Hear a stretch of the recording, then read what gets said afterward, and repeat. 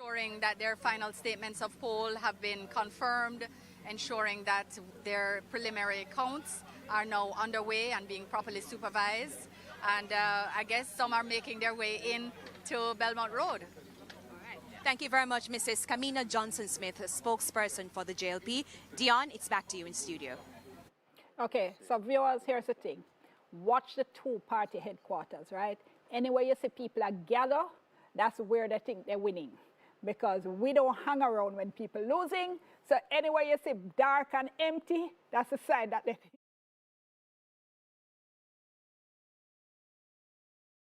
come.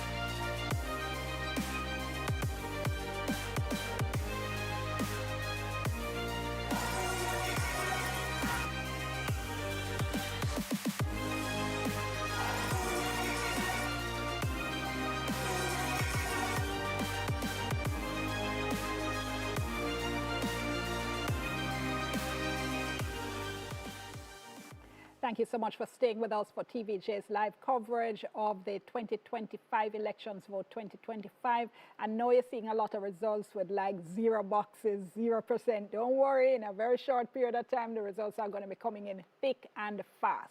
In the meantime, Dwayne Anderson is at PNP HQ. Dwayne.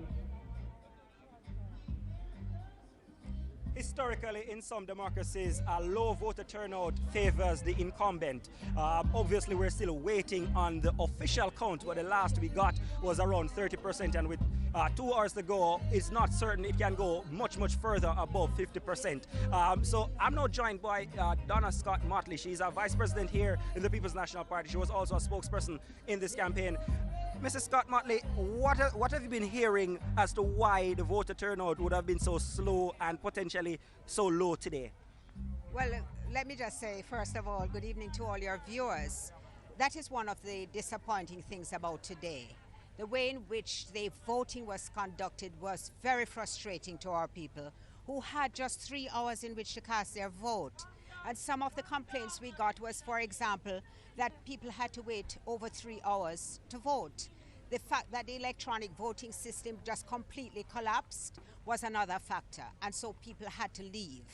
I'm very disappointed about that, based on the momentum which we had experienced and based on going all across the island. We had anticipated that this was going to be a record voter turnout. But I will say,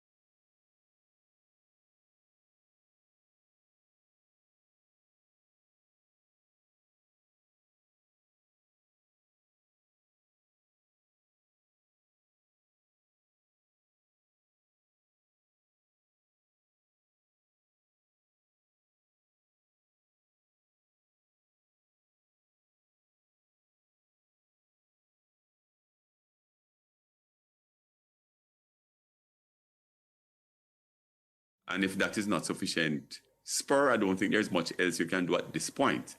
Now, when we transition to the NIDS, the National ID Card, all of this discussion will become redundant. Professor Blake?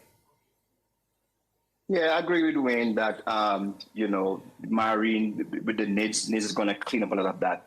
But I'd like to talk a little bit about civic engagement. I think that there needs to be a kind of relook at civic engagement writ large. Because if people have the IDs and they don't pick them up, they went through the process of trying to get them, they didn't pick them up, right? Then that is saying to me that there's something deeper than just getting the IDs, that the civic engagement, the act of actually going into the polling area, there's a disconnect there.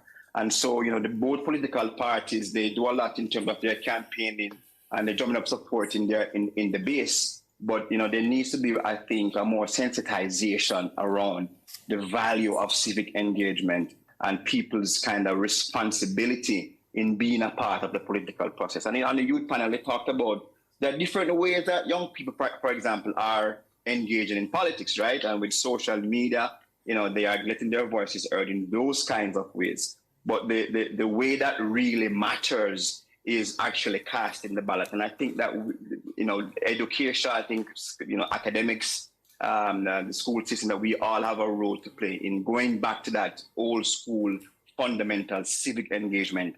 We have to do that. The dark arts, gentlemen, were at play in this election campaign, especially in the last days. And even today, the FID had to issue a statement saying that a message being circulated on social media about the entity recommending that the Prime Minister be charged for serious crimes was false. Then we heard the police issuing a statement to say that a bomb threat at a BPO off Port Henderson Road in Portmore St. Catherine was being dealt with, that the staff had been evacuated and that they were attending to it. Then we saw, at least in one constituency, where a candidate was reporting that her team felt intimidated inside a polling area where rival supporters had blocked the roadway, preventing vehicular traffic from coming through, and created an artificial bottleneck to prevent people from coming in. Then you had a series of coordinated bomb, which they turned out to be bomb hoaxes late last week as the security forces and election day workers went out to vote. Given given where we are coming from, should we be concerned about the dark arts rearing their ugly head again? Or given where we are come from, where the violence was rampant, especially in the 80s, we should look at this and say, well, this is tame compared to what obtained back in the day, so it's not necessary to pay much attention. Wayne, I want to hear you first. Any sort of mischief like this ought to be condemned and certainly removed from our electoral process. But it's really petty and mild stuff compared to what has happened in the past. There have been one of the successes of Jamaican institution building has been in the building of our electoral system, which has really gained credibility over the years. The EOJ has done a terrific job. The creation of what we have now is really world-class and better than many so-called first world countries. What you outlined today is really nothing new. A decade ago, I knew of instances where strange men on motorcycles would ride into certain communities and perform all sorts of acrobatics on their bikes in the middle of the night to intimidate people to stay home. People would be, intimidation, I don't see today at the same level as I would have seen 40 years ago. Nowhere. We haven't had any instances of violence, people being attacked or harmed for their political views or their voting patterns. In fact, this election, 2025, I've seen more people in orange and green mingling on the road than I've ever seen in any general election in this country. We have matured terrifically as a country. And the little, sorry, I don't want to minimize what you have said in any way, George. But over the years, I've spent time almost as a confessor to hear some of the tricks that political activists of all stripes have done over the years. I've heard people laugh and remember how they sabotage a whole political party's communication system by literally chopping down antennas and destroying. This is pre-cellular phone days. Yes. So the sort of acts of sabotage that I have had people tell me about directly, the acts of intimidation, the acts of violence, because I've interviewed many, many Jamaicans over the years. This generation of young Jamaicans would not have any concept of where we are coming from, apart from hearing about it in the historical context. But what I saw today, and I drove around quite a bit, was a lot of intermingling, a lot of camaraderie on the road, which is really, really good. I mean, as somebody who has been in the witnesses process since 1972, it's the best I've ever seen it. But of course, we'll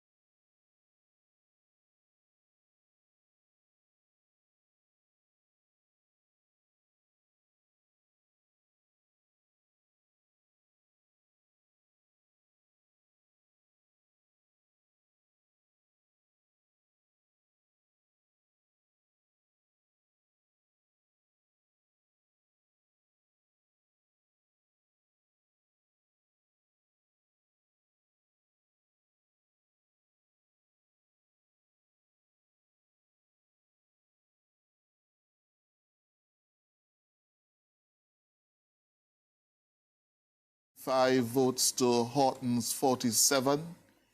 In PD 40A, Malahoo Fort gained 50 votes to the PNP's 33.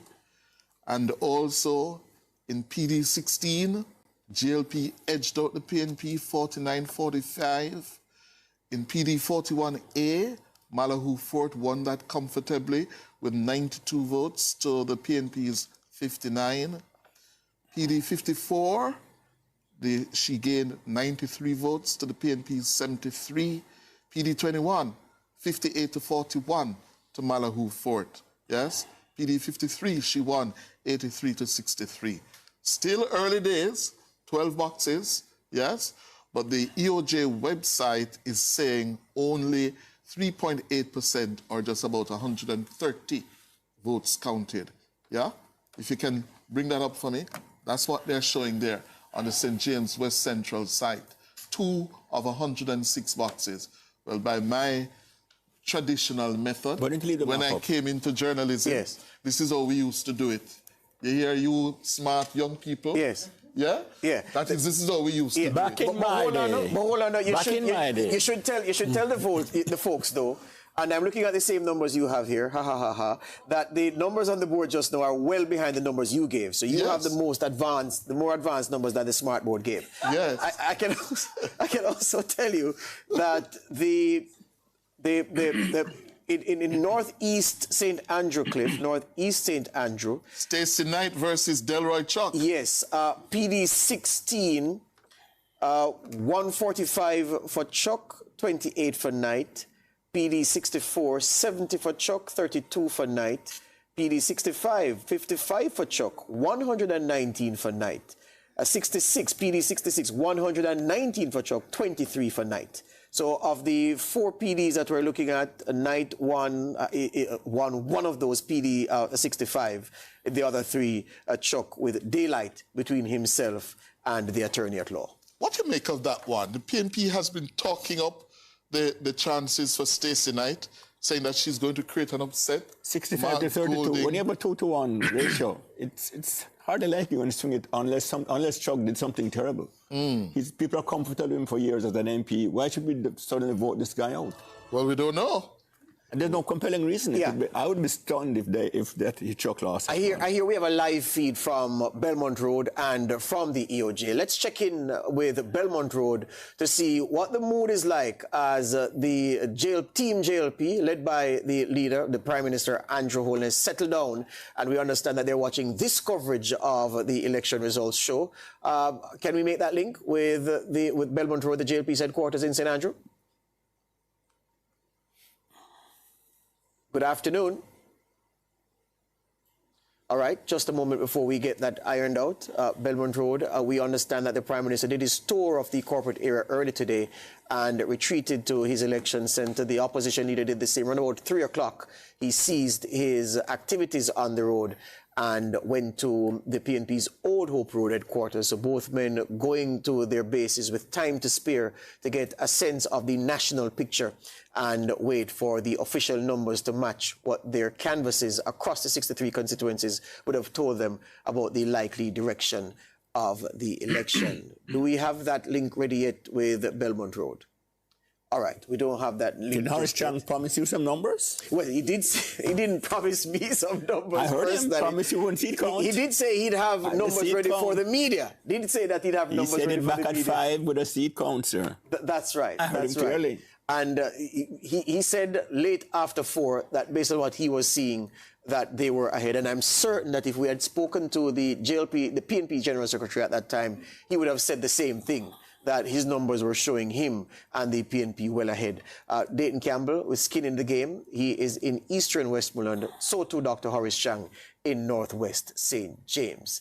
May I ask Saeed and the youngsters to opine on where the health of the democracy, issues that have been reported by the media. Kevin always talks about the media focusing on the bad things, the few bad things, but if we don't, people say we're suppressing information. So Saeed and his panel, the issue of voter suppression and intimidation these days, are we to treat them seriously or as just political gamesmanship, given the horrid and the torrid past that we've had politically where elections are concerned?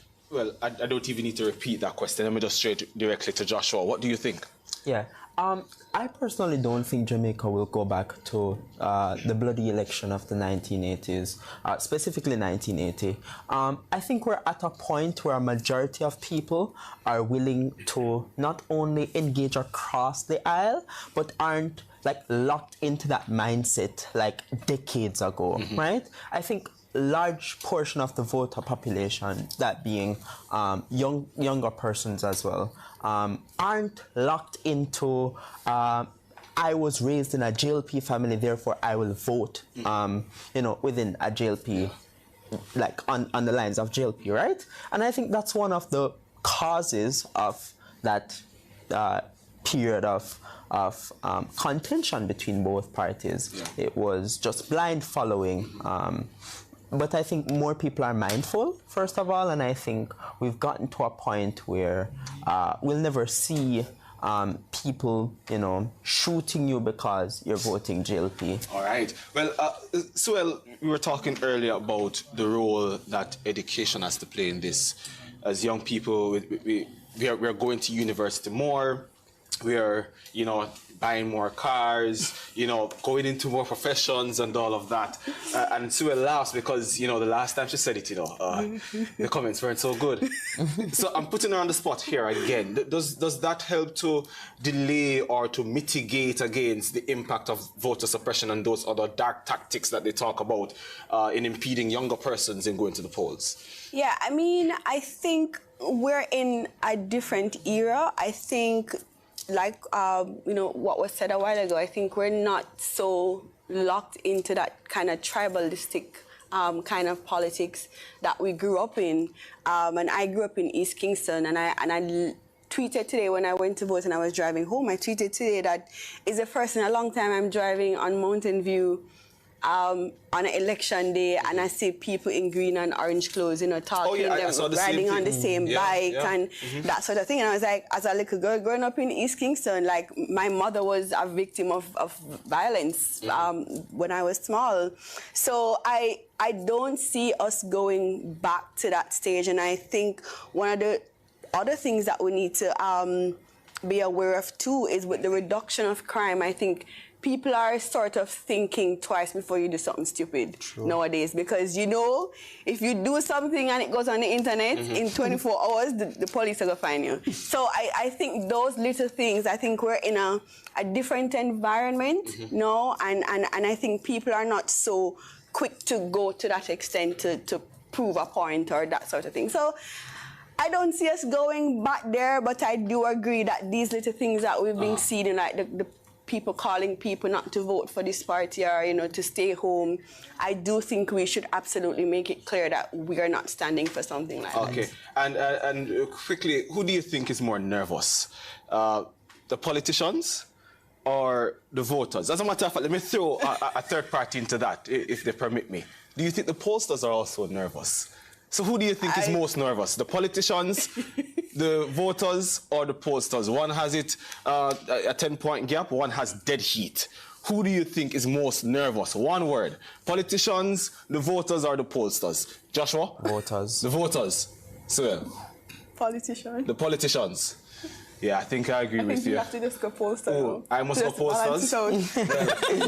Stick with me, and when I come back, I'll give you my answer.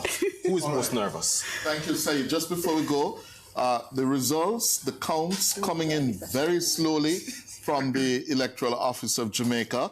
We have just had some new numbers from Westmoreland Central. Westmoreland Central.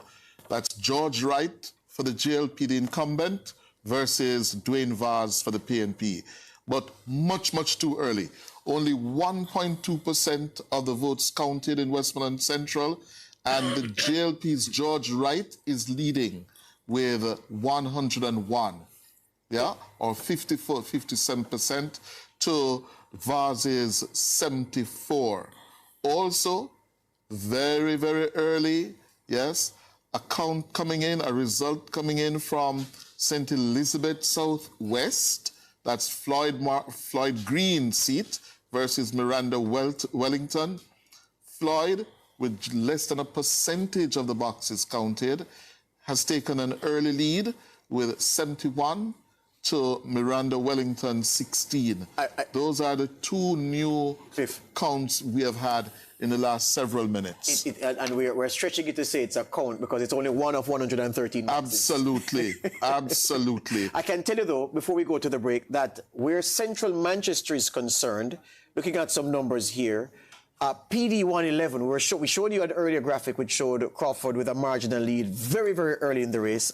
Two more PDs, information from two more PDs. PD 110, Crawford had 51 votes in that PD. Mitchell 52, so a 1 vote differential in PD 110. And then PD 111, Crawford 71, Mitchell 54. Yeah? And PD 18 in West Central St. Andrew. West Central St. Andrew, PD 18. The results coming through now. PD 18, Marlene Malahoo Fort, 92 votes. West Central St. James. West Central St. James, okay, pardon. West Central St. James, Marlene Malahoo Fort, 92 votes. Dr. Andre Horton, 50 votes in PD 18 in West Central St. James. Then in PD 20, they've declared PD 20 in West Central St. James. 55 votes for Malahoo Fort, 47 for Dr. Horton. Then in 40A, Malahoo Fort, 50 votes, Horton, 33. PD 16, Malahoo Fort, 49, Horton, 45. 41A, Malahoo Fort, 92, Horton, 59. And some of these votes, Cliff gave them already, but I can tell you that PD 53, the newest one to come through, Malahoo Fort, 83, and Andre Horton, Dr. Andre Horton, 63. This is West Central St. James. So still too early. We're going to go to our next break and come back with more.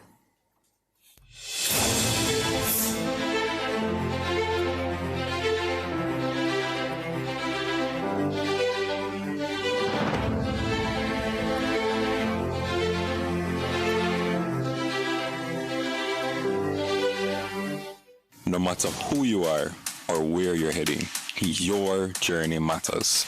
With Amber On Time, experience seamless fast booking, real-time tracking, reliable drivers, and top-tier safety features. Share your trip with loved ones for peace of mind. With Hawkeye-powered SOS, armed response is just a tap away, because every second counts in an emergency. Trusted by thousands across Jamaica, Amber On Time is more than a ride. It's your partner on the road. Amber On Time. Your ride, your safety, your Jamaica. Download the app today.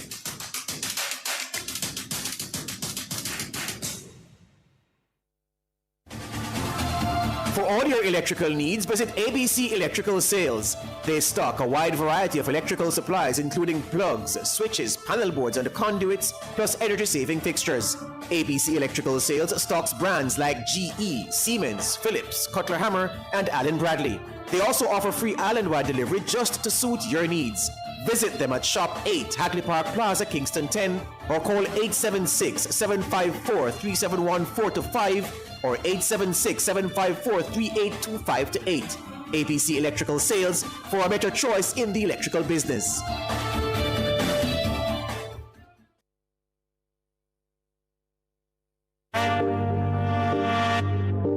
This is the World Championships Athletes Profile.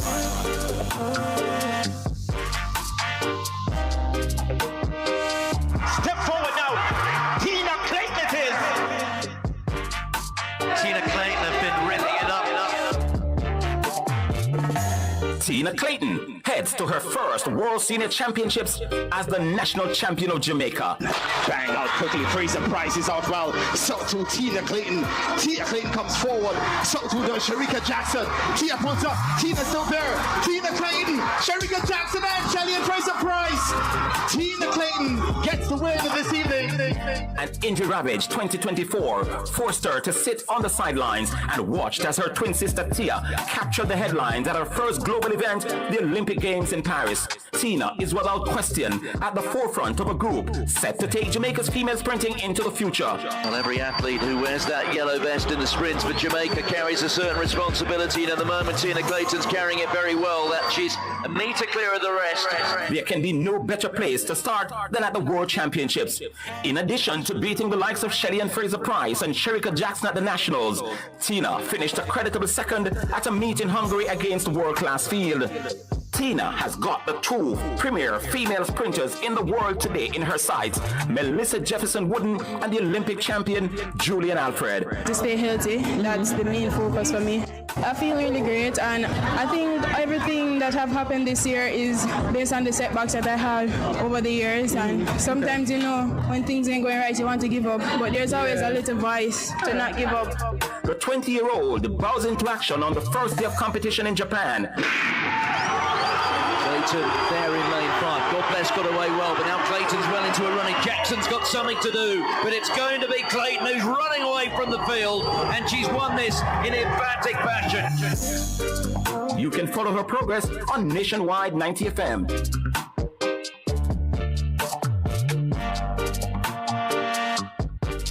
That was the World Championships Athletes Profile.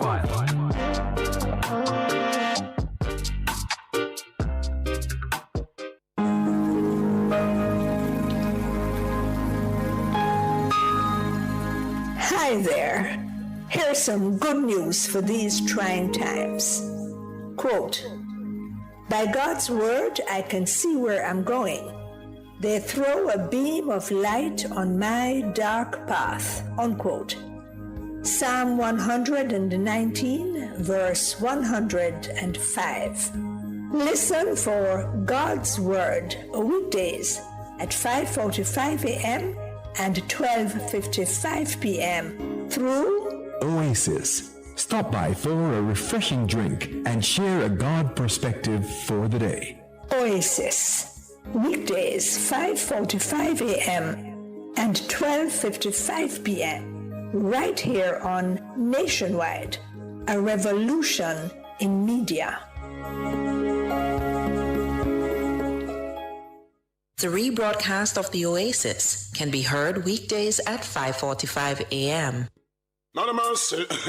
This one is very classic, dedicated to all the schoolers who are taking beats. If you've ever struggled to pass an exam, then you'll know that students today are under great pressure to get good grades and secure qualification needed to move on to higher education. The problem is that too many students are struggling alone and could really benefit from connecting with hardworking teachers and other bright students in other parts of the country and the region. Join me, Dennis Brooks, this and every Friday evening from 8 to 9, with a repeat on Saturday morning from 8 to 9. For the A-Team, a study group on radio, my team of teachers, students, and experts will break down the syllabus, giving you information, tips, and past paper questions that will help you get top grades in your upcoming exams. Follow us on Facebook Live and on Twitter and be a part of the community. It's the A-Team, Fridays at 8 p.m. with a repeat at 8 o'clock on Saturday morning. It's your free extra class on radio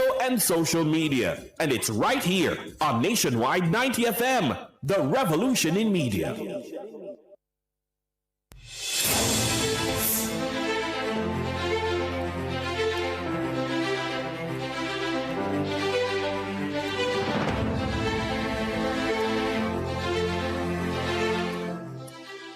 Here at the Election Center as we cover the general election of 2025, the 19th since 1944. It's the race to 32, and we're getting very preliminary numbers coming through from right across the island. Too early to make any determination as to where particular seats are going. We have like 2 of 108 boxes, 5 of 106, that kind of thing. But we're giving the numbers to you as we get them. We have Wayne Walker, our man on location at the EOJ's Election Center on Red Hills Road. Wayne, good evening.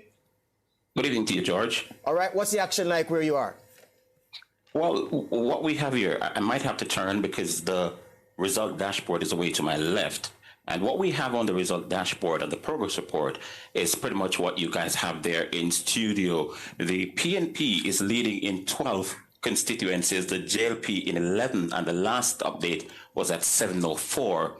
It's slow in coming, as Cliff mentioned. The highest number so far in terms of the box counted, the Clarendon Northwest, 20% of the boxes counted, and the 1,499 to Richard Azan, 931 to Warren Newby. There's also the St. Andrew West Rural constituency, where we've got, 6% of the boxes counted, and Juliet Cuthbert Flynn from the JLP, 379 to 483 for Joan Gordon Webley. And the Director of Election just stepped in here. We don't have the situation to talk to him, so might have to put him in the seat and let you have a chat to them guys back in studio. But it's early days yet. It's slow in coming in terms of the update. I've seen this update. Well, it just said it was updated at 7:05, but we've seen these numbers for a little while now, and we'll just have to be working with them. There's another constituency that I'm really, really looking forward to tonight, the Westmoreland Eastern, where the General Secretary of the People's National Party, Dr. Dayton Campbell, is down there running for that seat. It'd be very, very interesting to see how that one goes.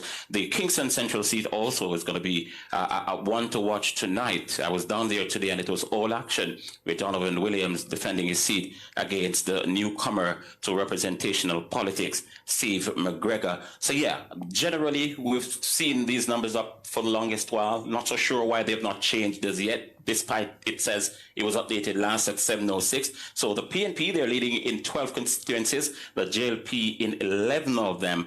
And that's pretty much what's happening here. I mean, a lot of media representatives are here. Wayne, may I ask you, Wayne, may I ask you, Yes. well, not that it is pointing to anything significant, but I just want to get an idea of the progression of the count. Based on what you have and what you're seeing on the board, is it only one seat in which any of the candidates there has breached the 1,000 vote mark, and that is in Northwest Clarendon, Richie Azan? Am I correct? Easily, and the closest to that, just to put it into context, the closest to that is 443. The last time I looked at 483, and that was in St. Andrew West Rural. Yeah, it was the same one as Juliet Cuthbert Flynn and Joan Gordon Webley. So yeah, by miles, the 1,000 mark has only been breached only by the Azan newbie situation down there in Clarendon Northwestern. Yeah, and I can tell everybody, because we've been having some challenges here, it's not a secret to say, and I've just confirmed that the major internet providers are having challenges. I've just seen people sending me screenshots of their TV where they're getting a message. For instance, Digital Plus is saying some customers may have experienced difficulty browsing the internet or noticed degraded TV service over the past few hours, and the teams are working on it. And you know, you get that perpetual circle moving to indicate that there are internet problems there. My own home, they're not able to watch the coverage because there's no internet service there. And again, it's the same message that is there. So internet outages across parts of the corporate area, compromising work that the internet, of course, facilitates happening in quick time. Very good point, because we experienced it along the journeys that we traversed today, covering the elections, and of course some of the polling stations that we visited were having internet problems as well. I just didn't know it spilled over into the counting as well. Well, guess what, Wayne? Why they're taking so long? Well, guess what, Wayne? You're going to be more important to us tonight, because we're going to have to come to you at regular intervals, given that it's not our own system here, our own internet. It's a citywide issue. We're going to have to lean heavily on you to give us those updates as that board is refreshed significantly. You said the last refresh was at 7:05, 4 minutes ago? No, 7:08. It's showing 7:08, and the numbers are still the same. Still the same. If you see me looking away, the Director of Elections is here, Glasspool Brown, and he's going to be walking into our shot. We don't have the situation where we talk back to him.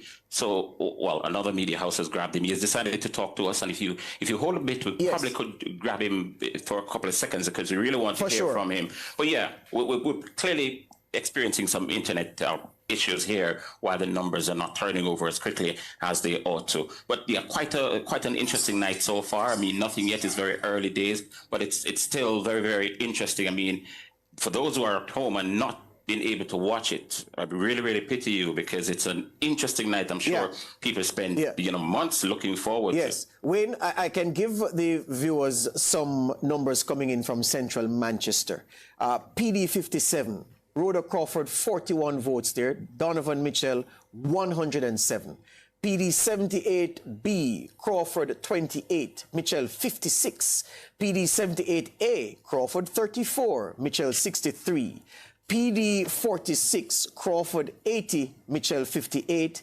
PD 47, Crawford 46, Mitchell 93, and PD 24B, Rhoda Crawford 58, Donovan Mitchell 59, and I just got a new entry here, PD 24A, Crawford 39, Mitchell 59. So from these numbers, it does appear as if Donovan Mitchell has poached a lead over Rhoda Crawford in that race in central Manchester at the early stage in the counting.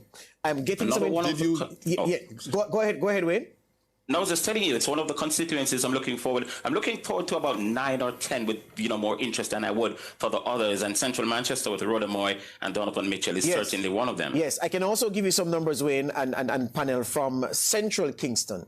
PD 45, Donovan Williams 34, Steve McGregor 1. PD 54, Donovan Williams 102, Steve McGregor 8. PD 58, Donovan Williams 116, Steve McGregor 5.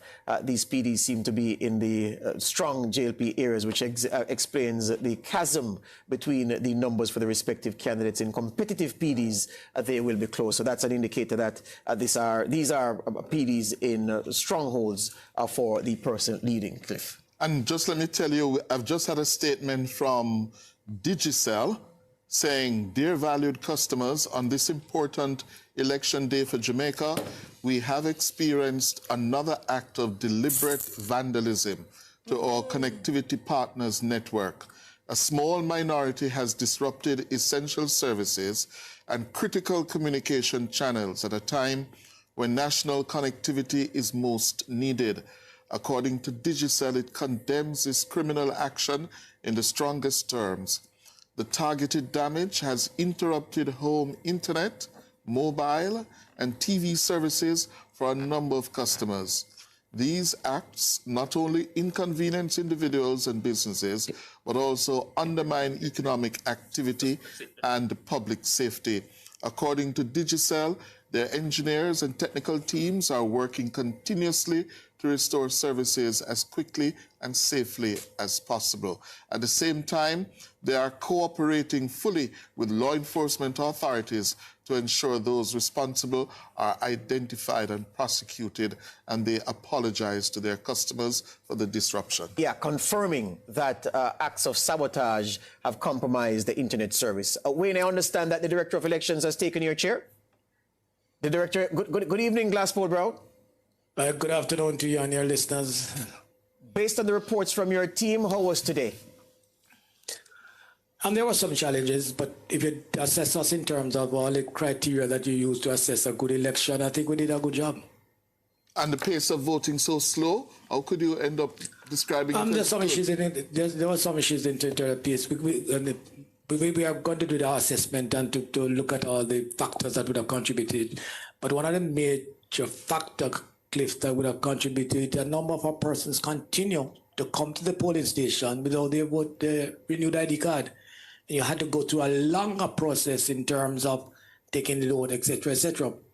And what you find also, a number of persons turn up very early in the morning, and it creates a little pressure on the system. If you went to most of the polling station after 2 p.m., is that easy walk through the polling station? So all that in terms of the orderliness that would have been good for us in the morning was not there. So but as I said, we are doing our assessment. We do in terms of what transpired today, and then we'll review it, and then we'll see where we would have gone wrong. You have been pointing out, Mr. Director, throughout the day that if people are in line at 5 o'clock, they will be allowed to vote. Yes? Tell me, what is your report in terms of polling stations going beyond 5 o'clock? Have you had several of those polling stations opening beyond 5 o'clock to help those people who have been inconvenienced who were in line? Everybody that was in line at 5 p.m. were allowed to vote. Certainly based on our data, by 6 o'clock, a little bit after 6, most polling stations were closed. Were closed, but they were in a position and continued to facilitate people well into the evening Not after 6 o'clock? Is a question I'm asking. Because we're getting reports, some people who are saying it is taking them an hour and a half. Oh, we lost him. Sorry about that. All right, so I'm trying to do a tally here of some numbers because I'm getting more numbers out of central Manchester. And I think I have, what, 1, 2, 3, 4, 5, 6 PDs now out of central Manchester. And to give the complete picture, I might have to go through the 6 again. So PD 24A, Rhoda Crawford 39, Donovan Mitchell 59. PD 33, Crawford 101, Mitchell 42. PD 16, Crawford 71, Mitchell 68. PD 66, Crawford 97, Mitchell 61. PD 13A, Crawford 33, Mitchell 92. PD 13B, Crawford 27, Mitchell 95. PD 51, Crawford 56, Mitchell 36. PD 36, Crawford 85, Mitchell 47. PD 65, Crawford 55, Mitchell 66. PD 101A, Crawford 31, Mitchell 77. PD 26, Crawford 86, Mitchell 45. PD 102, Crawford 23, Mitchell 75. PD 101B, Crawford 29, Mitchell 70. PD 18, Crawford 62, Mitchell 44. George, the question is, our viewers can't add up those, you know.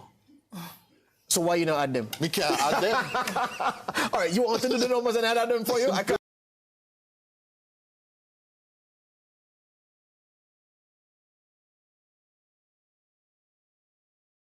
I'm going to tally them. I was hoping that your interview with the director carried, so I'd get the chance to tally the numbers. I can also we need to know what they mean. Yeah, but hold on, Cliff. I can also give an update on Central Kingston. Fret not, our listeners are very bright people and viewers. Let me do Central Kingston again because I've gotten some more information. So PD 45, Williams 34, McGregor 1. PD 54, Williams 102, McGregor 8. PD 58, Williams 116, McGregor 5. PD 57, Williams 181, McGregor 8. PD 55A, Williams 103, McGregor 9. PD 55B, Williams 115, McGregor 4. Across these 1, 2, 3, 4, 5, 6 PDs, McGregor has not gotten more than 9 votes in any of the 9 PDs. And Williams's scores, 34, 102, 116, 181, 103, 115. So Williams is poaching a big lead before the expected flood of McGregor boxes in the PDs coming. Jenny, can we turn to you at the smart board? Any numbers yet? Do we? Oh, the internet has affected us here. Yes, we have no internet here, and it's really affecting our ability to tabulate and to really make use of the smart board. Here's what I'm going to do. I think we should throw to Sondre and his panel, and then we have a chance to tally what we have so far based on the traditional way we get information as journalists. Yes. So Sondre Roden is on point, and he's hanging with 2 of his friends. Sondre, I guess the question to ask is the pain points that to this minute are frustrating people in line at polling stations to vote. How do you suggest that the EOJ conquer a problem that has bedeviled elections of the past? Well, that's a good point, George, and it's good to be here with all our viewers and listeners. With me, I have Suel, that has been here with us from earlier, and Decar Diego, a very interesting name, if I may say so myself, and he's here as well as a part of Jade. I heard Cliff talking earlier with the Director of Elections, and the Director of Elections said it was a good day, but I have my concerns, George. I was in line for about 2 hours and 30 minutes, in line for 2 hours and 30 minutes. And that is concerning. That's concerning to me. That's concerning to other persons that I heard about in different spaces in Trelawney, etc., that had similar circumstances. And that in and of itself is a challenge. So, Suel, how do we fix this? I mean, I think it has to be a multi-pronged approach. I think, and when I went to vote this morning, I also had some issues with the fingerprinting thing. I kept printing it. They had to wipe it with alcohol. Like, nothing they did worked. until all of a sudden, out of nowhere, just started working. So I think going into these things, we need to make sure that things are prepared. And I know when it comes to electronics, the least thing can throw things off. So I think we need to be testing these machines way before we go into the actual day. I think some of the other things that I heard people talking about too was that a lot of the workers weren't really aware of the process. So I'm not sure what the training that went into, you know, the day happening. So I think there are lots of things that were at play. And I think just the little details, like just little comfort things that we can do. You know, if we know that there's a station where the inside is small, so people will be gathering outside a lot, you know, maybe add a little tent, you know, some chair, just like, you know, just little things that we can do to, even if you have to wait a long time, at least I'm sitting down, you know, at least it's a little shade. So I'm not just standing in the sun. So I think there's lots of little detailed things that we can do where even if the technology part of it is failing, at least people are comfortable waiting. Well, I was standing in the sun. Diego, what would you say to the EOJ about the long wait that some people would have had to experience? Right. So I think, speaking from experience, what I experienced today, I went to the polling station, and something that I noticed is that there are a lot of elderly persons at the stations. A challenge is that there isn't enough persons there to assist them in getting their ballots, space, as she said, to sit. These are some of the issues that they had. So I think there needs to be requisite a suitable amount of persons allocated to assist these kind of persons. Because we talked about younger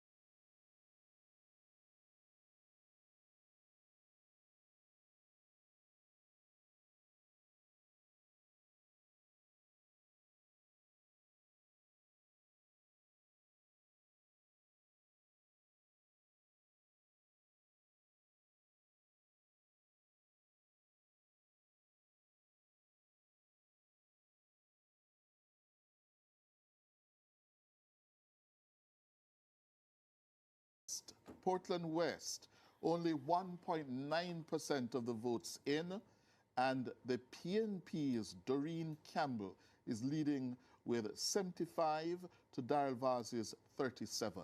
More in context, less than 2% of the votes counted. Precisely 2 of 104 boxes in Western Portland have been counted. 2 boxes out of 104. In Trelawney Northern, yes, only 1.4% of the votes counted, and the PNP's Wickham McNeil is trailing the JLP's Tova Hamilton. Tova Hamilton leading with 128 to McNeil's 51. In North Central St. Catherine, we just got a flash there, North Central St. Catherine, well, if I got that graphic again, North Central St. Catherine is showing the PNP candidate leading in that one. No count yet from West Kingston. North Central St. Catherine? Yeah, what do you have there? The JLP is leading with only 3.7% of the votes counted, 3.7. The JLP is leading with 176 to the PNP's 165.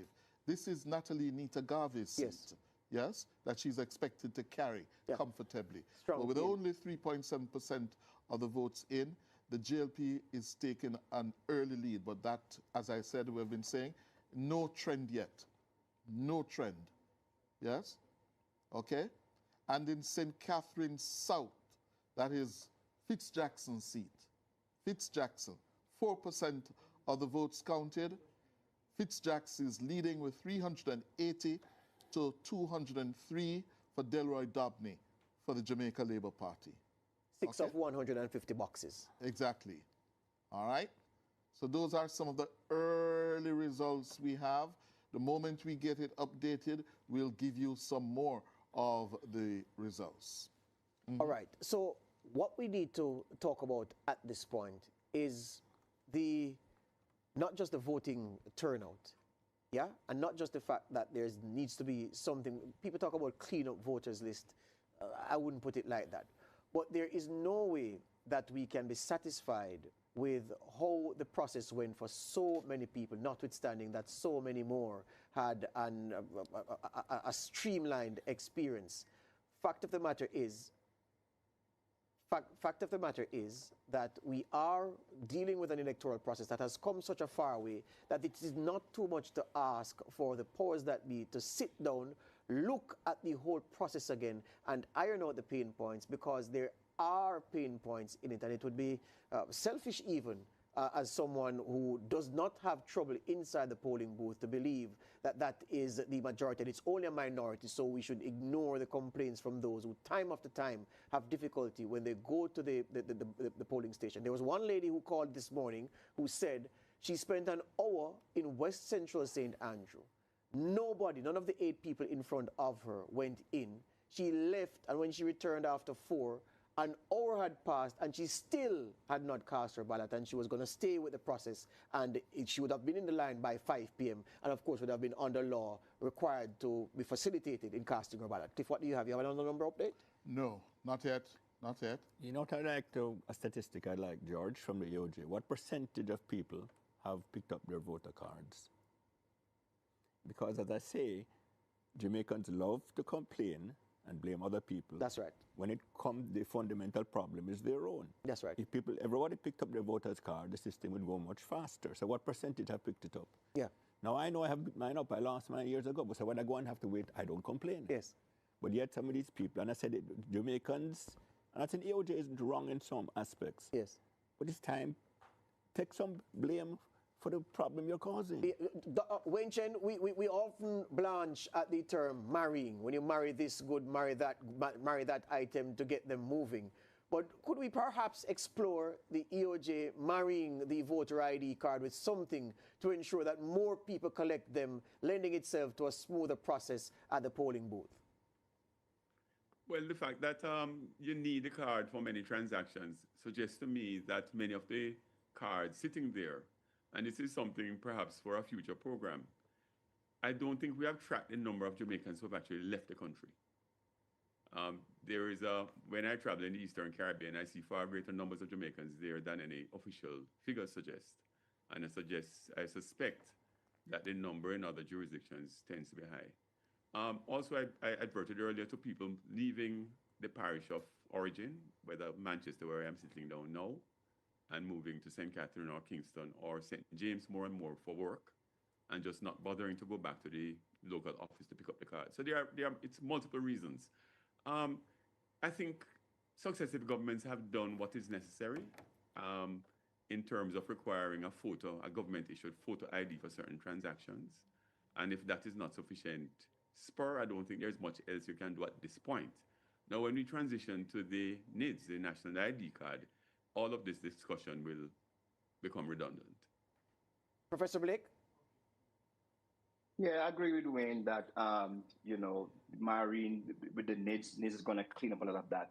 But I'd like to talk a little bit about civic engagement. I think that there needs to be a kind of relook at civic engagement writ large. Because if people have the IDs and they don't pick them up, they went through the process of trying to get them, they didn't pick them up, right? Then that is saying to me that there's something deeper than just getting the IDs, that the civic engagement, the act of actually going into the polling area, there's a disconnect there. And so, both political parties, they do a lot in terms of their campaigning and the drumming up support in the base. But, there needs to be, I think, a more sensitization around the value of civic engagement and people's kind of responsibility in being a part of the political process. And on the youth panel, they talked about the different ways that young people, for example, are engaging in politics, right? And with social media, they are letting their voices heard in those kinds of ways. But the way that really matters is actually casting the ballot. And I think that, education, I think, academics, the school system, that we all have a role to play in going back to that old school fundamental civic engagement. We have to do that. The dark arts, gentlemen, were at play in this election campaign, especially in the last days. And even today, the FID had to issue a statement saying that a message being circulated on social media about the entity recommending that the Prime Minister be charged for serious crimes was false. Then we heard the police issuing a statement to say that a bomb threat at a BPO off Port Henderson Road in Portmore St. Catherine was being dealt with, that the staff had been evacuated and that they were attending to it. Then we saw, at least in one constituency, where a candidate was reporting that her team felt intimidated inside a polling area where rival supporters had blocked the roadway, preventing vehicular traffic from coming through, and created an artificial bottleneck to prevent people from coming in. Then you had a series of coordinated bomb, which they turned out to be bomb hoaxes late last week as the security forces and election day workers went out to vote. Given where we are coming from, should we be concerned about the dark arts rearing their ugly head again? Or given where we come from, where the violence was rampant, especially in the 80s, we should look at this and say, well, this is tame compared to what obtained back in the day, so it's not necessary to pay much attention. Wayne, I want to hear you first. Any sort of mischief like this ought to be condemned and certainly removed from our electoral process. But it's really petty and mild stuff compared to what has happened in the past. There have been one of the successes of Jamaican institution building has been the building of our electoral system, which has really gained credibility over the years. The EOJ has done a terrific job. The creation of what we have now is really world-class and better than many so-called first world countries. What you outlined today is really nothing new. A decade ago, I knew of instances where strange men on motorcycles would ride into certain communities and perform all sorts of acrobatics on their bikes in the middle of the night to intimidate people to stay home. People would be, intimidation I don't see today at the same level as I would have seen 40 years ago. Nowhere. We haven't had any instances of violence, people being attacked or harmed for their political views or their voting patterns. In fact, this election, 2025, I've seen more people in orange and green mingling on the road than I've ever seen in any general election in this country. Mm-hmm. We have matured terrifically as a country. And the little, sorry, I don't want to minimize what you have said in any way, George. But over the years, I've spent time almost as a confessor to hear some of the tricks that political activists of all stripes have done over the years. I've heard people laugh and remember how they sabotage a whole political party's communication system by literally chopping down antennas and destroying. This is pre-cellular phone days. Yes. So the sort of acts of sabotage that I have had people tell me about directly, the acts of intimidation, the acts of violence, because I've interviewed many, many Jamaicans over the years.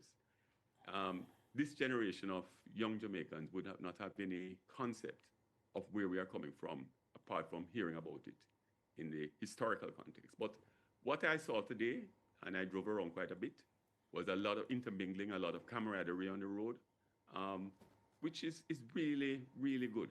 I mean, as somebody who has been in the witnesses process since 1972, it's the best I have ever seen it. But of course, we'll condemn any trickery and flimflammery. But where we are today, is a far cry from where we're coming from. And so should we be more accepting, Kevin? Really, really good. I mean, 5% of negativity,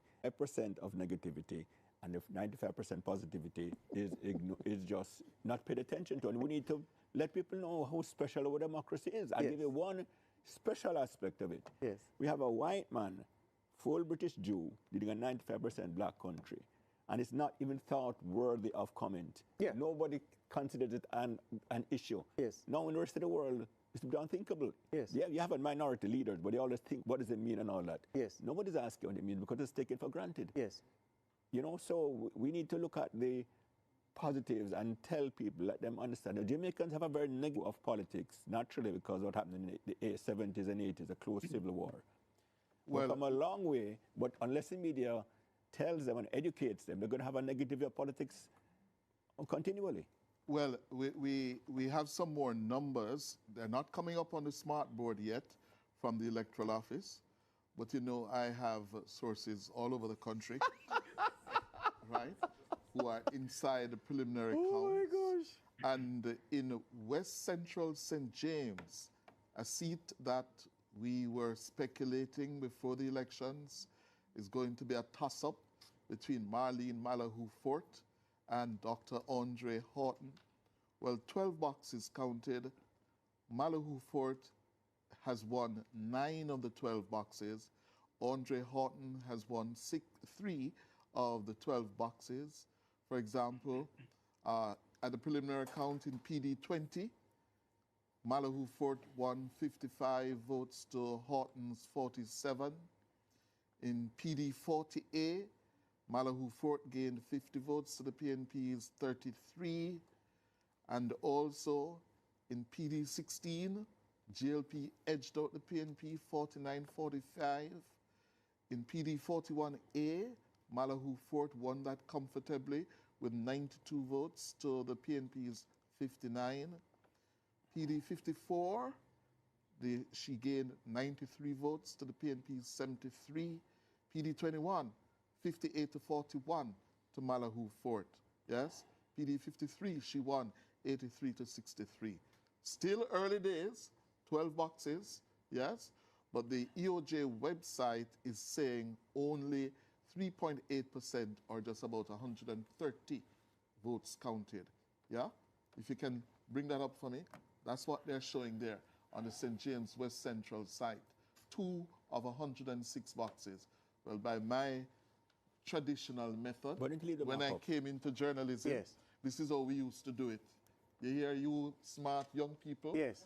Yeah? Yeah. This is how we used to do it. But hold on, you should tell the folks though, and I'm looking at the same numbers you have here, that the numbers on the board just now are well behind the numbers you gave. So you have the more advanced numbers that the smart board gave. Yes. I can also tell you that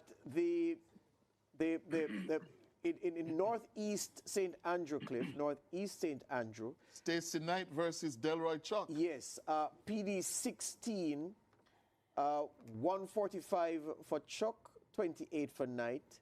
PD 64, 70 for Chuck, 32 for Knight. PD 65, 55 for Chuck, 119 for Knight. 66, PD 66, 119 for Chuck, 23 for Knight. So of the 4 PDs that we're looking at, Knight won one of those, PD 65.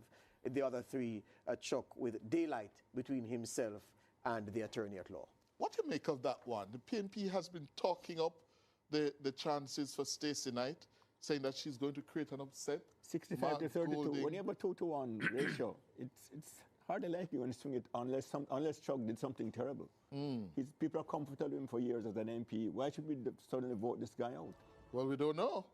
And there's no compelling reason. Yeah. I would be stunned if Chuck lost. I hear we have a live feed from Belmont Road and from the EOJ. Let's check in with Belmont Road to see what the mood is like as the Team JLP, led by the leader, the Prime Minister Andrew Holness, settle down. And we understand that they're watching this coverage of the election results show. Can we make that link with Belmont Road, the JLP's headquarters in St. Andrew? Good afternoon. All right, just a moment before we get that ironed out. Belmont Road, we understand that the Prime Minister did his tour of the corporate area early today and retreated to his election centre. The opposition leader did the same. Around about 3 o'clock, he ceased his activities on the road and went to the PNP's Old Hope Road headquarters. So both men going to their bases with time to spare to get a sense of the national picture and wait for the official numbers to match what their canvasses across the 63 constituencies would have told them about the likely direction of the election. Do we have that link ready yet with Belmont Road? All right, we don't have that link. Did Horace Chang promise you some numbers? Well, he did say, he didn't promise me some numbers. I heard him personally. promise you one seat count. He did say he'd have numbers ready for the media. Did say that he'd have numbers ready for the media. He said it back at 5 with a seat count, sir. That's right. I heard him clearly. And he said late after 4 that based on what he was seeing, that they were ahead. And I'm certain that if we had spoken to the JLP, the PNP General Secretary at that time, he would have said the same thing, that his numbers were showing him and the PNP well ahead. Dayton Campbell with skin in the game. He is in Eastern Westmoreland. So too Dr. Horace Chang in Northwest St. James. May I ask Saeed and the youngsters to opine on where the health of the democracy, issues that have been reported by the media. Kevin always talks about the media focusing on the bad things, the few bad things, but if we don't, people say we're suppressing information. So Saeed and his panel, the issue of voter suppression and intimidation these days, are we to treat them seriously or as just political gamesmanship, given the horrid and the torrid past that we've had politically where elections are concerned? Well, I don't even need to repeat that question. Let me just straight directly to Joshua. What do you think? Yeah. I personally don't think Jamaica will go back to the bloody election of the 1980s, specifically 1980. I think we're at a point where a majority of people are willing to not only engage across the aisle, but aren't like locked into that mindset like decades ago, right? I think large portion of the voter population, that being younger persons as well, aren't locked into population, that being young. As young people, we are going more, going into more professions and all of that. And Sue laughs because, you know, the last time she said it, you know, the comments weren't so good. So I'm putting her on the spot here again. Does that help to delay or to mitigate against the impact of voter suppression and those other dark tactics that they talk about in impeding younger persons in going to the polls? Yeah, I mean, I think we're in a different era. I think, like, you know, what was said a while ago, I think we're not so locked into that kind of tribalistic kind of politics that we grew up in. And I grew up in East Kingston, and I tweeted today when I went to vote and I was driving home, I tweeted today that it's the first in a long time I'm driving on Mountain View on an election day, and I see people in green and orange clothes, you know, talking, riding on the same bike and that sort of thing. And I was like, as a little girl growing up in East Kingston, like, my mother was a victim of violence when I was small. So I don't see us going back to that stage. And I think one of the other things that we need to be aware of too is with the reduction of crime. I think people are sort of thinking twice before you do something stupid nowadays, because, you know, if you do something and it goes on the internet, in 24 hours, the police are going to find you. So I think those little things, I think we're in a different environment now, and I think people are not so quick to go to that extent to prove a point or that sort of thing. So I don't see us going back there, but I do agree that these little things that we've been seeing, like the people calling people not to vote for this party or, you know, to stay home, I do think we should absolutely make it clear that we are not standing for something like that. Okay, and quickly, who do you think is more nervous? The politicians or the voters? As a matter of fact, let me throw a third party into that, if they permit me. Do you think the pollsters are also nervous? So who do you think is most nervous? The politicians, the voters, or the pollsters? One has it a 10-point gap, one has dead heat. Who do you think is most nervous? One word. Politicians, the voters, or the pollsters? Joshua? Voters. The voters. So, Politicians. the politicians. Yeah, I think I agree with you. I think you have to just go pollsters. Oh, I must go posters. Stick with me, and when I come back, I'll give you my answer. Who is most nervous? Thank you, Saeed. Just before we go, the results, the counts coming in very slowly from the Electoral Office of Jamaica. We have just had some new numbers from Westmoreland Central. Westmoreland Central. That's George Wright for the JLP, the incumbent, versus Dwayne Vaz for the PNP. But much, much too early. only 1.2% of the votes counted in Westmoreland Central, and the JLP's George Wright is leading with 101, yeah, or 57% to Vars's 74. Also, very, very early, yes, a result coming in from St. Elizabeth Southwest, that's Floyd Green seat versus Miranda Wellington.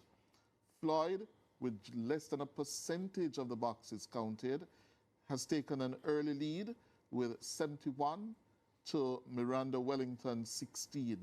Those are the two new counts we have had in the last several minutes. And we're stretching it to say it's a count because it's only one of 113 boxes. Absolutely, absolutely. I can tell you though, before we go to the break, that where Central Manchester is concerned, looking at some numbers here, PD 111, we showed you an earlier graphic which showed Crawford with a marginal lead very, very early in the race. Two more PDs, information from two more PDs. PD 110, Crawford had 51 votes in that PD, Mitchell 52, so a 1 vote differential in PD 110, and then PD 111, Crawford 71, Mitchell 54, yeah? And PD 18 in West Central St. Andrew. West Central St. Andrew, PD 18. The results coming through now. PD 18, Marlene Malahoo Fort, 92 votes. West Central St. James. West Central St. James, okay, pardon. West Central St. James, Marlene Malahoo Fort, 92 votes. Dr. Andre Horton, 50 votes in PD 18 in West Central St. James. Then in PD 20, they've declared PD 20 in West Central St. James. 55 votes for Malahoo Fort, 47 for Dr. Horton. Then in 40A, Malahoo Fort, 50 votes, Horton, 33. PD 16, Malahoo Fort, 49, Horton, 45. 41A, Malahoo Fort, 92, Horton, 59. And yeah, some of these votes, Cliff gave them already, but I can tell you that PD 53, the newest one to come through, Malahoo Fort, 83. And Andre Horton, Dr. Andre Horton, 63. This is West Central St. James. So still too early. We're going to go to our next break and come back with more.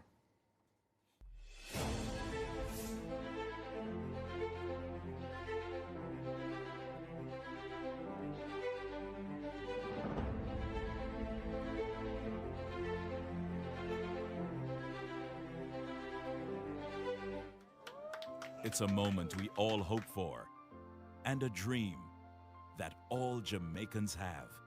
The new social housing program is the difference between a dream and reality. The government, through the Ministry of Economic Growth and Job Creation, is building hope, one home at a time.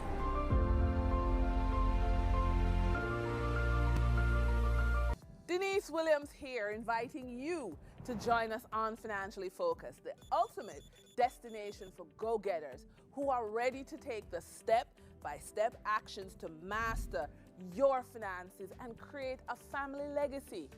Tune in, watch, take notes, and participate to discover the strategies of our expert guests who provide invaluable guidance and powerful coaching tools to supercharge your financial journey. Tune in to Financially Focused, Thursdays at 8:30 p.m. only on PBCJ, the People's Station. Jamaica has more than 28 species of birds, land snails, reptiles, amphibians, and hundreds of flowering plants that are only found in Jamaica. I am Marlon Samuels. Join me to learn more about Jamaica's native and endemic flora and fauna. Know your natives and endemics. Sundays at 11:15 a.m. exclusively on PBCJ, the People's Station. Jamaica's agriculture is on the move and the world is watching. This September, discover how sustainable agribusiness, global reach, local impact is transforming our future. At JAIF 2025, the Jamaica Agribusiness Investment Forum, explore financing opportunities, forge powerful partnerships, and connect with global markets ready for Jamaican products. Join us in Montego Bay, September 17 to 19, and plant the seed that will take your agribusiness to the next level. Register today at agribizjamaica.com. Let's grow Jamaica's agricultural future together. BGLC, the regulatory body. We regulate, you play without worry. We regulate, you play. BGLC, fair play when you play. For the fun of the game, you know where they are. BGLC, keep it fair for the player. You play the game and we are the rules setter. Keep everything fair so the game play better. The Betting, Gaming and Lotteries Commission. We ensure fairness, integrity and responsible gaming practices. Keep the game fair and fun for everyone. We regulate, you play. Come with us to Lime Tree Lane, where life is sometimes sour, but sometimes sweet. Oh, I was in the bar yesterday, you know, trying to convert over to make mistake and bungs down them drinks. And the other one said to me, why if you right enough and you cut it off, boss? And same time, the two of them just hold me down and cut the hand. Have a laugh and settle into Lime Tree Lane. Join us Mondays to Fridays at 7 a.m. And when they done their feet for you. You understand me? No wonder the boy was having a high. No, come back here. Where do you think you're going? Let me go check in bed. Only on PBCJ, the People's Station. Get ready to be inspired. Join us on PBCJ's Giving Hearts, the show that celebrates kindness, compassion, and generosity. So we try to give books, shoes, lunch snacks, and uniform allowance. We'll share powerful stories of individuals and organizations making a difference across the island each week. My mother and I felt the need to keep helping children with special needs and other children. From ordinary people doing extraordinary things to organizations driving positive change. And we haul up garbage, whether with our nets, hooks, picks. Giving Hearts will warm your heart and inspire you to take action. Don't miss Giving Hearts, airing Sundays at 8 p.m. with a rebroadcast on Tuesdays at 6:30 p.m. exclusively on PBCJ.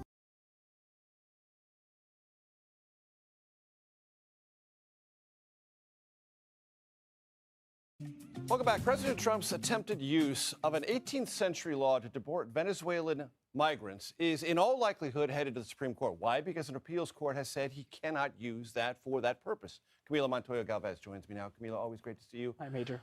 What did the appeals court say, and what is the likelihood this goes to the Supreme Court? Almost certain. Yes, and just to level set it, Major, this wartime authority dating back to 1798, 22 years after the Declaration of Independence was signed. John Adams was president. That's signed correct. it into law. Yes.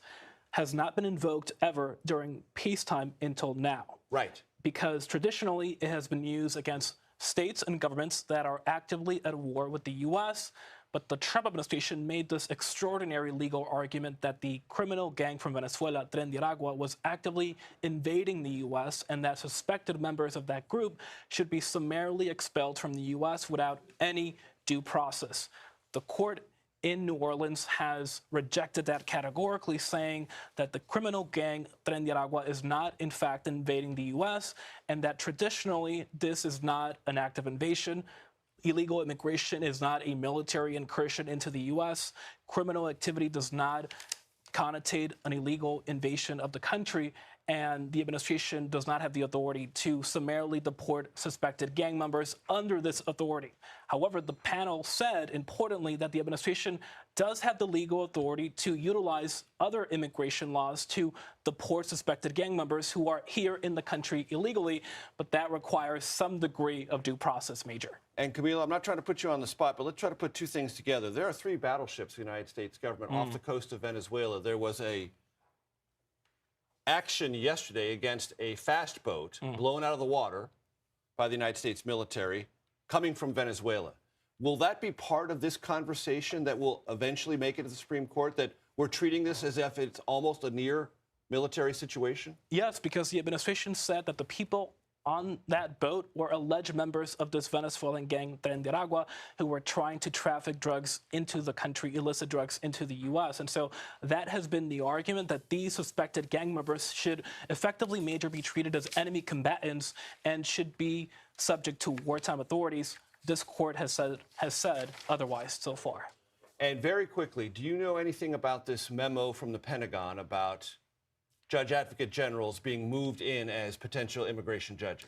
Well, the Trump administration faces a major hurdle in its mass deportation effort, and that is that there's a huge backlog of millions of pending cases before the immigration court system and only 600 immigration judges to oversee them. So now it is turning to Department of Defense lawyers to serve as temporary immigration judges. Camila Montoya Galvez, you always have it, every single time. I appreciate it.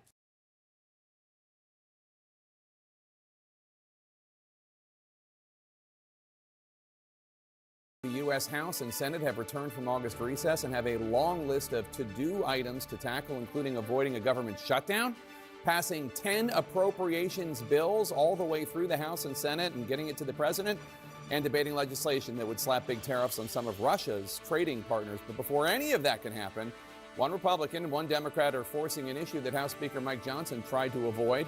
That is the release of all of the Epstein files. Democrats on the House Oversight Committee are right now speaking after talking to some of Epstein's victims. Let's listen in. The most powerful people, not only in our country, but who knows, from across the world. So today served, I think, as a reaffirming of our commitment, our profound commitment to making sure that we get justice and we get accountability. There were many themes that we heard today from the brave women who spoke to us.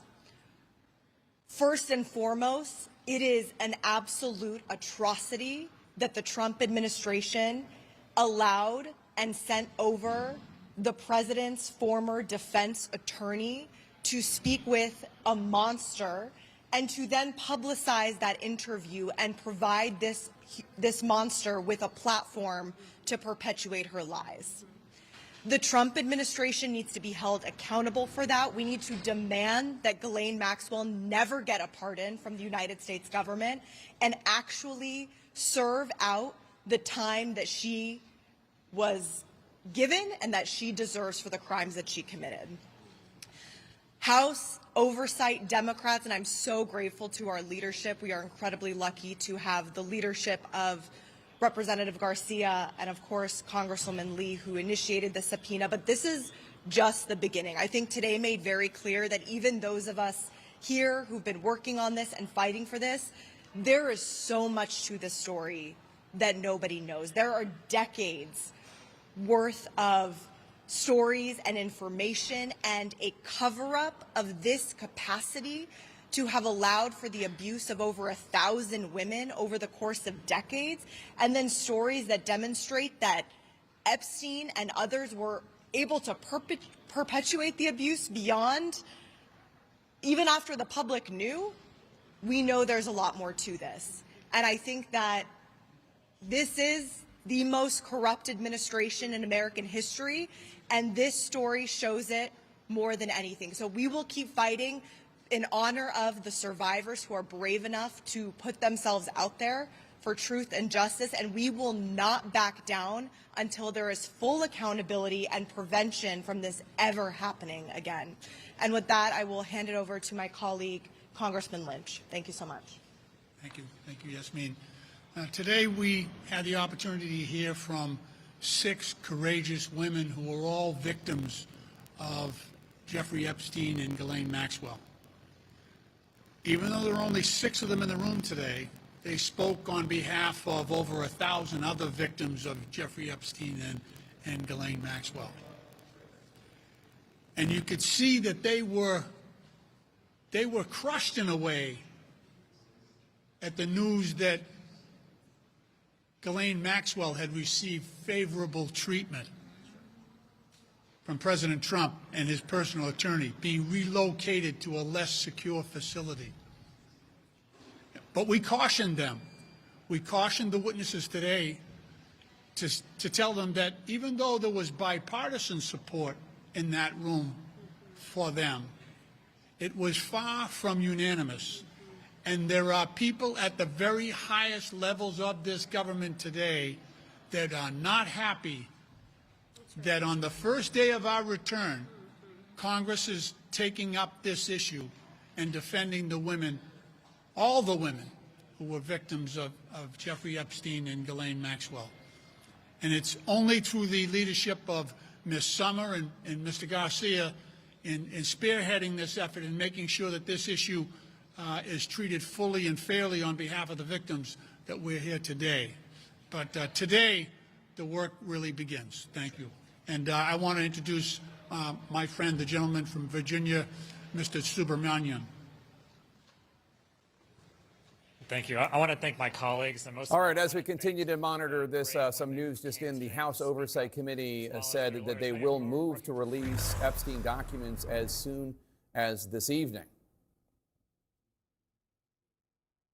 So, as our elected officials meet with some of Epstein's victims, it's important to remember that for the most part, these survivors never saw justice fully served to Jeffrey Epstein or the others involved in his notorious sex trafficking ring. In 2008, federal prosecutors in Florida cut Epstein a now infamous sweetheart deal, which prevented prosecutors in South Florida from bringing any federal charges against Epstein.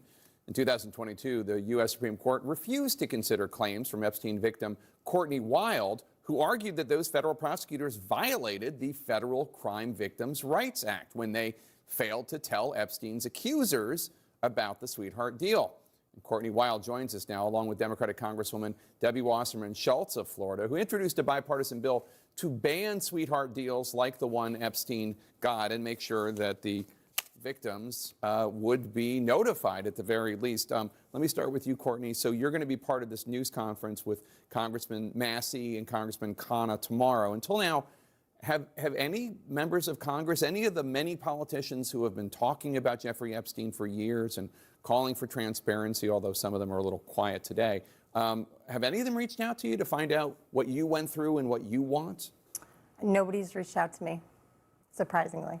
And what would you want? I mean, Jeffrey Epstein obviously is dealing with a different kind of justice right now in hell or wherever he is. But what do you think needs to happen?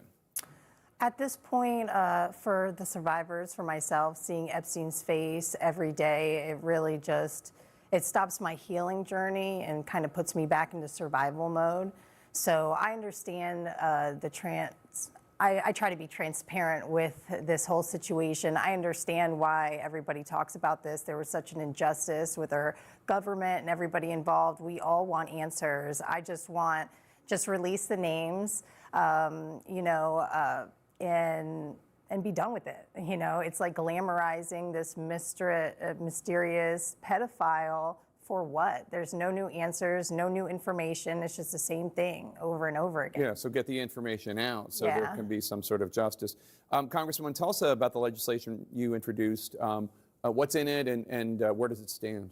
Well, it's an honor to be able to introduce a piece of legislation in Courtney's name, the Courtney Wild Reinforcing Crime Victims' Rights Act, because these survivors, as we need to make sure that we underscore that they are, they never got a day in court that federal law required them to get, because the sweetheart deal, as you referred to it, allowed Jeffrey Epstein, to cop to a state misdemeanor.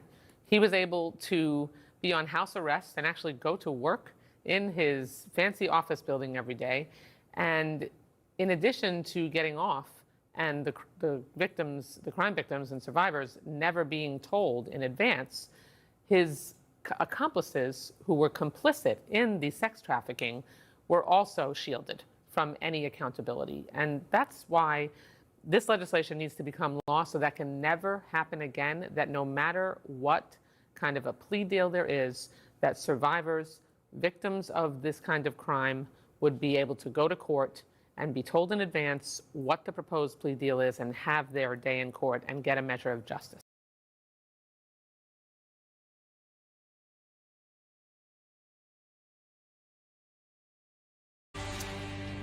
President Trump putting the cartels on notice after the U.S. military vaporized a drug smuggling boat off the coast of Venezuela. 11 Tren de Agua narco-terrorists got a one-way ticket to narco heaven. That drugged-out dinghy was a floating weapon of mass destruction, packed with enough poison to kill countless Americans. And the president says the traffickers will be thinking twice before they smuggle again. They had massive amounts of drugs. We have tapes of them speaking. It was massive amounts of drugs coming into our country to kill a lot of people. They won't be doing it again, and I think a lot of other people won't be doing it again when they watch that tape. They're going to say, let's not do this. We have to protect our country, and we're going to. Venezuela's been a very bad actor. Hegseth and Rubio say there's more where that came from. President Trump is willing to go on offense in ways that others have not been, and to send that clear signal to Tren de Aragua, Cartel del Sols, and others emanating from Venezuela. We're not going to allow this kind of activity. You're poisoning our people. This is a deadly serious mission for us, and it won't stop with just this strike. The United States has long, for many, many years, established intelligence that allow us to interdict and stop drug boats. And we did that. And it doesn't work. What will stop them is when you blow them up, when you get rid of them. And if Trump bombing narco-terrorists to smithereens isn't enough of a deterrent, at any moment, Kristi Noem will cut the ribbon at the latest Alligator Alcatraz franchise. The Louisiana lockup facility will host the worst of the worst illegals. All right, so Dana, this is an escalation in the war on drugs. I could see this expanding. Beyond drugs, it's the war on terror, right? Because one of the things President Trump did when he first came back to office was to designate them as terrorist organizations. And at first, even during the campaign, remember, he had talked about the Mexican drug cartels, and this was a question: would you actually take military action against them? And Venezuela, in a way, is sort of just often so far away, we kind of don't think about it, except we have a major problem of migrants, illegal migrants that came here from Venezuela, but also there's the dispute about their protected status, temporary protected status, that has been now revoked for people who came here illegally. There's been a pretty big buildup of military assets in this region. If you'll remember, about 4 months ago, Rick Grenell went down at the request of President Trump and got out our not political prisoners, I guess I would call them hostages. I'm not exactly sure what their designation was, but they were Americans who were being held in terrible conditions in Venezuela. We made the swap. So then now President Trump, I believe, thinks that he can use this kind of action to deter them. As the NATO leader said a couple of months ago, sometimes daddy has to step in. And what they're saying is, okay, well, this could happen to you. And I imagine that those Mexican cartels are wondering, wait, could this happen to us? I don't know, and maybe you guys do, if this was international waters. Not positive about that. I'd be curious. One thing also that I think is very interesting is that Marco Rubio is the first Secretary of State who understands this region extremely well. Venezuela in particular, and Cuba, I would look out, because Marco Rubio understands it. He understands what all of those people have gone through, and he wants to make changes. Rubio 2.0. Greg, good news. They're dead. Bad news. The price of cocaine's going to go up. Oh, that's a shame. What am I going to do this weekend? This is what you call a message. It's well publicized. It's very clear. There's a certain outcome. If you're a smuggler, you're starting to rethink that decision to avoid career day at high school. Maybe selling trinkets on the beach aren't a bad idea. Maybe I should call my uncle and see if there's still an opening at the bodega. Who knows? What a change from the past. We are no longer, as a country, embracing decline. In one video, you just saw the solution for drugs, gangs, and late-night boating. Trump just said to America, I hear you, watch this. The sharks are happy. They just got a big free meal. But this is where the left's hierarchy of problems come into play. They see your problems, which is like crime, terror, drugs, as inferior to the other problems that the media also portrays, which is the rights of outsiders and the authoritarian fantasy that they keep placing on Trump. Those are the bigger problems. Your problems don't matter. Of course, that's why we spent a month talking about the Maryland dad. It's like, here was a guy that abused his wife, that was a human trafficker, but those were your problems. Our problem is that, he's not getting his due process. I prefer that due process right there. What were the three big issues that the Democrats really failed America on? Crime, the border, trans. In each case, it wasn't about the criminal, the illegal, or the man in a dress. It was the Dems and the media telling you that their problems mattered more than yours. Meaning, you've been mugged, that matters less than the mugger not making bail. So your daughter has to undress in front of a guy in a locker room. That matters less than that man self-identifying his gender and having his rights preserved. That's where the Democrats went wrong. And this is a remedy. When you look at this is the remedy, and the path forward is understanding what the problems are for the American people.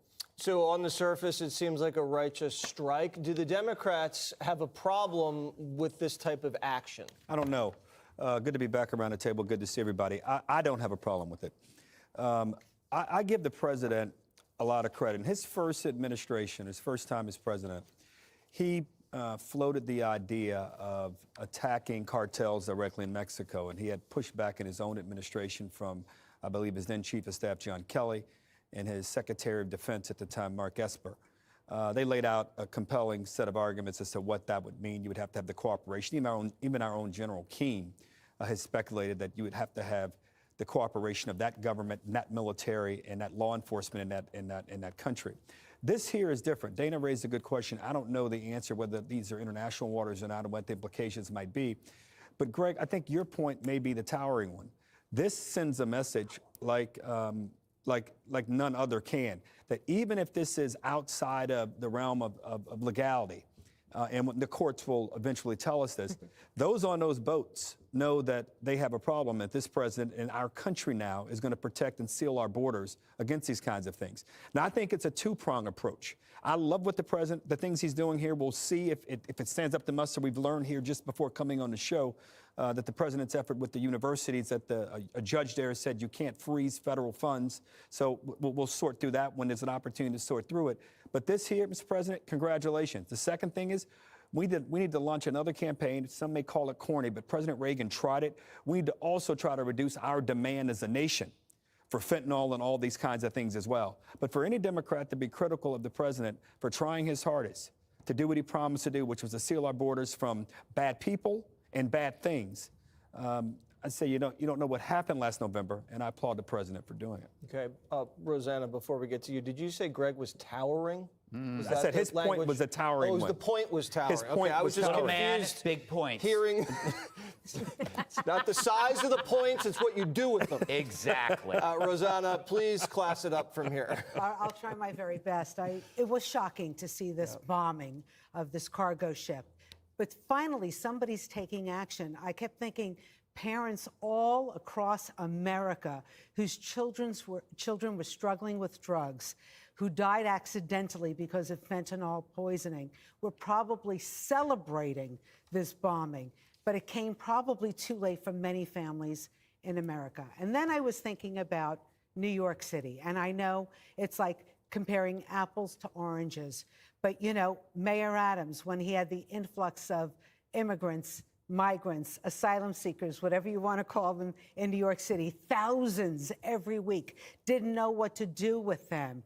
And then New York City was faced with tons of robberies, assaults, shootings, drug trafficking, and it all was traced back to Tren de Aragua. I know you love Tren de Aragua. Yes, Venezuelan gang that is now infiltrated New York. In fact, I had Mayor Adams on Good Day New York this morning, and he talked about some of those crimes that we're seeing in the Bronx right now. Tons of shootings are linked to Tren de Aragua. They're here on our soils, right here. In this city. And it is a big problem. The police commissioner is on it. But yeah, it was kind of shocking to see that kind of action. We'll probably have to see more of it. Well, it sends a message, doesn't it? It sure does. Mexico may be next. We'll see. Click here to subscribe to the Fox News YouTube page to catch our hottest interviews and most compelling analysis. You won't get it anywhere else.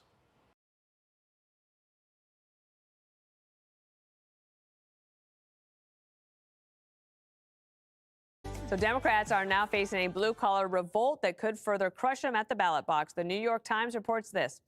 These are the voters who should scare Democrats most. They talked to working-class folks, some Biden voters in 2020 who flipped to Trump.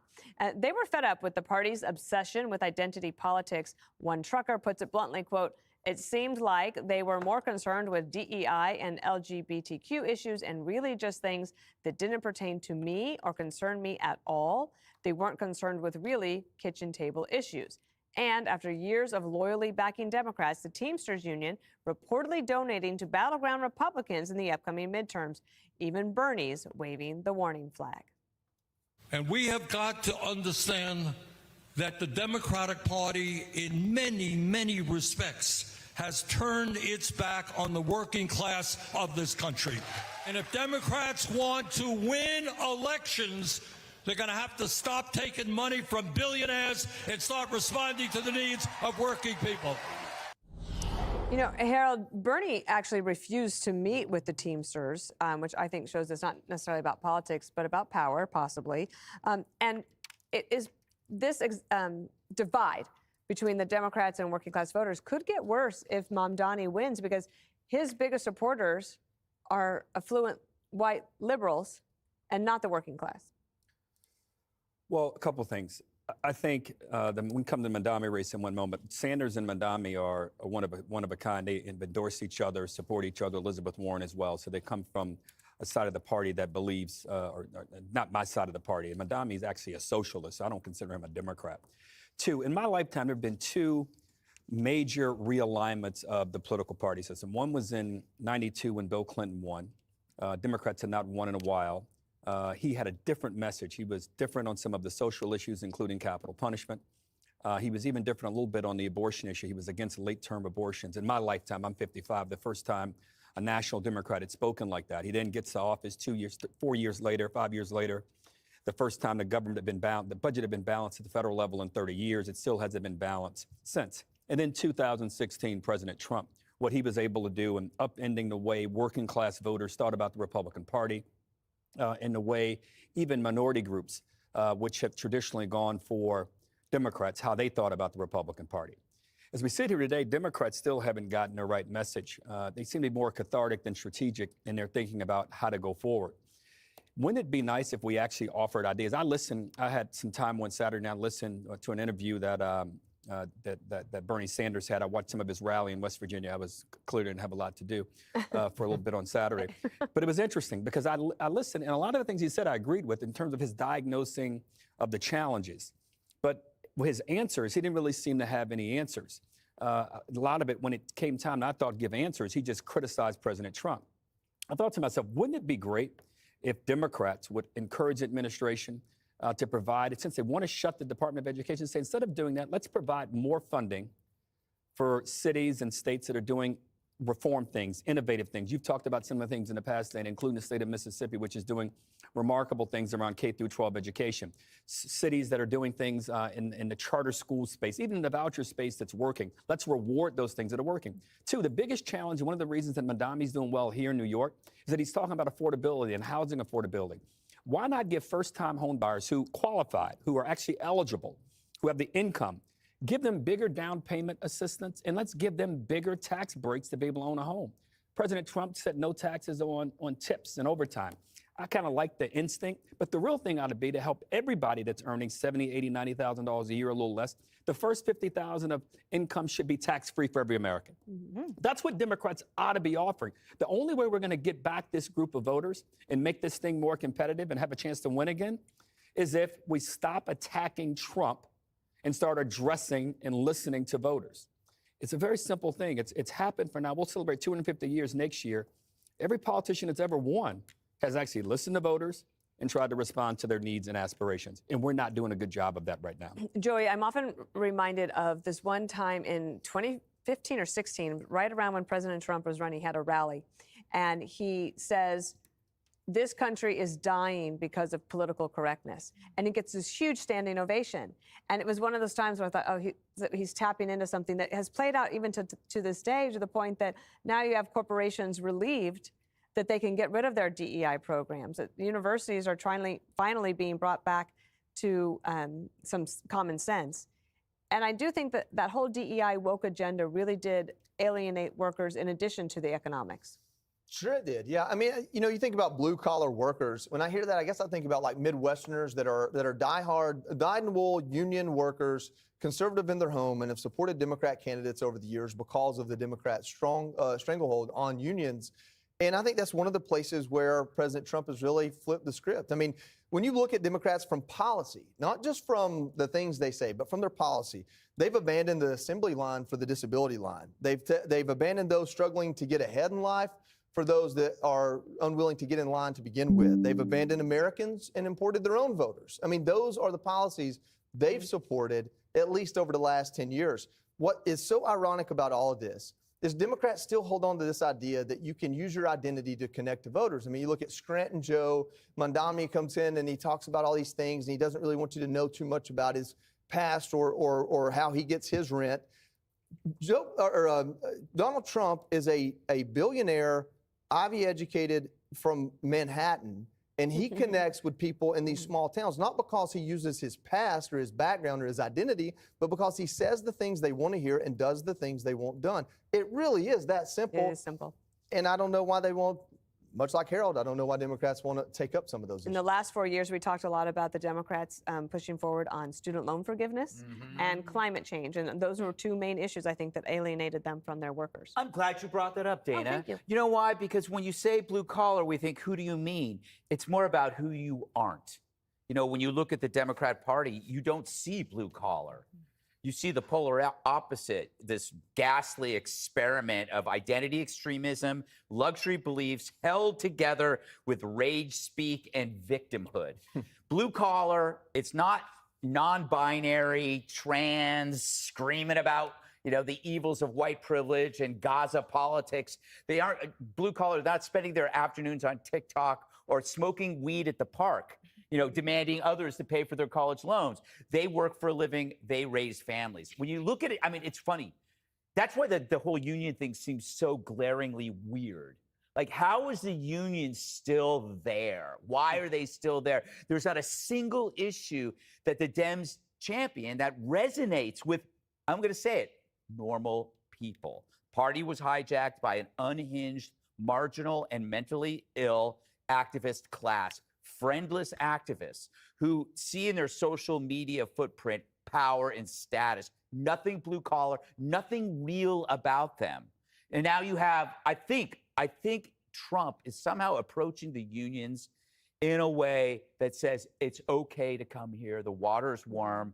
Get away from these weirdos. They're not good for you. They don't care about you. And I've said it a million times, and I think, Harold, one day you're going to agree with me.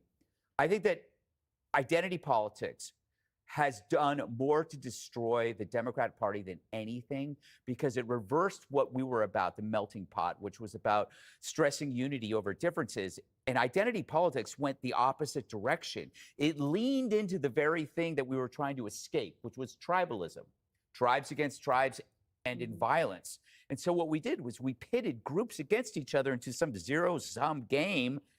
And you basically get like a political cannibalism, you know, where if I'm not high on this pyramid, I'm talking too much pyramid of being aggrieved, then you are, and you can't share. I'm going to shut up. I don't know why you invoke my name. I don't disagree with you. I think identity politics. I was just trying to get a rise out of you, Harold. Let's give you the last word, Emily. Well, I thought it was so telling. So the Teamsters General President, Sean O'Brien, he said that Bernie Sanders stopped talking to him.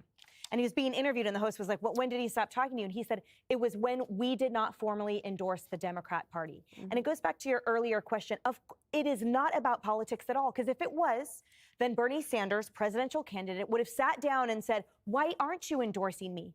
He cold-shouldered him because he took it personally, and it was about power. And that kind of hubris is what the Democrats have been to the table, which is an expectation. Oh, we are the automatic labor coalition. And the reason that they're so salty and they've taken such offense is because they thought they didn't have to earn it, that they just got it, right? They got those votes.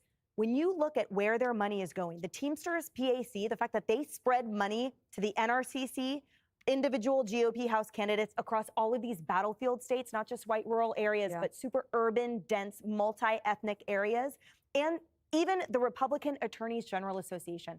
So the worst thing the Dems can do right now is get mad that they were broken up with and not listen to the reason why. We'll see what they do. Okay, ahead, soft on crime insanity. A trans sex offender could soon be back out on the streets after allegedly trying to kidnap a Denver kid. Click here to subscribe to the Fox News YouTube page to catch our hottest interviews and most compelling analysis. You won't get it anywhere else.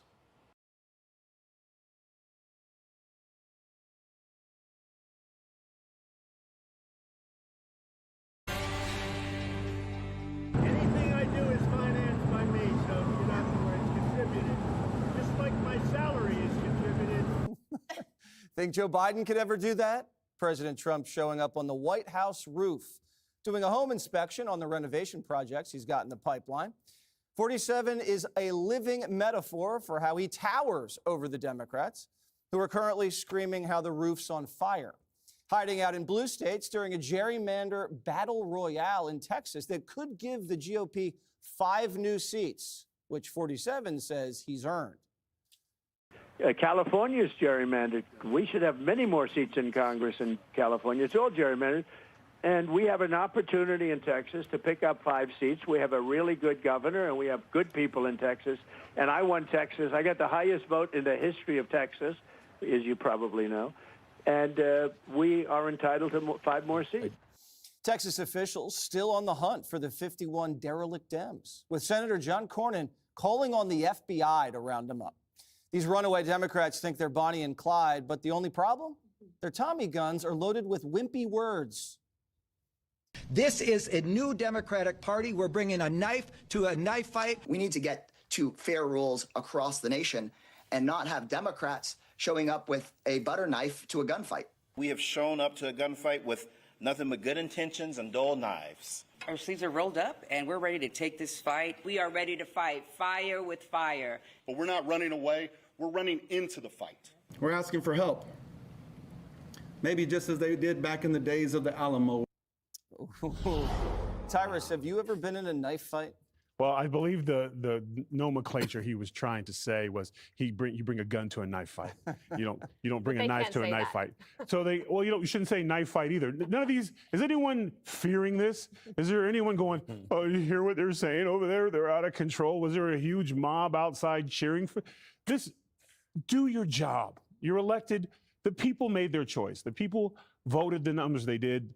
You're only losing, you had 79%, you're only going down to 74%. It's not even a big change. This is just what happens when you have no plan. You can't say this is the brand new party when it's the same deflated individuals that it's always been. It's embarrassing. And even covering it, it's like this is why kids who act weird get wedgies. This is why bullies sometimes get justified, because this behavior, we're gonna fight, but none of them look like in fighting shape. It's as embarrassing as Swalwell when he was talking about bench pressing people. I'm your Huckleberry, I'll play with you. But he doesn't want to do that. They always disappear. They just say things.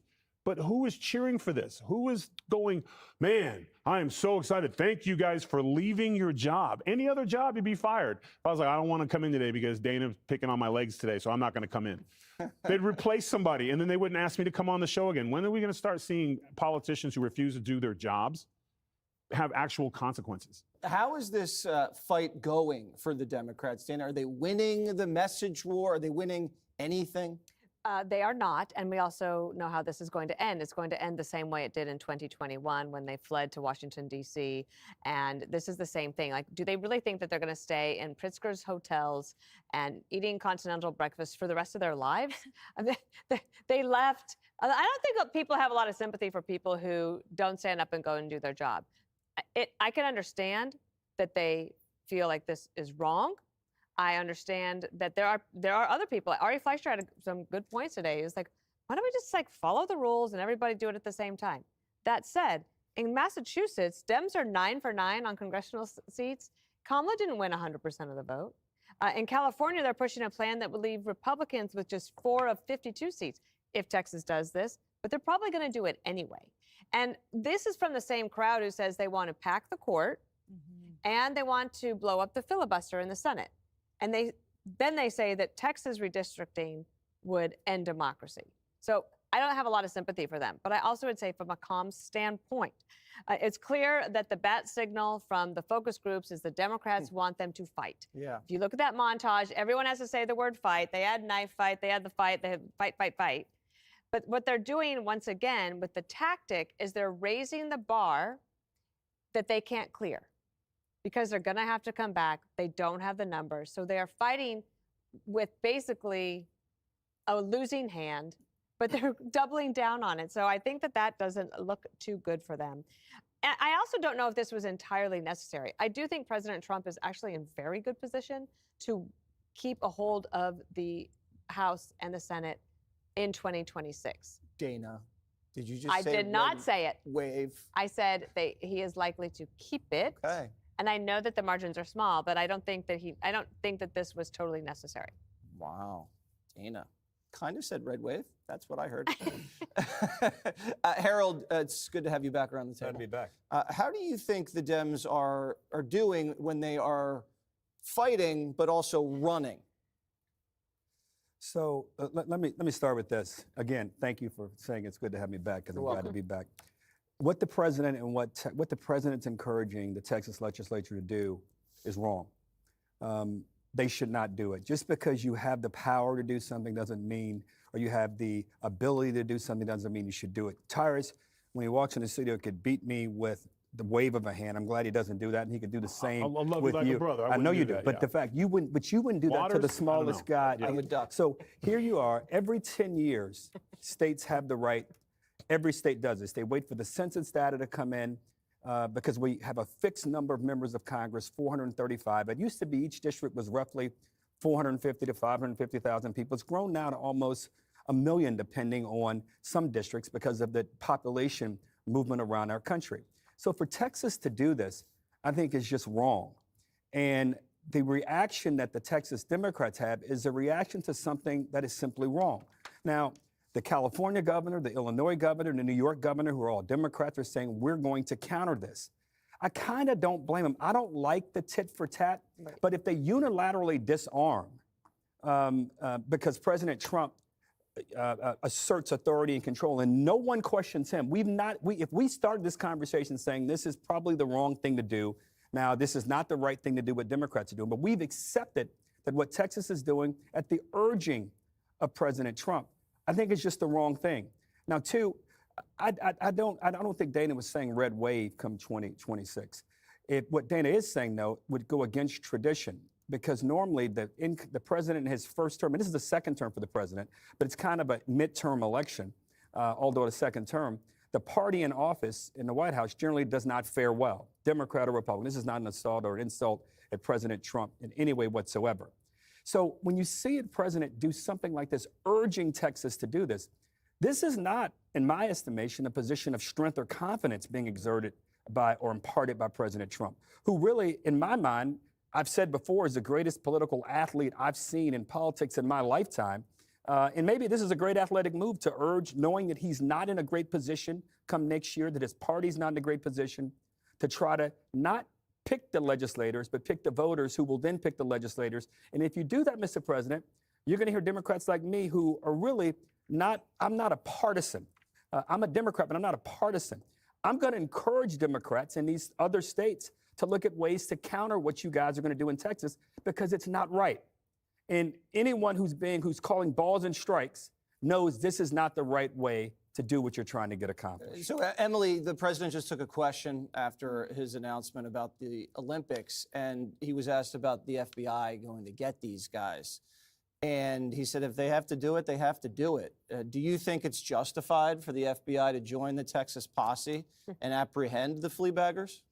Well, I think it plays into the fact that this has been, the drama has been maximized by these Texas Democrats, but on the national scale. But when you look inside the borders of Texas, they are the voters whose opinion matters more than the rest of the country in this particular fight. I think they see this with disgust. To your point, they don't have the luxury of deciding not to go to work tomorrow, of going to hide out at their buddy's restaurant, at their buddy's hotel, and not actually go out and earn food for their families. Because this entire thing is exactly what, I mean, it's staged drama, right? It's optics rich and enforcement thin. And so at the end of the day, these guys are going to come back and they have nationalized what is a Texas policy fight.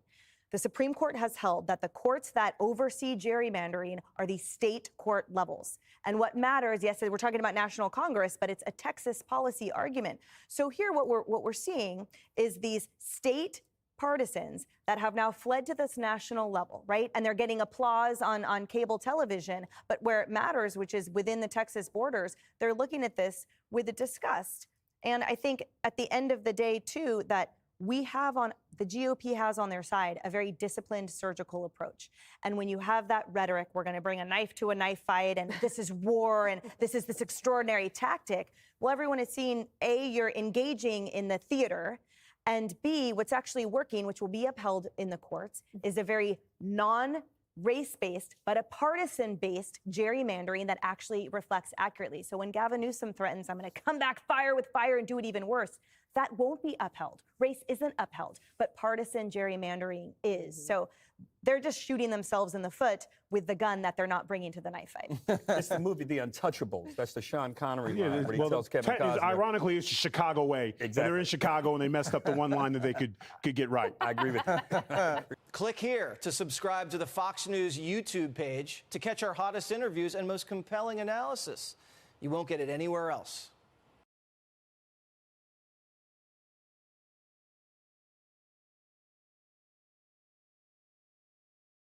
We begin tonight in Texas, where Republicans have failed for the third time this week to advance their controversial redistricting plan that would give them more seats in the U.S. House of Representatives. Democrats fled the state in protest, and now the fight for control of Congress is spreading to other states. CBS's Omar Villafranca has been following this story from the start and joins us from Dallas. Omar, let's start with an update. What can you tell us about what happened today at the state legislature? Well, the Republican-led House, Jim, tried to gavel in, but with more than 50 Democrats out of state, they just didn't have a quorum, so they couldn't get to the business of trying to work on those maps. Now, the state speaker of the House said members who don't show up will not get their paychecks. They will not get their per diem, and they're going to have to come pick them up in person. Also, the 30% of their operating budget for the office will be held back, and that's on top of the $500 fine a day that they're being docked for not being there. They're going to try to redo this again on Monday. All right, so Republican Senator John Cornyn says the FBI approved his request for assistance. The FBI. Can you help us understand what is actually happening now? Yeah, let me back up a little bit there. The state attorney general, Ken Paxton, has issued civil warrants for the representatives. So if they're in the state of Texas, a state trooper can go up there and bring them to Austin to do their work. Now, Cornyn stepped in with working with state members of the Republican Party and using his federal connections to the FBI and said, is there anything we can do? And this is the important part. The FBI said they would help in locating. What that exactly means, our Justice reporter Jake Rosen was trying to get some information from the FBI on what locating means. They did not have a comment, but it's worth noting those civil warrants are only valid in the state of Texas, not in Illinois, not in New York or Massachusetts or California. All right, important distinction. Now, this is no longer isolated simply to Texas. You have Democrats and Republicans nationwide that are getting involved. So what does this mean in terms of how other states are responding? Well, there's reaction. When Texas announced that they were going to try to redraw five districts, California Governor Gavin Newsom, a Democrat, said, okay, California, we're going to try to do the same thing to try to offset what is going on in Texas. And today, Governor Greg Abbott said if the Democrats are gone longer, it could be 6 or 7 or 8 seats. We'll have to see. Vice President J.D. Vance went to Indiana. That's a possibility there. Florida as well. So what used to be a political tool only used every 10 years with the census may become part of the regular political tool belt here, Jim. All right. Omar Villafranca in Dallas for us. Thank you.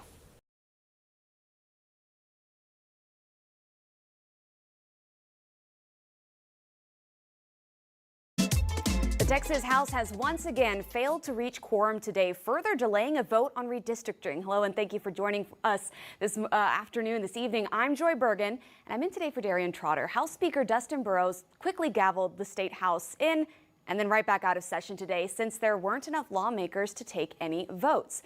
Now, it comes the same day that he and Attorney General Ken Paxton announced they had filed a legal complaint in California to enforce arrest warrants for state lawmakers who didn't show up today. Those lawmakers fleeing the state earlier this week to avoid a redistricting vote. Now, according to Burrows' office, a similar complaint was also filed in Illinois, and some representatives, including Gina Hinojosa, flew to California today to meet with Governor Gavin Newsom. She says she and other representatives are committed to fighting for the people in their districts.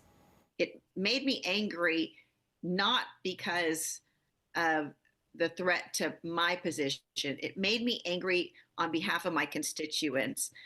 What the Attorney General is attempting to do is outside the bounds of the law. It is in keeping with his long record of lawlessness. Now, she says with the last week of the special session coming up, the Texas House Democrats plan to stay out of the state until the end. Now, according to Attorney General Ken Paxton, if she and others want to fight for their constituents, they should come back to work. People expect their representatives to go to work. Go fight it out. If you disagree, you disagree.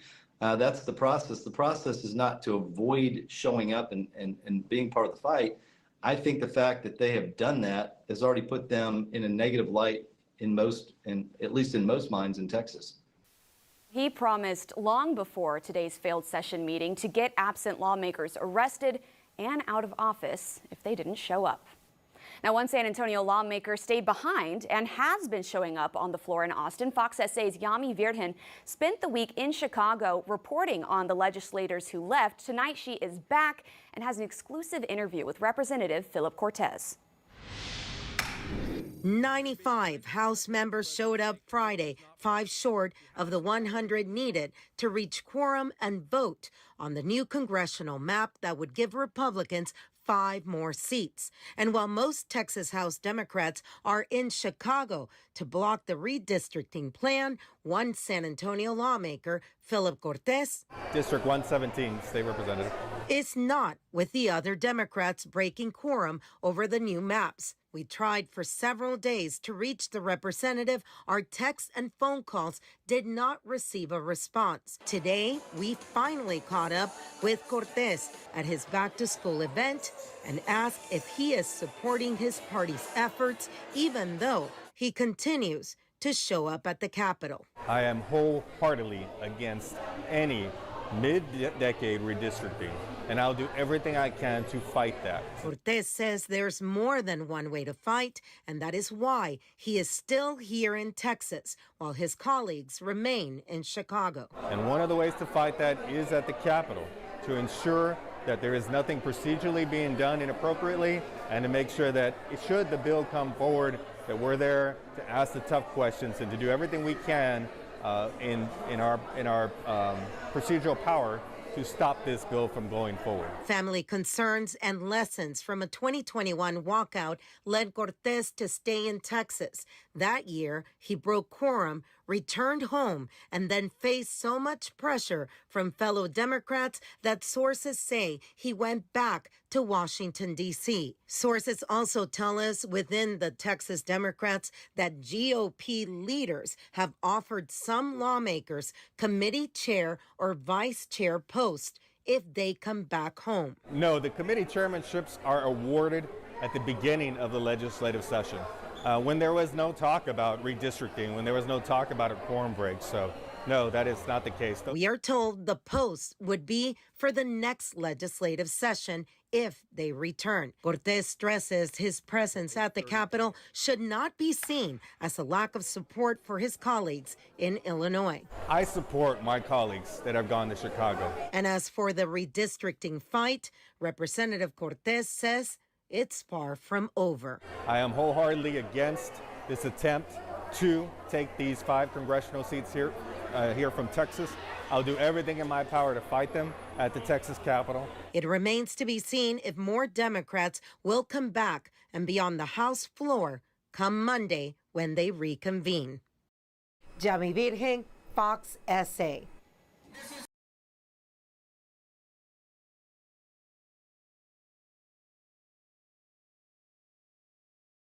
Clerk will call the roll.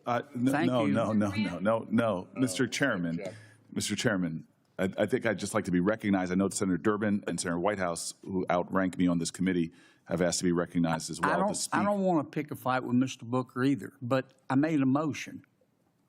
Is my motion in order, Mr. Chairman? Yeah, your motion is in Could order. we have a vote, Mr. Chairman? Pretty please. Can I have a vote? Yes, call the roll. But we clarify, without a discussion on the second-degree amendment? Don't call the roll yet. Without discussion or debate? On the, you On just, the motion? Go ahead, sir.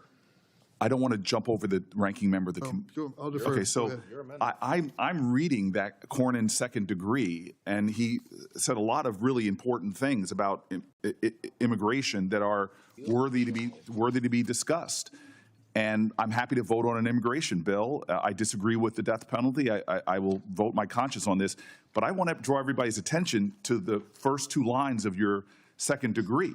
They have nothing to do about immigration. They have nothing to do with the death penalty. I've never seen this before. His first two lines is not to bring up this important issue that should be discussed, debated. Your first two lines are to strike my amendment in its entirety. So what we have right here is hidden behind real issues on immigration is really just trying to not vote on the important points that we brought up about transparency and accountability on the Jeffrey Epstein files. This is not an amendment to my amendment. This is an attempt to strike what I have a whole list of prominent Republicans, elected leaders, who want the same thing I want, which is just to have transparency on this matter. Can we vote I've on heard my some of the second degree? comments. If I can finish, Mr. Chairman. Go ahead. I have heard public statements by my Senate colleagues on both sides of the aisle. I've heard comments from Republicans on the House side and Democrats on the House side that we want transparency and accountability on a matter of public safety. Senator Cornyn said that Jeffrey Epstein's dead yet, but his victims are not.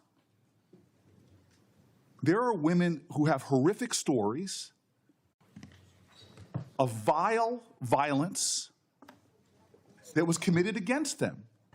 We have Pam Bondi, our Attorney General, who said that there is evidence, truckloads of it, as to these crimes, potential co-conspirators, potential others involved. How can we not want to just know what happened? Why are we trying to simply turn away from the highest law enforcement officers in the land, from our FBI director to our Attorney General, who spoke towards crimes committed and others involved in those crimes? Why are we considering an amendment that is hiding behind real immigration issues, but real intent is to strike a simple request for transparency, for accountability, that Republican voices all across the spectrum have been demanding from this president and this Attorney General? So if Senator Cornyn is going to offer an amendment, I'm going to offer a third degree that simply strikes his first two lines. I'll vote on your immigration stuff that you so strongly stated that was the importance of this, but you hid the fact that you put here the real intention of your amendment. It has nothing to do with immigration. It says it right here in the first two lines. The real effort was just to not have accountability and transparency. What are you afraid of? Mr. Chairman, may I respond? Yeah, you may respond. I trust the Senate-confirmed Attorney General of the United States to make the proper legal analysis to determine what of the Jeffrey Epstein files can be released. He was confirmed by the United States Senate as Chief Law Enforcement Officer of the United States. I trust her to make the right legal determination. But I would ask my colleague from New Jersey, you claim you care about the victims. Do you care about Tammy Nobles? Do you care about Marie Vega, the angel moms who lost their loved ones, their children, to the acts of an illegal alien who never should have been here in the first place? Do you care about them? Can I respond to the senator's question? Sir, I've known you for 14 years. You and I both care about victims of crime. And to suggest otherwise is stunning to me. Senator, if I may finish, sir, I allowed you to finish. I asked you a question. And I'm trying to I didn't answer. make an accusation. Mr. Chairman, Mr. Chairman, answer the question. I should have allowed a time to respond to the senator's question. I did not interrupt him, and now he's interrupting me. Please. It is another violation of the decorum of this place. Go ahead, Senator Bolt. Senator Cornyn, both you and I have spent our lives I know your record. I know your history. I know what you've done. I would never, ever question whether you care about the victims of a heinous crime. Mr. Chairman, please help me. You ask me if I care? Absolutely. Thank you. No, I'm not finished yet. Well, thank you for answering the question. Well, I'm going to answer the question in full. You are not sincere. Let me explain. Sir, he has put an amendment in. Would you allow trying to use the horrific nature. Would you allow me as sponsor of this bill to Sir, I will not pick a fight with Chuck Grassley in the same way that Chuck Grassley won't pick a fight with me. The reason for his amendment is because your amendment says that this bill that we're working on will not go into effect until we get all these records. And this bill is an opioid bill to help solve some of the drug problems in this country. And we ought to get it passed because it's a bipartisan bill and it's very badly needed.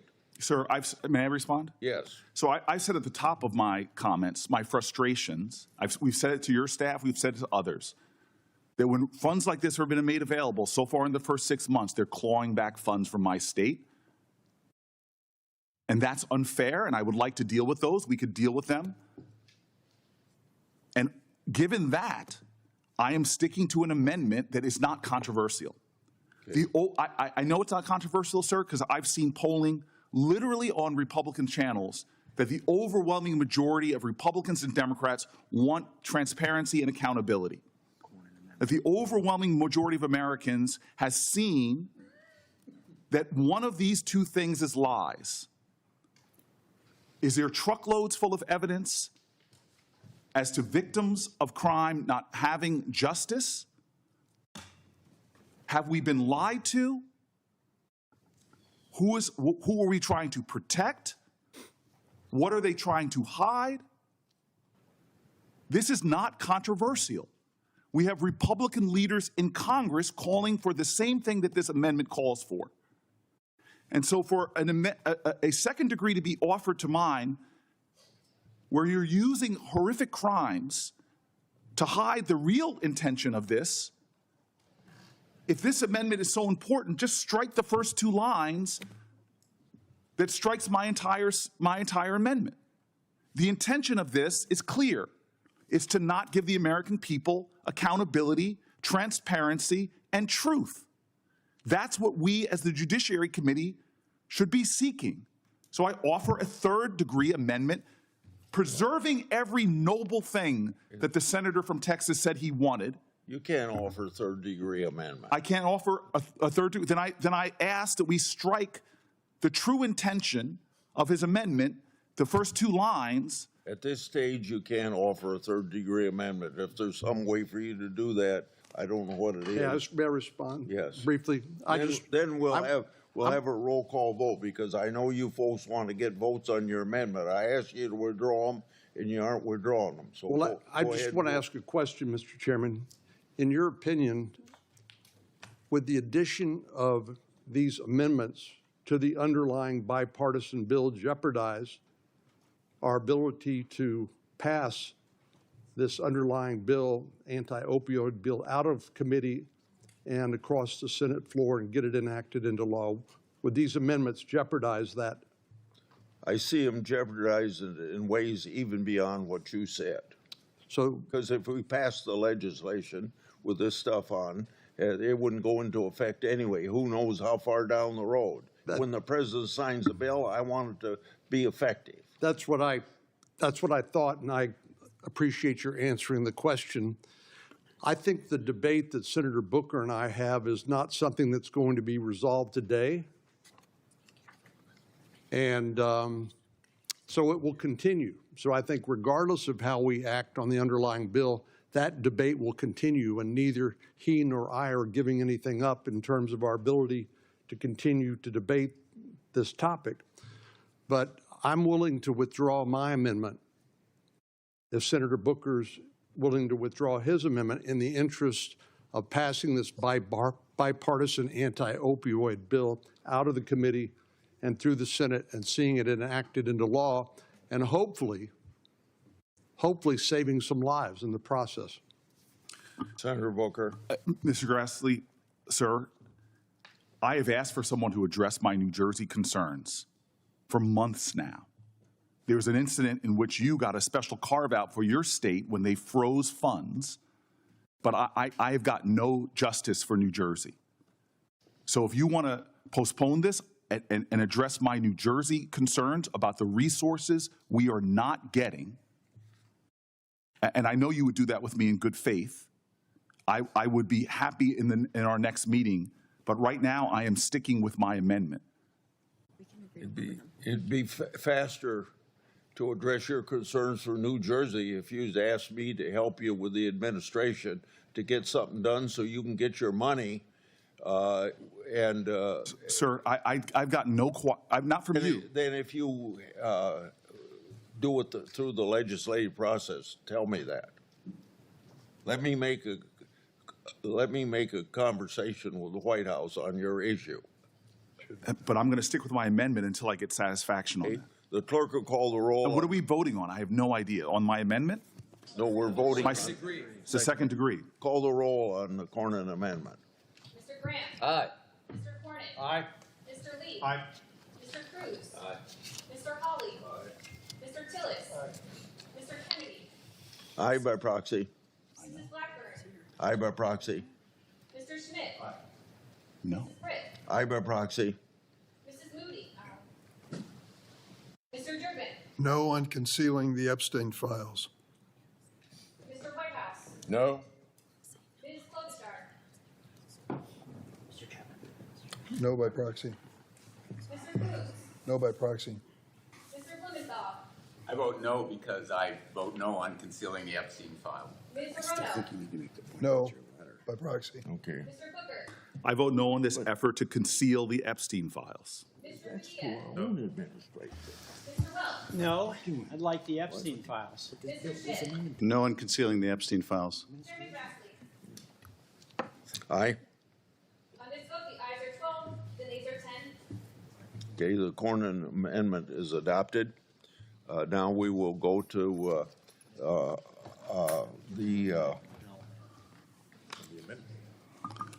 the clerk will call the roll. Mr. Chairman, point of order. So his second degree, which had nothing to do with immigration, which was to conceal the Epstein file, Senator Cornyn's effort to conceal the Epstein files right here on 1 and 2 has now violated my amendment. There is no amendment anymore. It passed.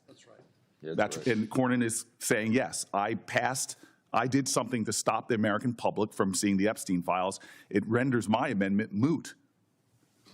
That was the intention of Senator Cornyn's amendment that he just passed, which was to conceal Chairman, I have to respond.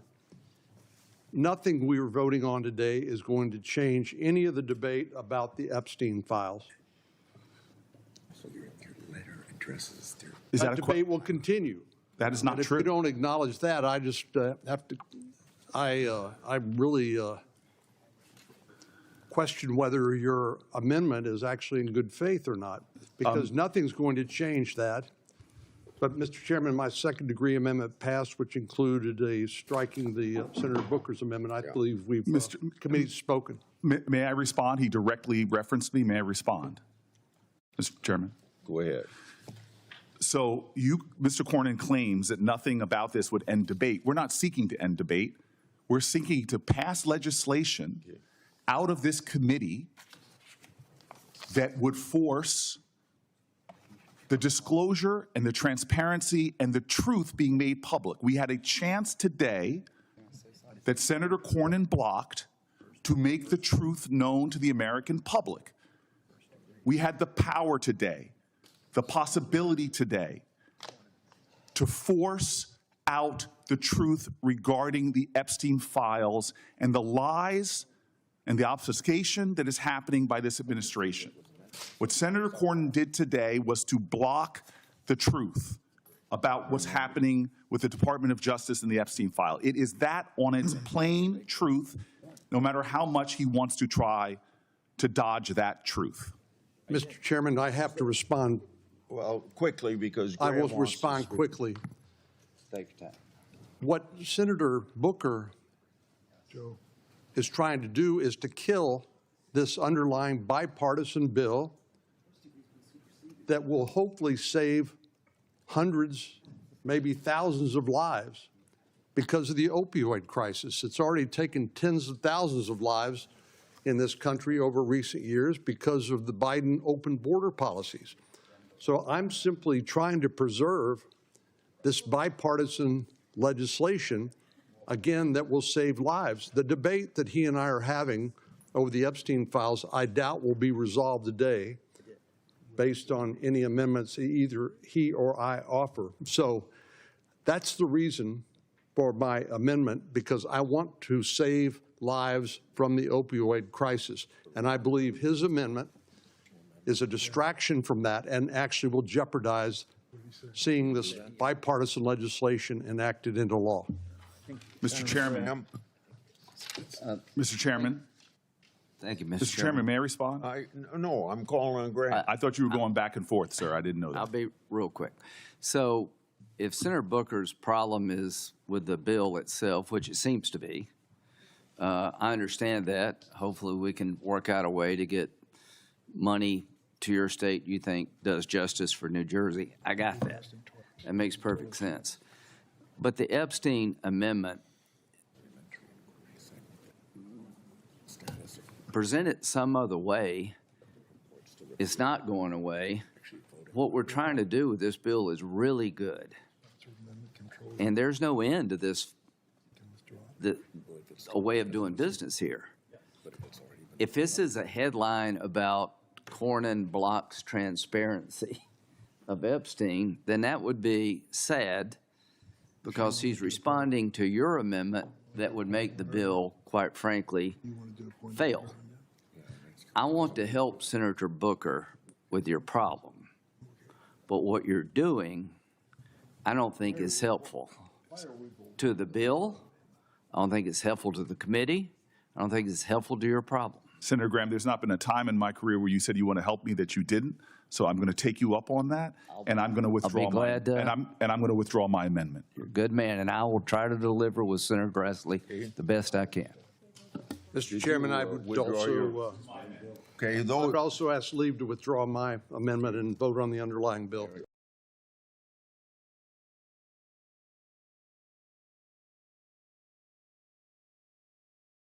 We'll go to Bovey's nomination. The clerk will call the roll. Mr. Chairman, point of personal privilege. Mr. Chairman, according to Rule 4 of the committee, we have the right to continue to debate this nomination. No. I'm invoking Rule 4 of the committee. We have the right to debate this nomination. You're out of order. I'm seconding Senator Chairman? Booker's demand for a vote on his request to hear from the whistleblower. Mr. Chairman, you should at least acknowledge my Rule 4 point of order. You're out of order. I don't understand this. What are you afraid of about even debating this, putting things on the record, hearing from every senator? Dear God, that's what our obligations are. It's to state our reasons for debate. At least address the Rule 4 point of order that we're calling. There's no need to rush this. What are we afraid of? We're not pressing for the 2-hour rule like you all did when you were in the minority. We're simply asking for a credible amount of time to air our concerns before the vote. We respect each other in this committee. We respect the understanding that we have things to say. But yet we're doing this in a way that makes no sense to me. And it makes no sense to me because we're not trying to do things like force the committee to close or force a 2-hour rule. This is about understanding that people on this side have a responsibility to state their issues. Mr. Sir, you could call me out of order because this is out of order. This undermines the basic decency of this committee. Yes, maybe overrule a Rule 4, but at least address the Rule 4 point of order that senators were elected to debate issues and debate nominees. This is absolutely insane. What is the rush?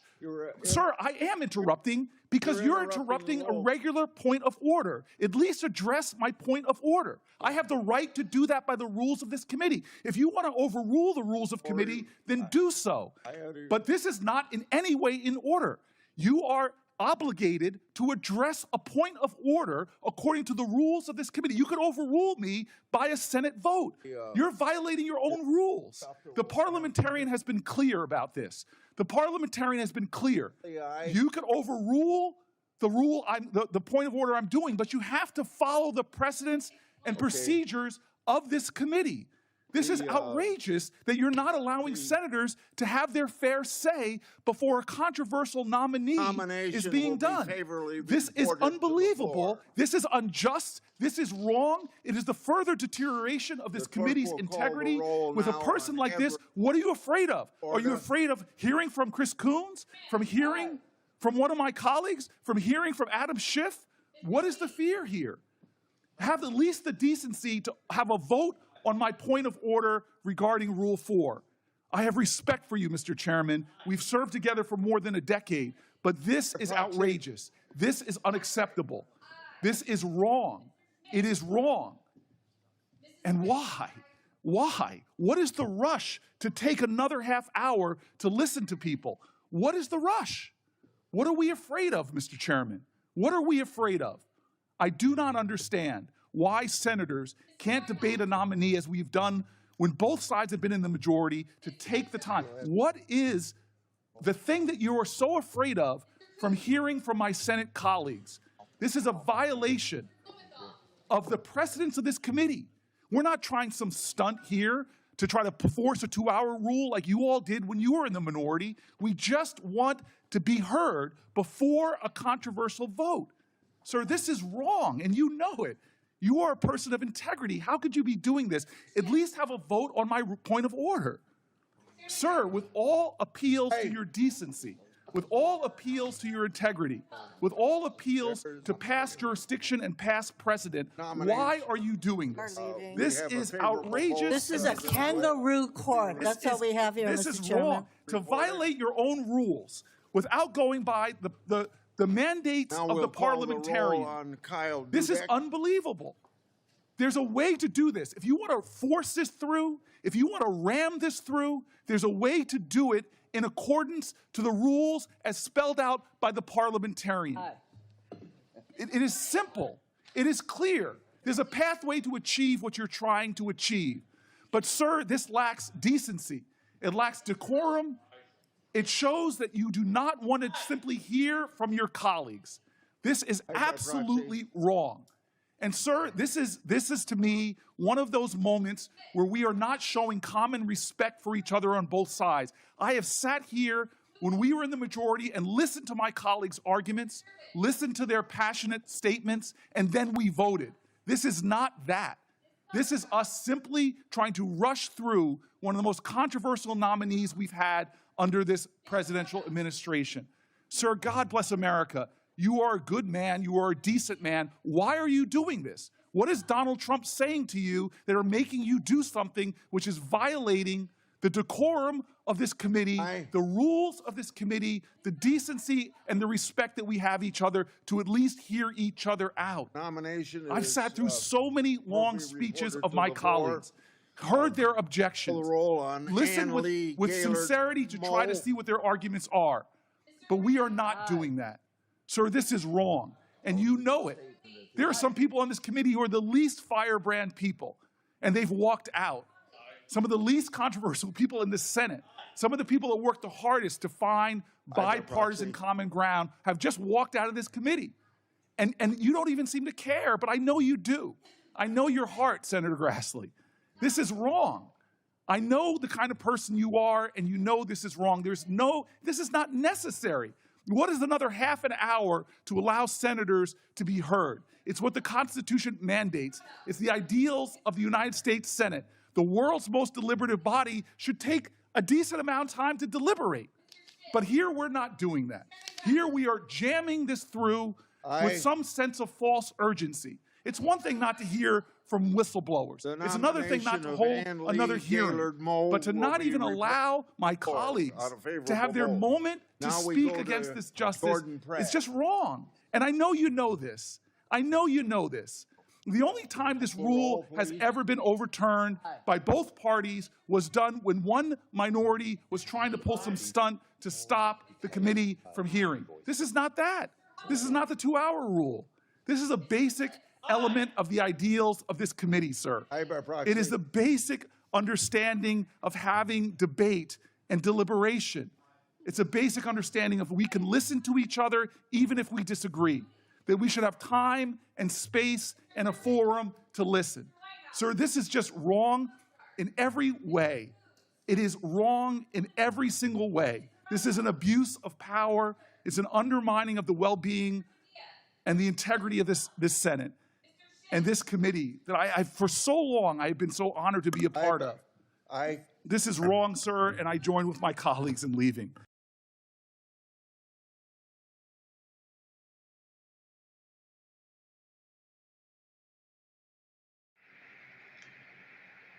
Uncertainty looms at Federal Plaza as ICE detention order extended. A judge's temporary restraining order prevented a large number of immigrants from being held in ICE detention on the 10th floor of 26 Federal Plaza in Lower Manhattan has been extended. But advocates and elected officials fear what will happen when the ruling finally expires. The immigration court at Federal Plaza continues to play host to a steady stream of emotional ICE arrests, including family separations that leave children weeping. The number of arrests appears to have slowed over the last several weeks since a federal judge ordered that conditions in the facility be improved, as well as reduce the number of people held there. The order was due to sunset on August 26, but has since been extended through Tuesday, September 9th.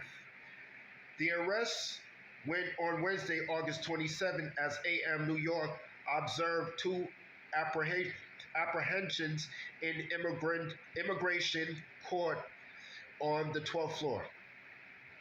In one incident, as ICE agents confiscated a woman's paperwork as she left a courtroom in order to prevent her from leaving the building.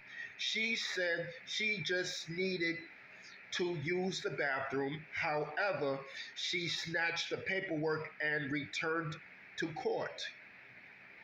I guess she changed her mind, the agent said. Excuse me. In another incident, a man leaving his hearing later that afternoon was ambushed by several masked men and pulled away into a stairwell. City Comptroller Brad Lander, who has made visits to immigration court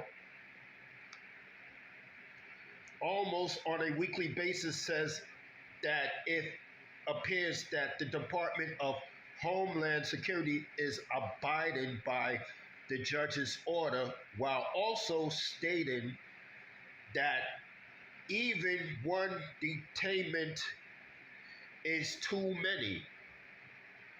The numbers have been more like 3 or 4 in recent days, 3 or 4 too many, but thankfully down from the numbers that we were seeing earlier, Lander said. We were worried before today that the temporary restraining order was not going to be extended. So it's extended until September 9th. That is a good thing. With the order expiring next month, some say they are concerned about the wide-ranging effects on the immigrant community.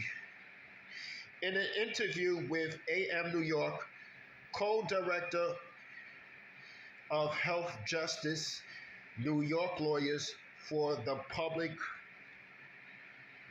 Interest, Karina Epstein guy,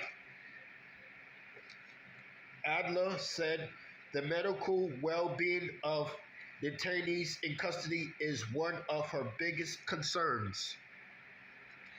She claims people in ICE detentions are not receiving, I'm gonna read this again. She claims people in ICE detention are not receiving urgent medical care. We've seen cases where people are detained who have very serious conditions like a history of a recent open heart surgery and long-term care for HIV that they've been receiving. They detained at their court hearing without those medications, Adler said. Because they are being moved around, family members don't know where they are, don't know how to advocate for them to get their medication. Sometimes they themselves don't know that they have the right to continue to receive care. The 10th floor of 26 Federal Plaza was widely criticized for its cramped and unhygienic conditions, which led to several filings seeking to prevent overcrowding. Yet, while the in-court detentions have slightly slowed, Adler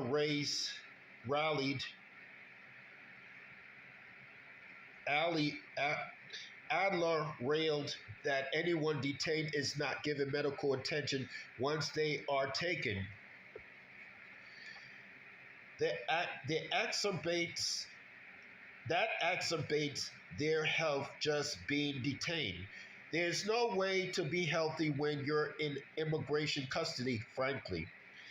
And what we're seeing with not just in the past 3 months with 26 Federal Plaza, but really since January, it's an overall increase in the need for healthcare advocacy, Adler said. That's all I have to say for this video.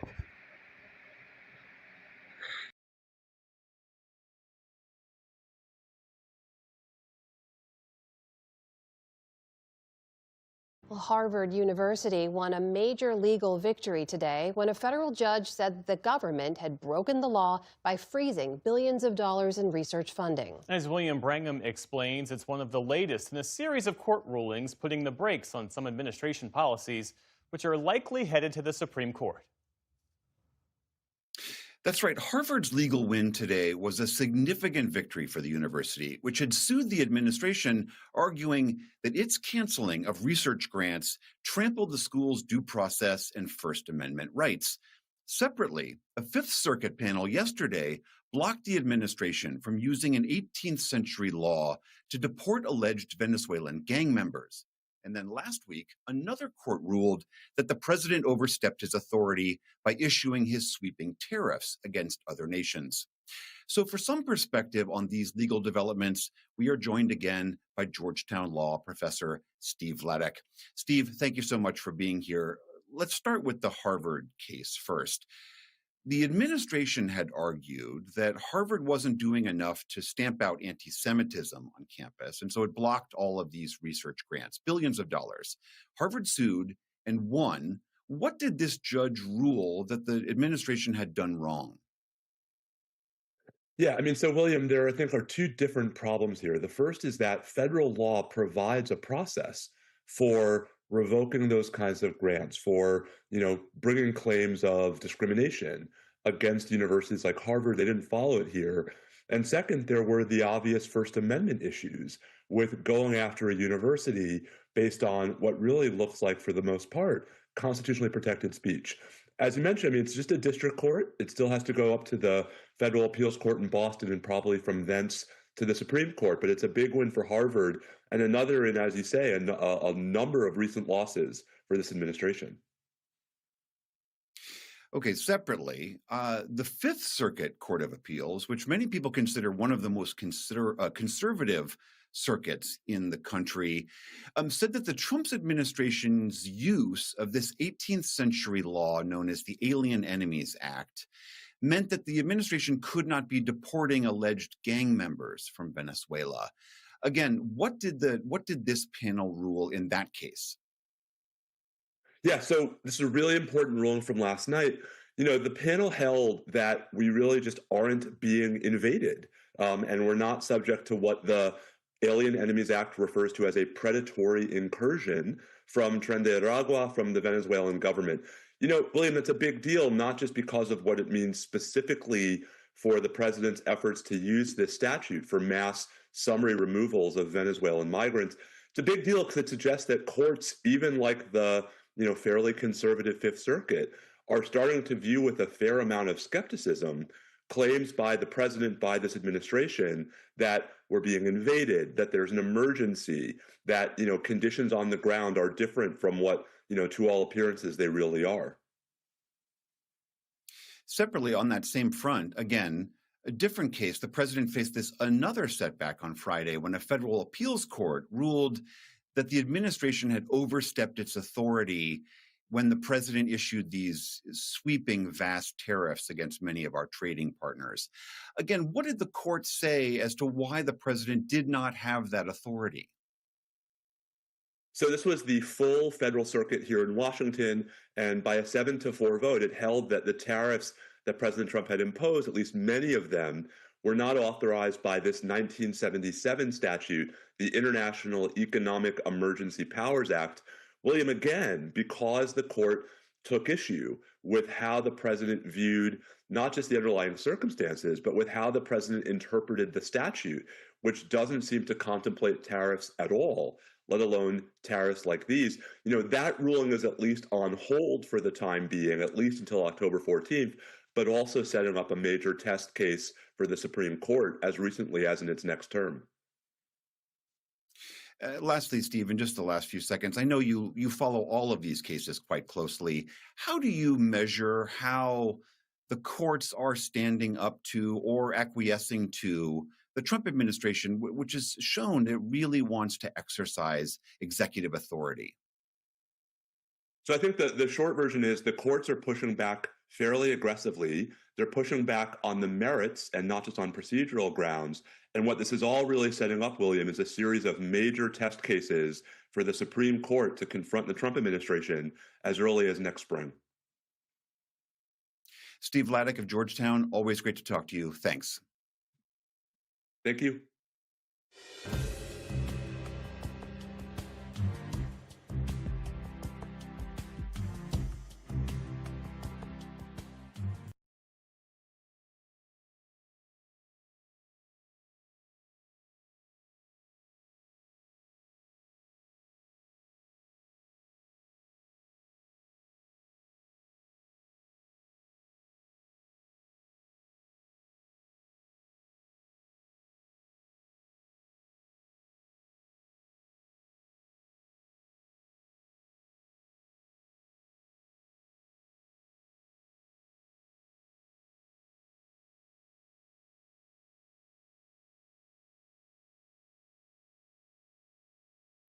In a recent report, Judy Woodruff examined how the loss of thousands of local newspapers across the country is depriving communities of some of the glue that holds them together. Tonight, she looks at how some news outlets are managing to hang on and whether what they're doing is sustainable. It's part of her ongoing series, America at a Crossroads. Just after dawn, most Thursdays, Ann Adams takes to the winding mountain roads of Western Virginia, delivering the local newspaper, The Recorder, to small stores and coffee shops. I'll set one aside when I go back over to the office. But Adams isn't just the delivery person. She's also the owner, editor, and publisher of this paper that covers 3 counties, including 2 of the most sparsely populated in the state. And like many local news editors, she's closely connected to the community. Folks need to know what's going on. They need to know their neighbors. They need to know what's happening, how their money is being spent. The paper's Highland County office is nestled in the midst of the Allegheny Mountains in Monterey, Virginia, a small one-stoplight town of about 160 residents. Adam says people in this tight-knit community not only suggest story ideas, but also hold her to account. You can be shopping, dropping the kids off at school, and they're like, we think you crossed the line there, or not sure that was, the right way to put it. For much of the country's history, local newspapers played a key role in uniting communities, highlighting common challenges and events that tie people together, like high school sports and local political races. We've always had a really good, grapevine gossip network here, but, we'll dig into it and find out what's really going on, what's really happening, and report that. And then it settles down. Without a newspaper to do that, I just feel like folks would not have the right information. I think they would be less engaged, less apt to vote, less apt to care. But that's become the reality for many Americans over the last 2 decades. About 2,500 local newspapers, a quarter of the total, have folded since 2005, according to Northwestern University's Medill School of Journalism. In that same period, newspaper revenue has plunged from $50 billion to $20 billion. News organizations that have been able to survive are operating on razor-thin margins. 1/5 of U.S. residents now live in news deserts, where residents have very limited access to credible and comprehensive news and information. So they did sort of a times past look back, even in the 30s, and that's a feature that we still publish today. That you still do today? Yes. Adams, who is only the 10th publisher of the paper, took over in 2007. But look at these tiny little headlines. Graphic designers today would go crazy. The Recorder has helped hold this community with its long, proud history together for 146 years. It's done so mainly by selling ads and subscriptions at a time when so many local newspapers across the country have collapsed. But it may not be financially sustainable in the long run. The cost of printing's gone up, the cost of paper has gone up, the cost of postage has gone up. So can you venture a guess, an educated guess, as to how long you can keep this model going? Well, as long as I'm alive and doing this, I always say, we're not going to kill it off on my watch. We'll do whatever we have to do. In 2017, Adams gambled and more than doubled the newsstand price from $2 to $5. And it was just 5 issues away from folding during the pandemic, when its readers stepped in with donations to keep the printing presses going. All this has paid off, most visibly in the Recorder breaking the news in 2014 of the proposed Atlantic Coast Pipeline, a 600-mile natural gas line that would have cut through 3 states and potentially had huge environmental impacts. I remember everybody kept saying, why are you bothering? You can't fight a company like Dominion, especially not in Virginia. We just kept hammering away at them, and we got the privilege of being the first to report when they shut the project down. But many local newspapers lack the manpower to do that kind of reporting. Newsroom employment has been slashed by 60% since 2005, turning many small publications into ghost newspapers. In Jackson, Mississippi, staff at the Clarion Ledger, owned by the Gannett chain, has suffered repeated rounds of cuts in the last 15 years. And there really was just a lack of State House reporting.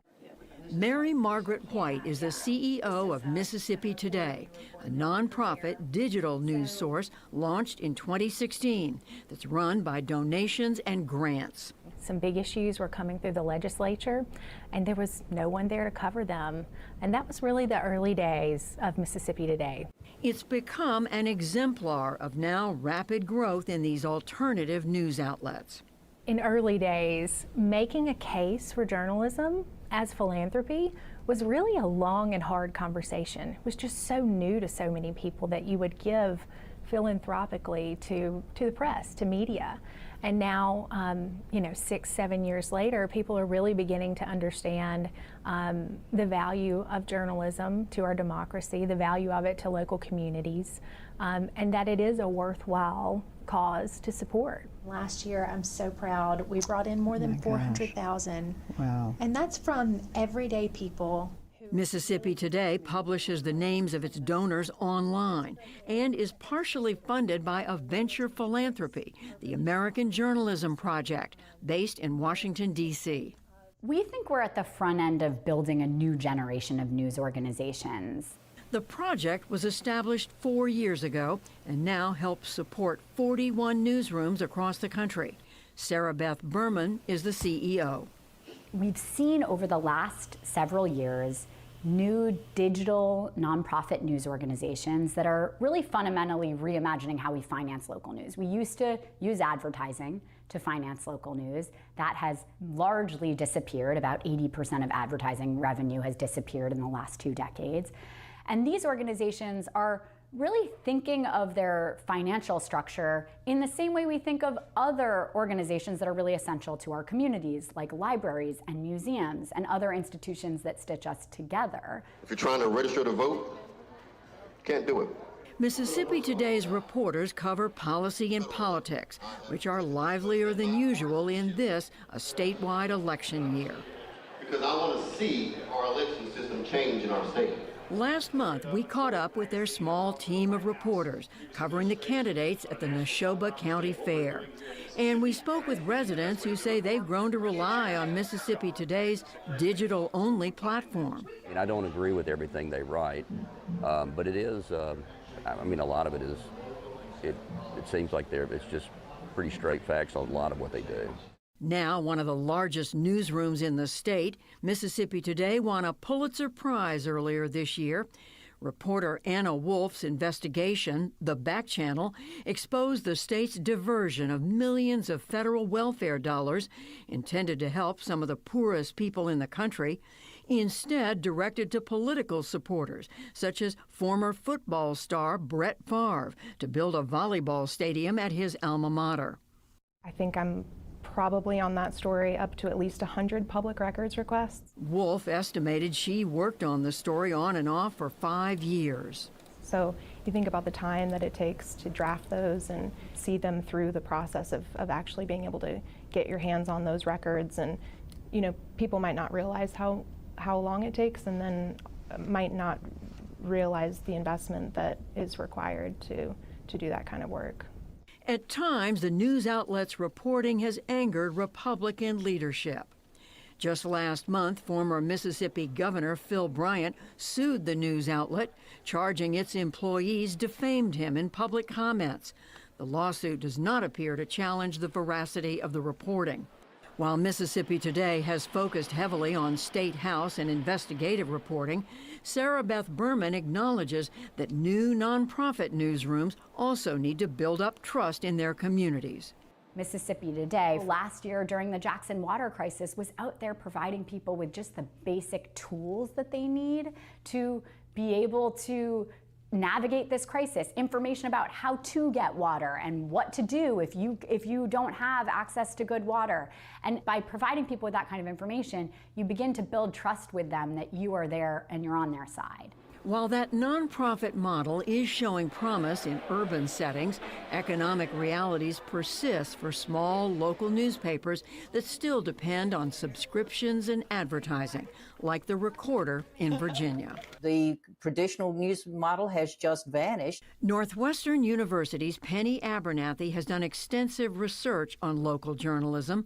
She posits that more than 90% of all news organizations are still commercially based, and news organizations benefiting from nonprofit dollars are geographically uneven.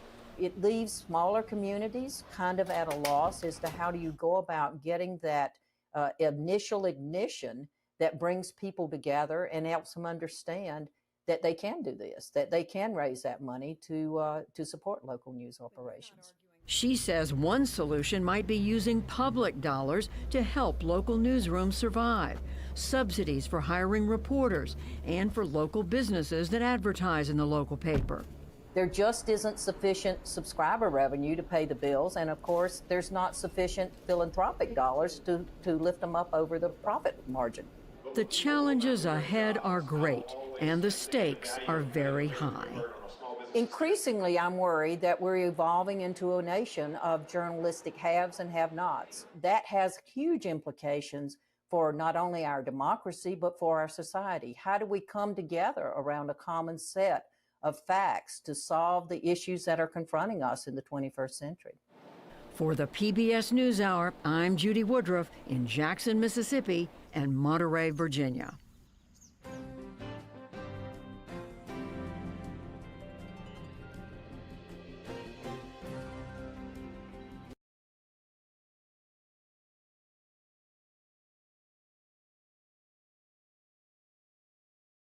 Dozens of communities across 5 Midwestern states are now left without a local news source, and the journalists who served them are suddenly out of work following the abrupt shutdown of a regional newspaper chain. Stephanie Sy has more. Facing deep financial troubles, News Media Corp has decided to shut down 23 news operations, 6 in Wyoming, 7 in Illinois, 5 in Arizona, 4 in South Dakota, and 1 in Nebraska. The closures by the Illinois-based company are just the latest in a trend, contributing to growing news deserts in rural America. Over the past 2 decades, more than a third of the nation's newspapers have disappeared. For more on what this means for the future of local news, I'm joined by Terry Finneman, journalism professor at the University of Kansas and co-author of Reviving Rural News, Transforming the Business Model of Community Journalism in the U.S. and Beyond. Terry, thank you so much for joining the NewsHour. I understand that you previously partnered with one of these newspapers in South Dakota, the Brookings Register. The Brookings mayor said that paper is irreplaceable, a town of 25,000 people who needed this local newspaper. Can you talk about the role of a paper like this in a small town like Brookings? Yeah, I mean, it's absolutely critical. There's a reason that when this part of the United States was settled, a newspaper was one of the first businesses that was established. It made you a real town to have a newspaper. It is a central place in the community, especially in a time when the nation is so divisive. A newspaper is really that central place to get information about your community that nobody else is covering, to learn what's going around you, to be covering your government for you, to be covering when your school wins the homecoming game. Those things are really important to community identity. And so when you lose your newspaper, especially out of the blue with absolutely no warning, it was just absolutely shocking to this community and the others for that to happen. Yeah, I was reading that one of the newspapers in Page, Arizona had been open for 150 years. And a lot of these papers are what's called the newspapers of record, meaning they not only cover local news, they are where public notices are published to meet legal requirements. What happens when those no longer exist? Well, I mean, you're right. Losing the community's history that has been preserved in those newspapers for years is an enormous loss of identity, of being able to go back and learn about your town and what it's went through. The obituaries, which remain one of the most popular aspects of the newspaper for keeping a community's history. I mean, this is an enormous loss. To figure out what to do. You know, what about the websites of these and all of the online material that was there? What is going to happen to that? And so this isn't just about losing the day-to-day of the news coverage, but really the whole history of the town. News Media Corp, not to be confused, by the way, with the massive conglomerate News Corp. News Media Corp was blamed by some employees for being poorly managed. But as you know, hundreds of local newspapers are going under every year. What are the common challenges of keeping these newspapers going? Yeah, it's a really complex issue, which is why it hasn't been solved yet. So there's numerous things to think about. Number one is that the business model that newspapers continue to rely on today was formed in the 1800s. Literally, Andrew Jackson was president when this concept of a penny press was created. And that was literally that news was 1 penny. In other words, news should be very cheap. And so when you look nearly 200 years later, many newspapers are still only $1 an issue. We need to be charging more for local news. Now, of course, that's challenging when we are in this environment where people think that news should be free. Advertising, we know, has declined rapidly since the internet and especially since the pandemic. So that is a huge gap. I mean, that has sustained newspapers forever, is that advertising revenue. You also have the competition from social media and all of the misinformation on social media. You have all of these other different venues now for getting news. But really, when you look at it, you only have that one local newspaper that is truly covering your community and where you can get local information. And so trying to explain this more to people in the community, how important it is to subscribe to your paper, to advertise in your paper, to provide that for your town. I mean, what happened with these 24 newspapers should really be a wake-up call for others across the nation, how critical it is to support local news so this doesn't happen in your community. In Wyoming, 2 publishers have actually agreed to purchase the newspapers that News Media Corp was going to shut down in that state. What do you make of that deal, Terry? Is that the best that local newspapers can hope for in the short term, that there's an in-state buyer or a benefactor to save them?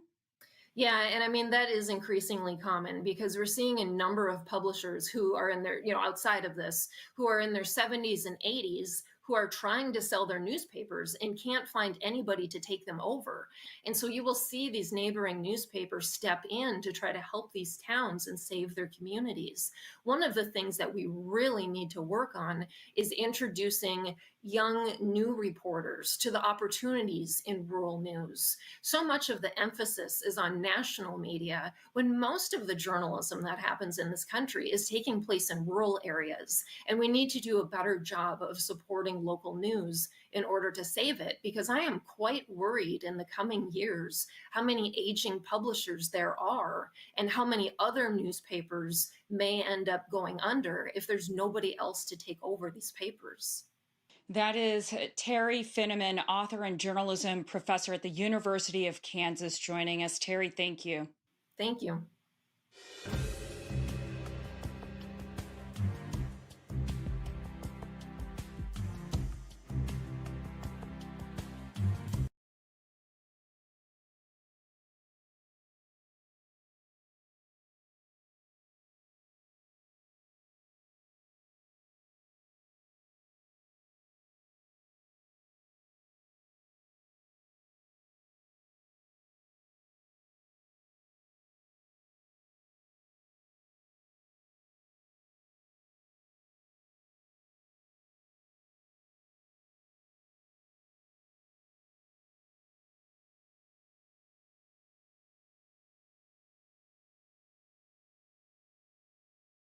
For more on the politics of the redistricting fight, we're joined now by our Politics Monday duo. That's Amy Walter of the Cook Political Report with Amy Walter and Tamara Keith of NPR. It's great to see you both. Hello, good to be here. So the Texas House of Representatives reached a quorum today after Democrats returned, ending their 2-week standoff, now paving the way for Republicans to pass these congressional maps that could net the GOP as many as 5 seats. Democrats are claiming a moral victory because they elevated this issue to a national platform. Is that enough, a moral victory versus an actual victory? Well, they don't have the numbers to be able to have an actual victory here. The only victory they can get is a moral victory. And certainly they have raised the profile of this as an issue.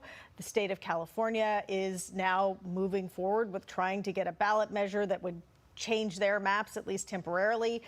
That is a direct reaction to what's happening in Texas. So certainly people are talking about this mid-course redistricting in a way that they weren't before. If it had sort of been slammed through, the likelihood is that it would have been maybe a news cycle or 2, and now it's been a couple of weeks.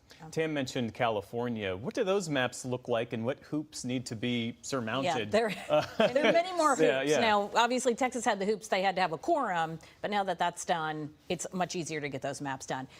In California, they do want to put this onto the ballot. So this would be a special election to vote specifically on changing the current law, which says that an independent redistricting commission draws the lines. Here, they would say, because, and literally, we haven't seen the language yet, but the language would look something like, we're only doing this because of what Republicans did in Texas.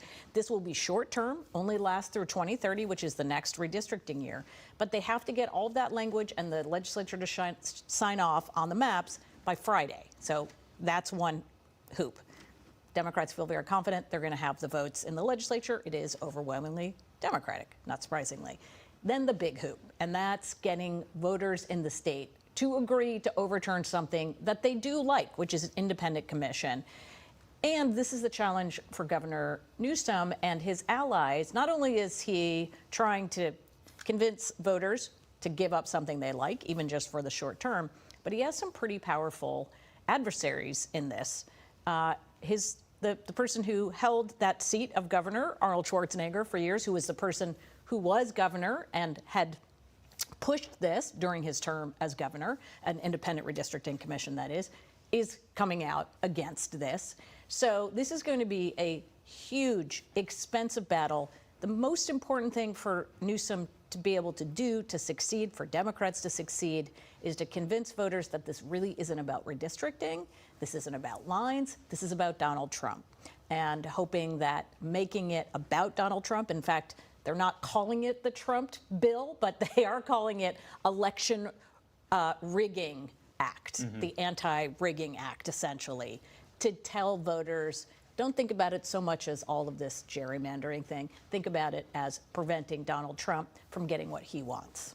And if Newsom is successful after all of that, then voters have to actually vote for the individual candidates who run in those races. Well, that's a whole other long story. That's the same thing with Texas, too. Like, these lines are potentially being drawn, but these races are not being decided until next November. Until next November, and it depends on candidates, and it depends on voters, and it depends on the economy and a whole bunch of other things that you can't control just by drawing lines on a map. That's right.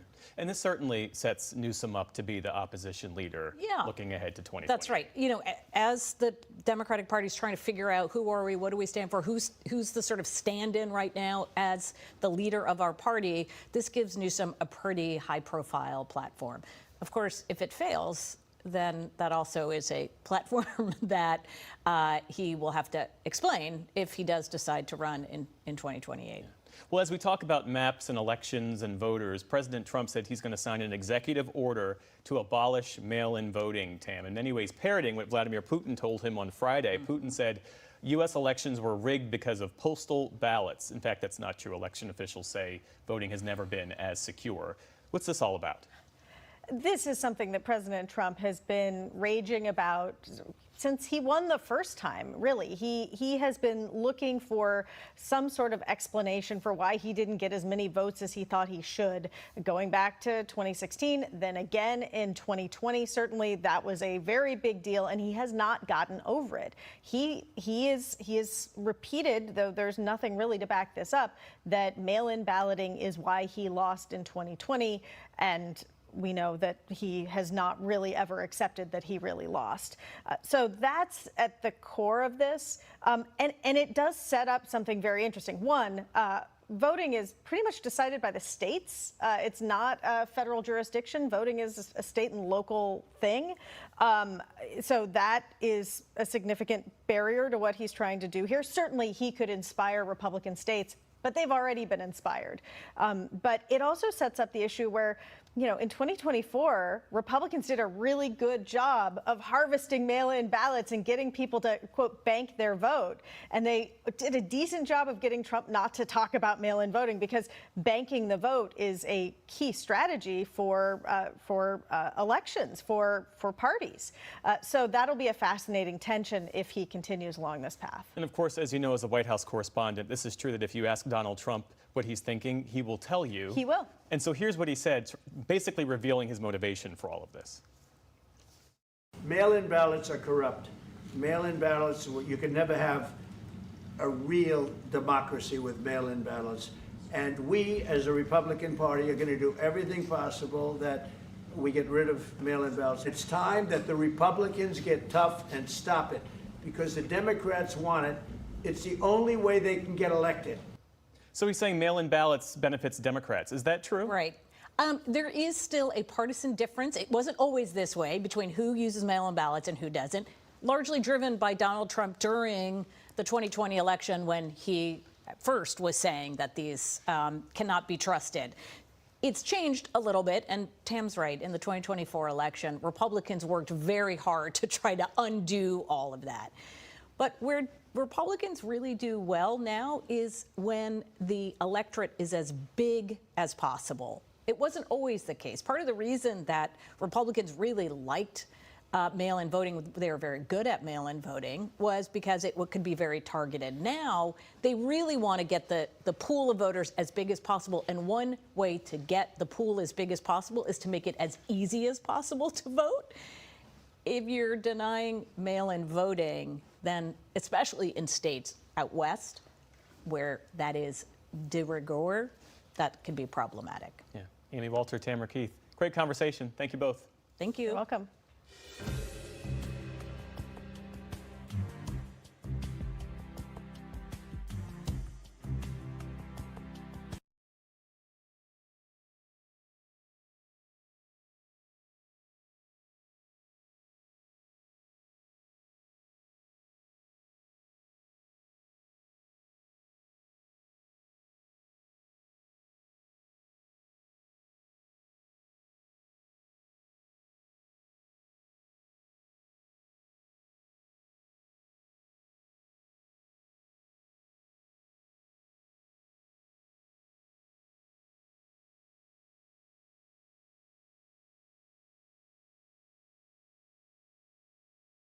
There's nothing more American than PBS. It's a safe place where kids learn and grow, and where grown-ups are informed, entertained, and inspired. PBS is one of America's greatest resources for 50 years strong, and PBS needs your help to keep going for another 50. We will have done a great service. For our future. Visit Protect My Public Media to learn more, because there's nothing more American than PBS. As we learn more about the devastating floods in Texas that have killed more than 100 people, the administration and local officials are facing questions about the effectiveness of warning systems and whether more lives could have been saved. Joining me now to discuss this and more of the day's political news is Amy Walter of the Cook Political Report with Amy Walter and Tamara Keith of NPR. Great to see you both. Good to be here. So, Tam, kick us off here. We've seen the president and we saw Carolyn Levitt in the White House briefing room take a lot of questions about some of those cuts to the National Weather Service, whether more could have been done. How are they responding to some of those criticisms and questions right now? Yeah, they are defending the National Weather Service. They're saying that staffing was adequate. In fact, they are quoting the union that represents National Weather Service employees who said that staffing was adequate, though there were some unfilled positions. And they went through a timeline of when those alerts went out. And the alerts did go out. Part of the problem was that it happened in the middle of the night. And I think that the White House is very quick to shut down questions about President Trump's desire to wind down FEMA by the end of the year, for instance. They are really sidestepping those questions right now and just focusing on the disaster response, which in some ways is exactly what you want to see, is a focus on the rescue and recovery and the people who are just dealing with this absolute tragedy. Yeah, and I think this is going to be a conversation that unfortunately we're going to continue to have. This has been a horrible tragedy, but we also know we had these horrific wildfires in California. We're just starting into hurricane season. As the president had said just a month ago, he wants to wind FEMA down. Anytime there is a natural disaster, that question then is going to be asked. Winding down or laying off members of government, especially members of government who are responsible for dealing with natural disasters, these questions are going to get raised. So I do think now it is going to be part of our politics. We may not get the answers that we always want, but it is going to be part of the conversation going forward. Yeah, and I think already some politicians in Texas are talking about what lessons actually could be learned. And I think that rather than shutting down the conversation about lessons learned, they are looking at figuring out, whether there could have been alarms or other alerts. And I think that might be where this heads. Yeah, we'll continue to follow that, of course, in the weeks ahead. Meanwhile, Wednesday of this week, just as a reminder, was the original deadline for the president to secure, as he and his team said, 90 deals in 90 days before tariffs on more than 50 countries take effect. We saw the president posting on social media today, though, new letters that are being sent out to a number of countries, Japan and South Korea, threatening 25% tariffs. 12 other countries were also sent letters. The deadline is now pushed to August 1st, as the president sort of unfolding all this on social media. Tam, the fact that the deadline's pushed, that these letters are being posted, does that say negotiations aren't working? Yeah, and he's signed a new executive order now, really truly pushing that deadline. The White House says that what it means is that they're just trying to get the best deal for the American people. I think for most people watching this, it's really hard to follow the thread at this point. Yeah. And the reality is we have a spreadsheet on our White House team at NPR where we're tracking all of these. And the tariffs that are in these letters are very similar to the numbers that were announced on so-called Liberation Day. It's just the deadline has been pushed. They're still talking about wanting deals. But also President Trump has been fairly casual about it and doesn't want to seem that eager to want deals. He likes tariffs as a tool, not just as a tool to get deals, but he talks about it a lot as a way to bring revenue into the United States. It's a different kind of tax. Amy, at the same time, tariffs are the kind of thing that actually impact people and their wallets and their budgets. How are they watching this? So I think Tam's right that your average American isn't able to put a spreadsheet together. Maybe they are. Good for them. Following all of this. Not good for your health. What they do know is the uncertainty is really impacting their behavior as a consumer in terms of what they're going to actually buy, planning out for the future. If you have a small business, you're also wary about this. So President Trump does like the uncertainty of this and using it as a tool. Americans like certainty, especially business likes to have a certain amount of understanding of where things are going. And so as this continues to play out, we're now going into August, who knows for how long, the concern among Americans will probably continue to be very, very high as they say, not only we're worried about this, but costs they believe they're still very cost sensitive. Yeah. So any increase in inflation, if indeed this is where some of these tariffs bring the economy, is going to be, they're already pricing that in for themselves. Well, Amy, speaking of uncertainty and where things are going, I want to ask you about this ongoing feud between President Trump and Elon Musk, who over the weekend, Musk at least announced online that he's going to be forming a third party. On his platform X, he wrote, "Today, the America Party is formed to give you back your freedom." In response, President Trump posted on social media saying Musk had gone off the rails and calling him a train wreck. Is this a real effort to form a third party, and could it hurt Republicans? Right. I mean, he has definitely put his money where his mouth is when it comes to President Trump and the amount of money that he put on his behalf in that campaign. Whether a third party goes anywhere and what he does with that, it feels like this is a person who's been upset by his experience within the current political system. So he says, I'm going to take my ball, go home, and then make my own party.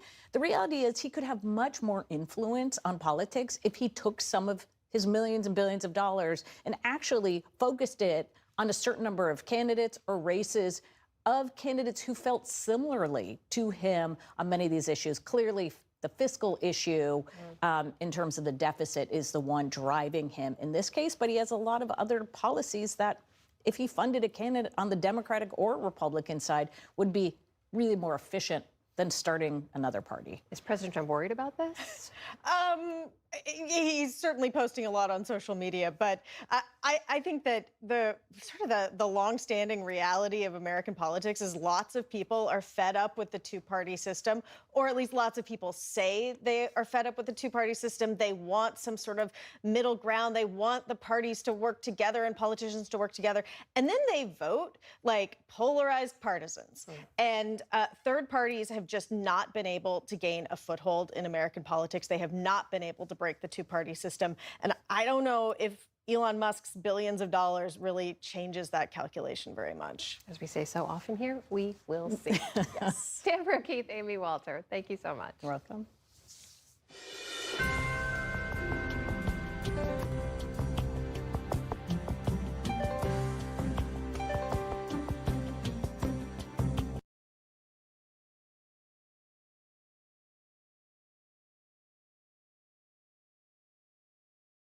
For more on the fallout from today's top stories, I'm joined by our Politics Monday team. That is Amy Walter of the Cook Political Report with Amy Walter and Tamara Keith of NPR. Great to see you both. Tam, kick us off here. I want to begin with that stunning Atlantic report by Jeff Goldberg about being added to a national security group chat about military operations unfolding on Signal. What kind of reaction are we seeing among lawmakers to this? I think some very telling reaction is from the President of the United States, who was asked about it and essentially said, I don't know. He said, you're telling me about it for the first time. This was hours after the story broke, and he's claiming not to have been briefed on this major national security breach. You have lawmakers from both sides of the aisle, bicameral, all of it, concerned, very concerned about this, because this was a breach. You know, the question is, in an administration where the President of the United States has given himself, his White House broad authority to give security clearances to pretty much anyone they want without going through the process, are they going to take this seriously or not? Amy, what's your take on that? They'll take this seriously or not? Well, I think the first place we're going to look is what do Republicans in Congress decide to do? I think it's pretty clear that had there been a Democratic president in office, that this had happened under their watch, I would expect to see Republicans rise up and say there must be hearings here. Remember, Congress is a co-equal branch. Their job is to hold the executive branch responsible and to dig into these sorts of incidents. Now, Democrats right now are calling for these level of hearings. We're not hearing that from Republicans yet. They come back today, tonight, and I think that would be something that you could see if we have these conversations a lot on this between the three of us about whether we're seeing an adequate position when it comes to the three branches, whether the legislative is holding the executive accountable. Where does the judicial fit into this? Here is a perfect example where the legislative could be holding the executive accountable for this. I don't expect to see it happen, but maybe. We shall see. Well, meanwhile, while I have you both, I want to ask you about events over the weekend. Thousands of people we saw turn up to a rally in Denver, Colorado. It was headlined by Congresswoman Alexandria Ocasio-Cortez and Senator Bernie Sanders. Tam, as you saw, it was billed as part of their Fighting Oligarchy tour. What do you take away from the size of the crowd, from the reaction of the crowd, and also just the messaging that Sanders and AOC were giving there? Yeah, I think that there is a lot of pent-up Democratic energy looking for a place to go. Among voters, among Democratic voters who are deeply frustrated with what they're seeing out of Washington, wondering, where is the leadership? What is the party that they voted for and followed? What is that party doing? And it is notable that Bernie Sanders is an independent, and he is both caucuses with Democrats, but is also quite critical of Democrats. In terms of the message, a lot of the economic message is something that other Democrats do actually want to. It's a very similar message to what other Democrats are looking to push headed into the midterms. As President Trump ran on bringing down grocery prices and other prices, and prices are still high. It's a contrast that other Democrats are trying to also figure out how to make. Amy, when you see this, we've talked a lot about what direction the Democratic Party will take. Does this tell you what direction it's going to take? Well, it's interesting. This is less ideological than it is stylistic. It is about the fight itself, not over the issues that they're fighting for. As Tam said, it is correct. What you're hearing from Chuck Schumer and what you're hearing from Bernie Sanders on making the economy the centerpiece, and specifically holding the Trump administration responsible for many of the policies they want to put forward and may ultimately put forward. That's going to be similar. It's the way in which they go about making the case. And I think we will see whether what is going on right now at these town halls is a sign of broader dissatisfaction with Democratic voters at the way that the leadership in Washington is handling Donald Trump.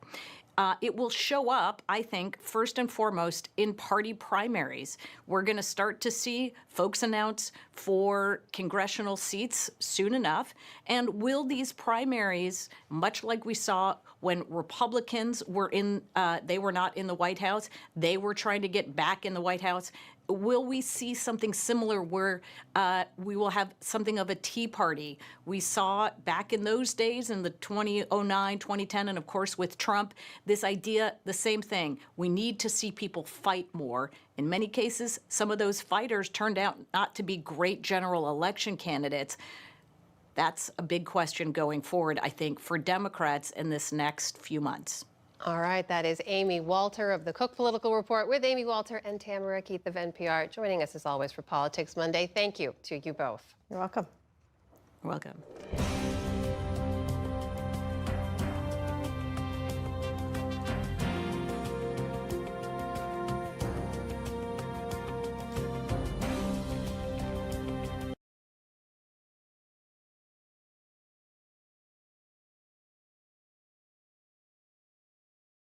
The almost government shutdown, narrowly avoided a few days ago, highlighted a Democratic Party debating how to govern in the minority. For analysis of that and more, we're joined now by our Politics Monday duo. That's Amy Walter of the Cook Political Report with Amy Walter and Tamara Keith of NPR. It's good to see you both. Good to be here. Happy St. Patrick's Day. Indeed. So many Democratic lawmakers continue to express their deep frustration with Senator Chuck Schumer for having broken with most of his party in allowing this Republican spending bill to pass, as the Democratic base is demanding a stronger resistance to President Trump and his policies. Here's some of what Democratic lawmakers had to say. The idea that Chuck Schumer is the only one that's got a brain in the room and the only one that can think through all of the pros and cons is absolutely ridiculous. I think Senate Democrats have to sit down and take a look and decide whether or not Chuck Schumer is the one to lead in this moment. Leader Schumer has a very difficult job. I don't envy the job that he has. And the question is really for the members of his Democratic caucus. Are we willing to fight? Do you think that Leader Schumer is the best person to lead your caucus in this moment? Senator Schumer certainly can lead. And the House Democratic leader, Hakeem Jeffries, has refused multiple times to say whether he has confidence in Senator Schumer's leadership. Tam, walk us through your reporting on this. Right. So Democrats are certainly out in the wilderness right now. In particular, Washington Democrats are out in the wilderness. And they face a Democratic electorate that is defeated and depleted. And, if they had won in November, none of this would be happening, but they lost. And so they're now in this sort of cycle of trying to figure out what they stand for and how to say what they stand for. I did talk to a Democratic consultant today who said, if they would just focus on prices and the economy and that Republicans want to lower taxes on billionaires, they would be fine. But instead, there's a lot of focus on a lot of other things. And this is what happens when you lose. This is an entirely predictable outcome based on what happened in the election. And Amy, Senator Schumer canceled a book tour that was set for this week. His office is citing security reasons. But in an interview he gave to the New York Times on Saturday, he said that he knew this would be an unpopular decision. He knew that there would be divisions over this. But the dissatisfaction isn't just about the vote, it's about the approach. Is that right? Yeah, I think a lot of this was people feeling, especially on the House side, that they had been caught off guard, right? That there was an agreement that they were going in this together. Hakeem Jeffries on the House side kept all but one of his members voting no. Fundamentally, I think Schumer's biggest challenge at this moment is that he's fighting the last war. And you could hear it in this interview, which is he's citing examples from 2006 and 2018 when there was also a trifecta of Republican governorship, right? A Republican president and Republicans in control of Congress, and that the same strategies that worked then are going to work now. The major difference, even with 2017, is that the Republican Party is so much more unified behind Donald Trump, and he is so much more popular in the districts and states where these members come from. So I think his fundamental misreading of the moment of this, just specific moment of this government funding bill, was that he thought as did, I think, many House Democrats, that the Speaker would be unable to keep everybody in line because, again, in the past, in the last wars, they weren't able to do that, and Johnson only had a 1-seat margin. Well, he did it.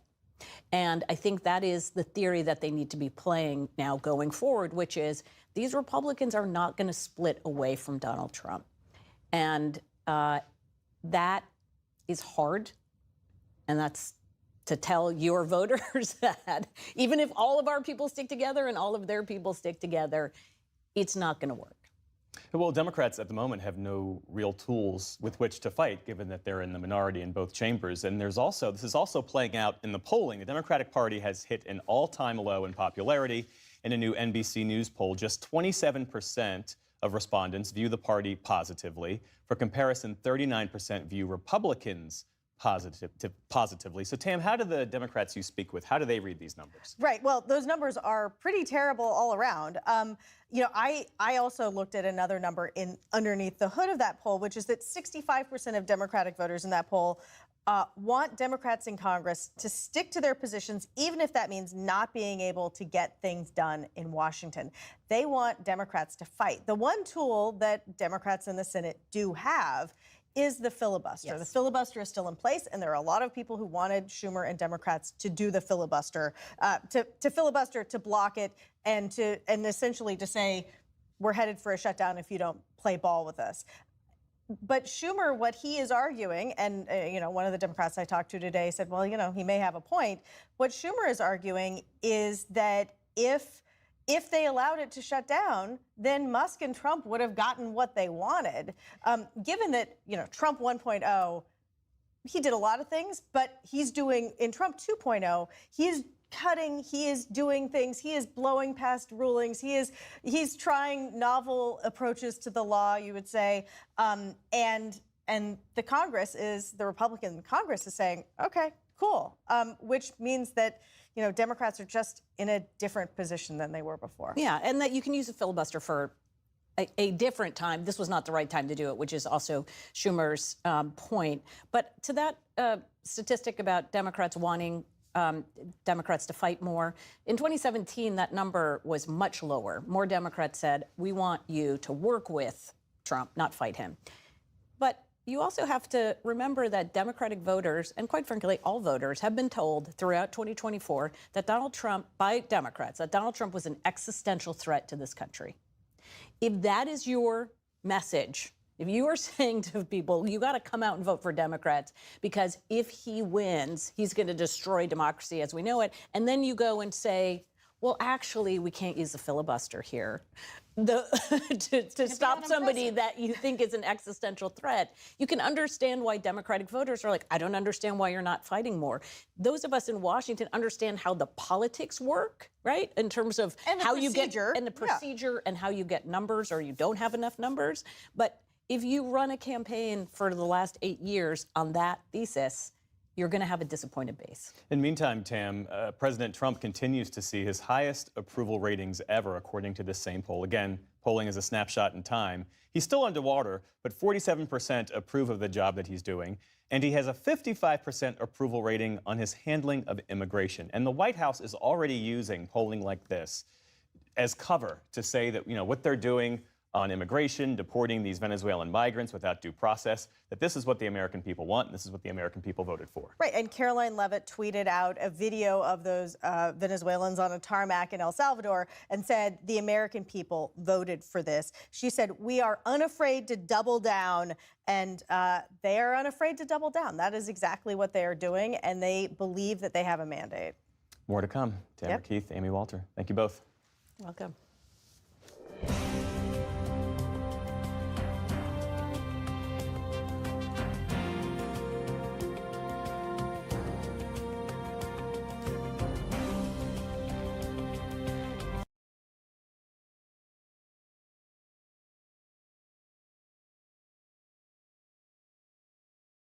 The Trump administration's deportation agenda is causing some fractures among Democrats as they consider if and how to respond.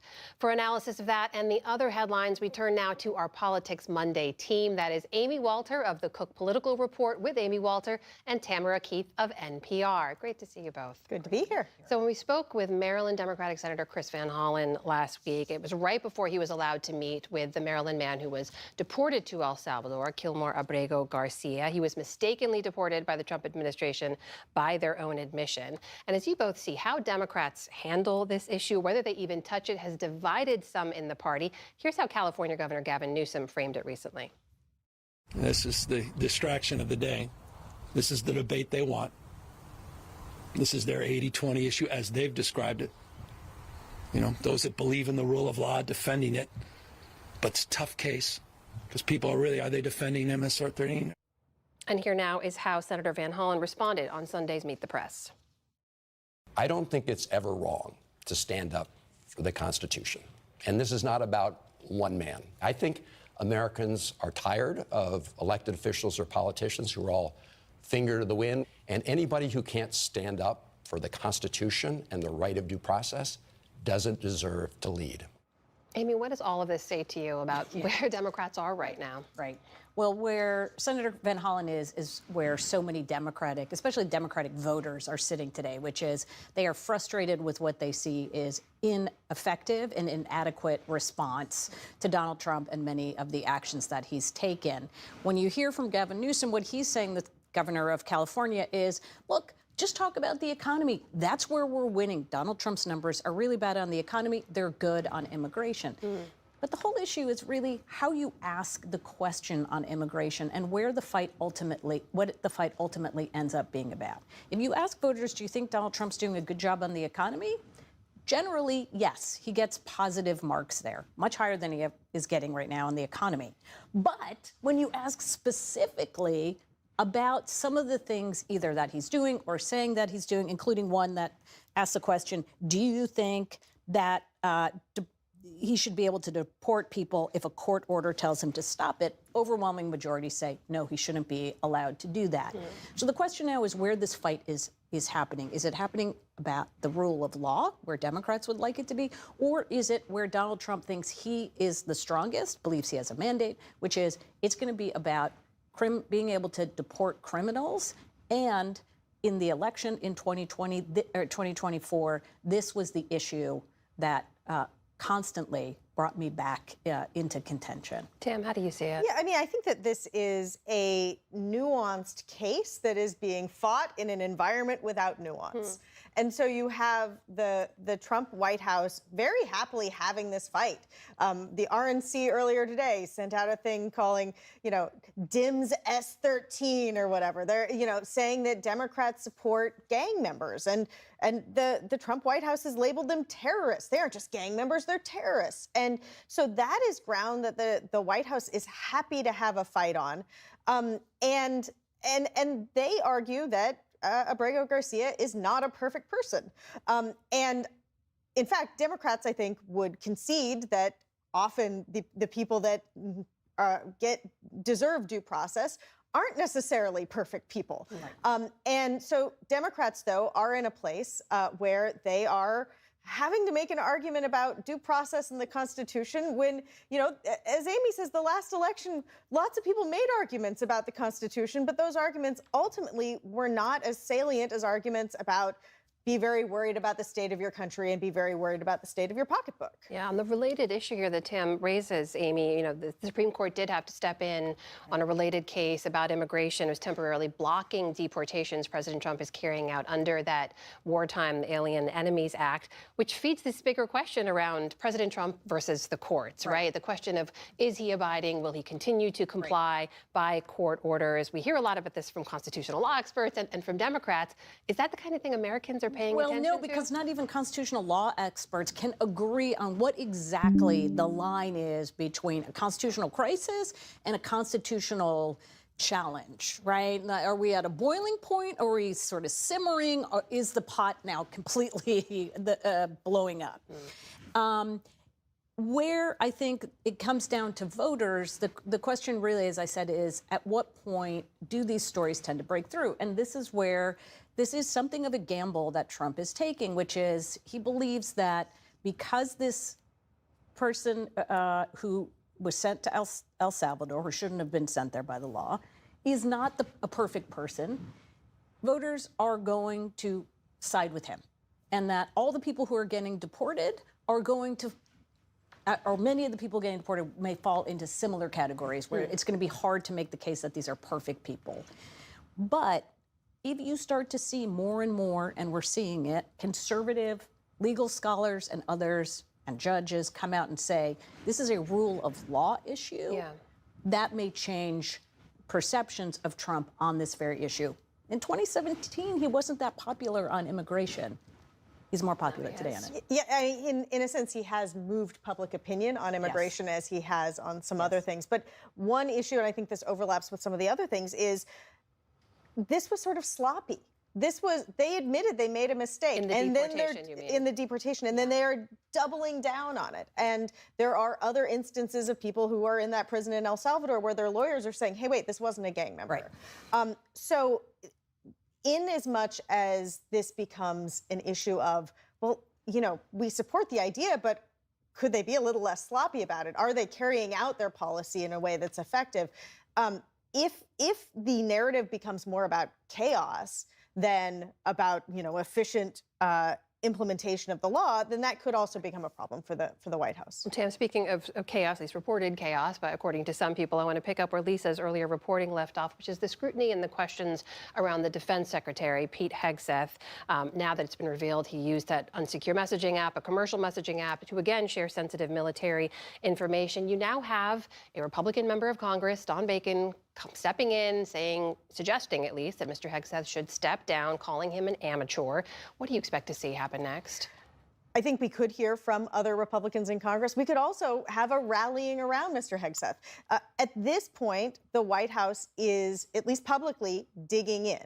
Though the caveat I will deliver that I've delivered many times before is that people have President Trump's full and total support until they don't. And that can happen very quickly. And if he becomes more of a problem than it's worth, then the president could easily change his mind. This is another one of those stories, very nuanced in its details, in an unnuanced environment. Is this the kind of thing resonating with Well, I do think it goes back to that issue of chaos, right? Does it look like the administration is tackling things deliberately, decisively, or it looks sort of haphazard? I think the other difference between this case and, say, other times in Trump's first administration, where there were personnel challenges, is that this is coming basically from inside the House, right? It's loyalist on loyalist versus sort of the never Trump faction or the establishment faction against the Trump loyalists. So this makes it, I think, even a little harder for Hegseth to hold on because many of the people coming out against him and arguing that he should be let go are those who are also loyal to Trump and had supported Hegseth in the past. We'll see where it goes next. Amy, Walter, Tamara, Keith, always great to see you both. Thank you. You're welcome.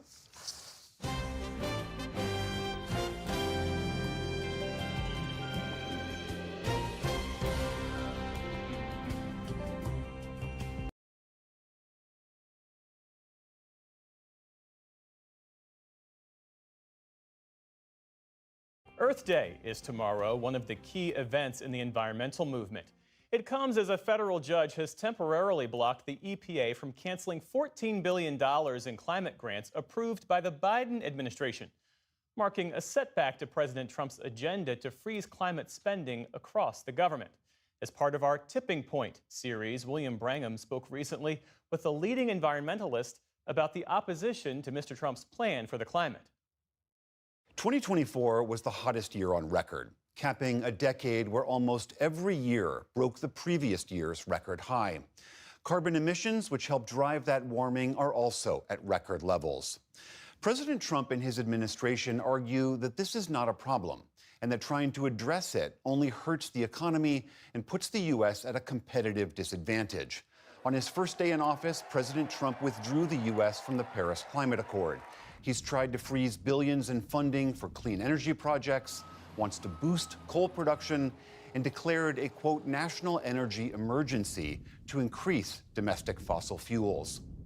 While Trump's actions face legal challenges, environmentalists are sounding the alarm. And among them is Bill McKibben. He's the author of several books on climate change, the founder of the grassroots climate campaign called 350.org, and Third Act, which organizes older Americans to work on climate justice. Bill McKibben, great to have you on the program. What are some of your greatest immediate concerns about the Trump administration?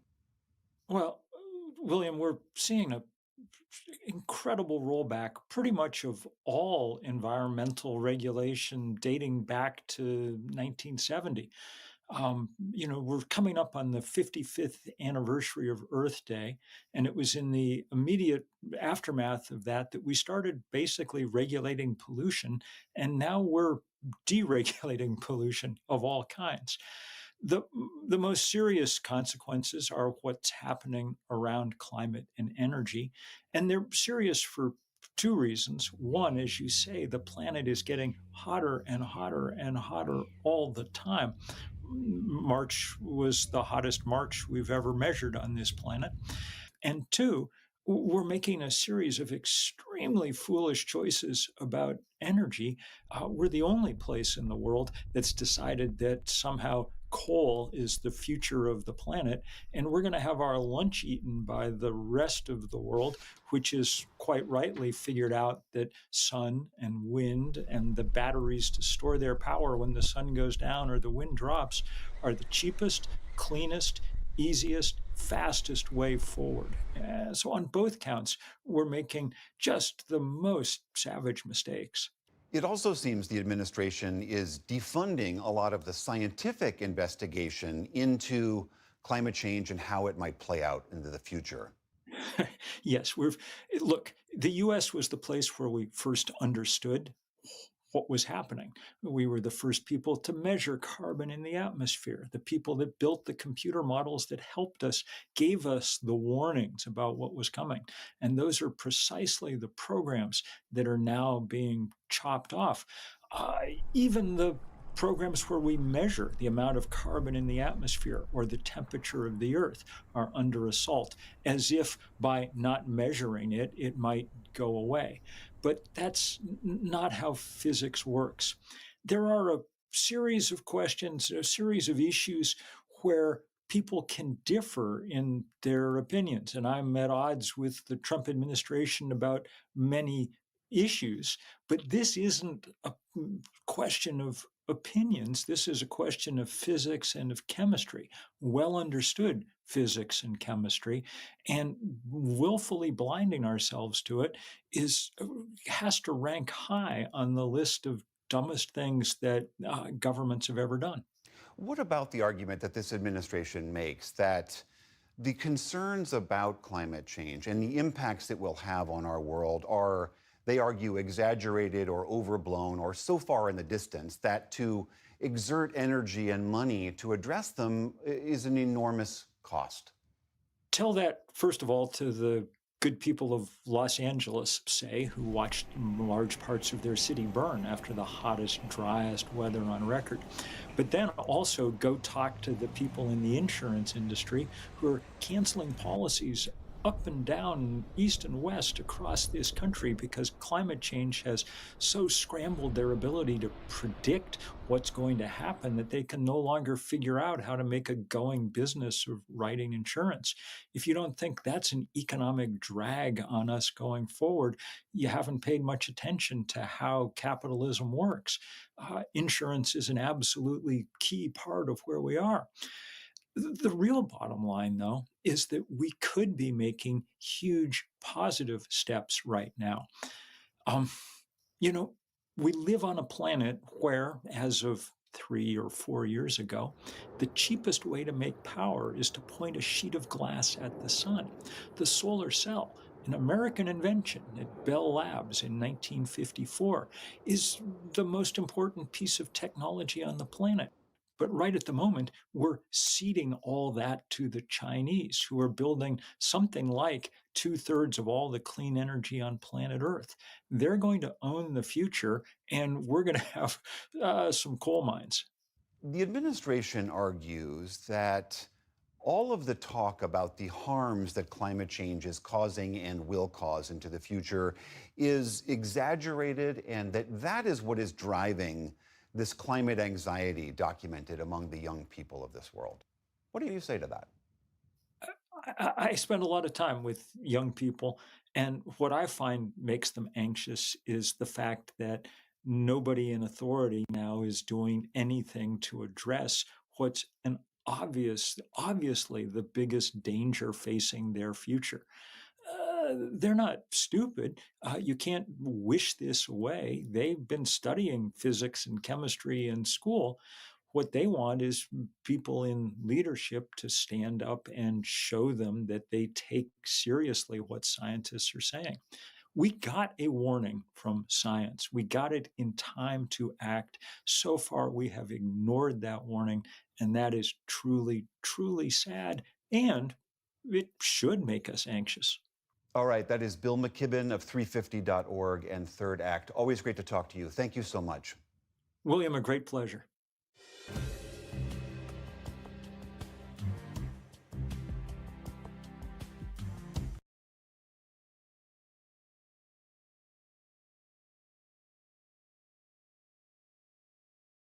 And for some more perspective on the life and legacy of Pope Francis, we turn now to Reverend Thomas Reese, senior analyst for Religion News Service and author of Inside the Vatican, the Politics and Organization of the Catholic Church. Father Reese, welcome back to the NewsHour. Thanks for joining us. Good to be with you.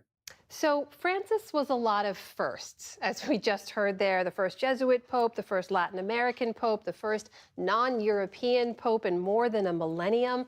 How did all of those firsts translate into his worldview and how he led, what he sought to do with his time in the papacy? Well, I think his background really helped shape his papacy. Coming from the global South, of course, he was very interested in issues of justice and peace. He was really concerned about the impact of globalization on poor people around the world. He was concerned about migrants and refugees that had to flee from war zones and poverty in the global South. And he was very concerned about how they were treated when they came north. So these are the kinds of things that had an impact on him that came from his personal background of coming from the global South itself. He was seen by many as a progressive to some degree, but it's fair to say that even many liberals were disappointed that he didn't break from previous stances of the church on things like abortion and birth control or women joining the clergy. In a column today, though, you called him revolutionary in every other way. How so? Well, I think that's true. He didn't change any doctrine, but he certainly changed the culture of the church. He hated clericalism. He told bishops and priests not to act like princes, but to get down with their people and listen to them and care for them. He also was very happy with having debate and discussion in the church. That may have come from his Jesuit background. Because in the previous papacies, if you didn't agree with the Pope, you were silenced. You could lose your job teaching in a seminary. But he welcomed discussion. He was not afraid of having that kind of open discussion because he felt that that was the way the church grew. He also stepped into the role just as the Vatican was in a bit of disarray after Pope Benedict had stepped down, who was the real standard bearer of Roman Catholic conservatism. And Pope Francis really sought to steer the church in a completely different direction. How did that resonate with the rank and file, with Catholics around the world? Well, Pope Francis and Pope Benedict were very different people. Pope Benedict, of course, was an academic. He was a scholar, a writer of books and very complex theology.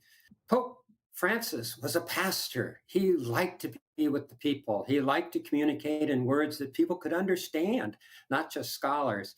He was able to reach out and touch people in a way that I think had not been done for a long time. And that kind of pastoral approach, that compassionate approach, was something that people found very attractive in him. When it comes to, of course, the sexual abuse scandal that the church was dealing with as well, after he had some early missteps, Pope Francis really took bigger swings, looking for accountability and trying to build back some of that trust that had been lost. In your view, how did he do on that front? Was he able to build that back? Nobody in the church has been perfect on dealing with the sex abuse crisis. There was a lot of ignorance, there was a lot of stupidity, but I think Pope Francis learned during his papacy. For example, he went to Chile and just blew it. I mean, he just did not get it. He didn't believe the accusations that were being made. It's like, somebody makes accusations against your brother or your uncle. You find it incomprehensible. But then when he found out it was true, boy, did he get mad. And he made all of the bishops in Chile submit their resignations. He didn't accept them all, but he accepted some of them. And he started going after bishops and saying, you protect your children or you're out. And so that became a new tone in the Catholic Church, which I think was very helpful. He did have his conservative critics, and he demoted many of them in Vatican leadership and restricted the use of the old Latin Mass. Are those conservative forces now pushing for a return to that more traditional view? Yes, there are conservative factions within the church that are pushing to go back to before the Second Vatican Council, to go back to the old church. They're a small minority. There are, some of the elites, conservative elites, are very vocal and very loud in their criticism of Pope Francis. But if you look at the public opinion polls, 75% of Catholics have a favorable view of Pope Francis. Even Republican Catholics, almost 2/3 of them have a favorable view of Pope Francis. I think that this is a minority view, and his legacy will endure. Well, the demographics of the church have certainly changed quite a bit. There are nearly 1.5 billion Catholics in the world. Roughly 80% of them are outside of Europe, about half in the Americas, 20% in Africa, 10% in Asia. What does that mean for the future of the church and for what the next pope will inherit?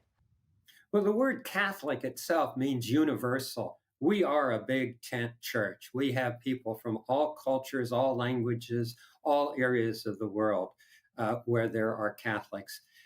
So this means that we have to learn how to speak and how to live together.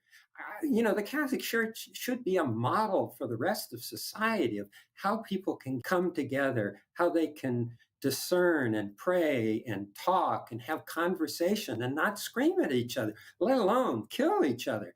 The great thing that Pope Francis tried to do with other religious leaders was make religion a force for reconciliation and peace in the world. And I think we can do that because the Catholic Church is present everywhere in the world. This is the Reverend Thomas Reese of Religion News Service joining us tonight. Father Reese, always a pleasure to speak with you. Thank you so much. You're welcome. Thank you.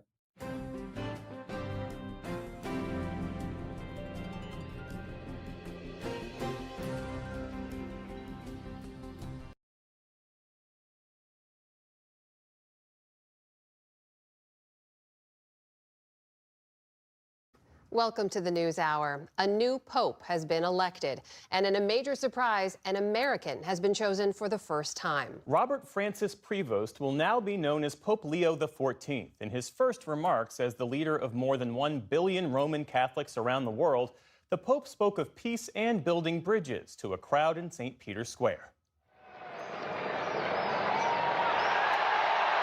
In Rome, a wave of emotion as the newly elected Pope emerged from the balcony of the Vatican.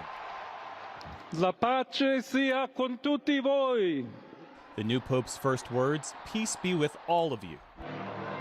After 2 days of voting, white smoke poured from the chimney of the Sistine Chapel, and the bells of St. Peter's Basilica rang out, announcing the election of Cardinal Robert Prevost as the 267th leader of the Roman Catholic Church, choosing to take the name Pope Leo XIV. Dear brothers and sisters, this is the first greeting of the risen Christ, the Good Shepherd who gave his life for the flock of God. I too would like this greeting of peace to enter your hearts, to reach your families, to all people everywhere, to all the earth. Peace be with you. The 69-year-old is the first American-born pope. Born in Chicago, he graduated from Villanova University and would go on to live in Peru, where he became a bishop and, in 2015, a naturalized citizen. Pope Leo, who speaks multiple languages, was considered a close confidant of Pope Francis. This is the peace of the risen Christ, a disarmed peace and a disarming peace. Humble and persevering, it comes from God, God who loves us all unconditionally. We will keep in our ears that weak but always courageous voice of Pope Francis. Before being named Pope today, he held one of the most influential Vatican posts, running the office that selects and manages bishops globally. It is an exciting moment. I did not expect it. And on this sunny day, I feel a great energy in this square. I hope he will be the great successor of Pope Francis. The election of the new pope comes at a delicate time for the Catholic Church, as it navigates lingering sex abuse scandals, internal divisions over LGBTQ inclusivity, and financial difficulties. But today, Rome and the world celebrates Pope Leo XIV and the historic nature of the moment.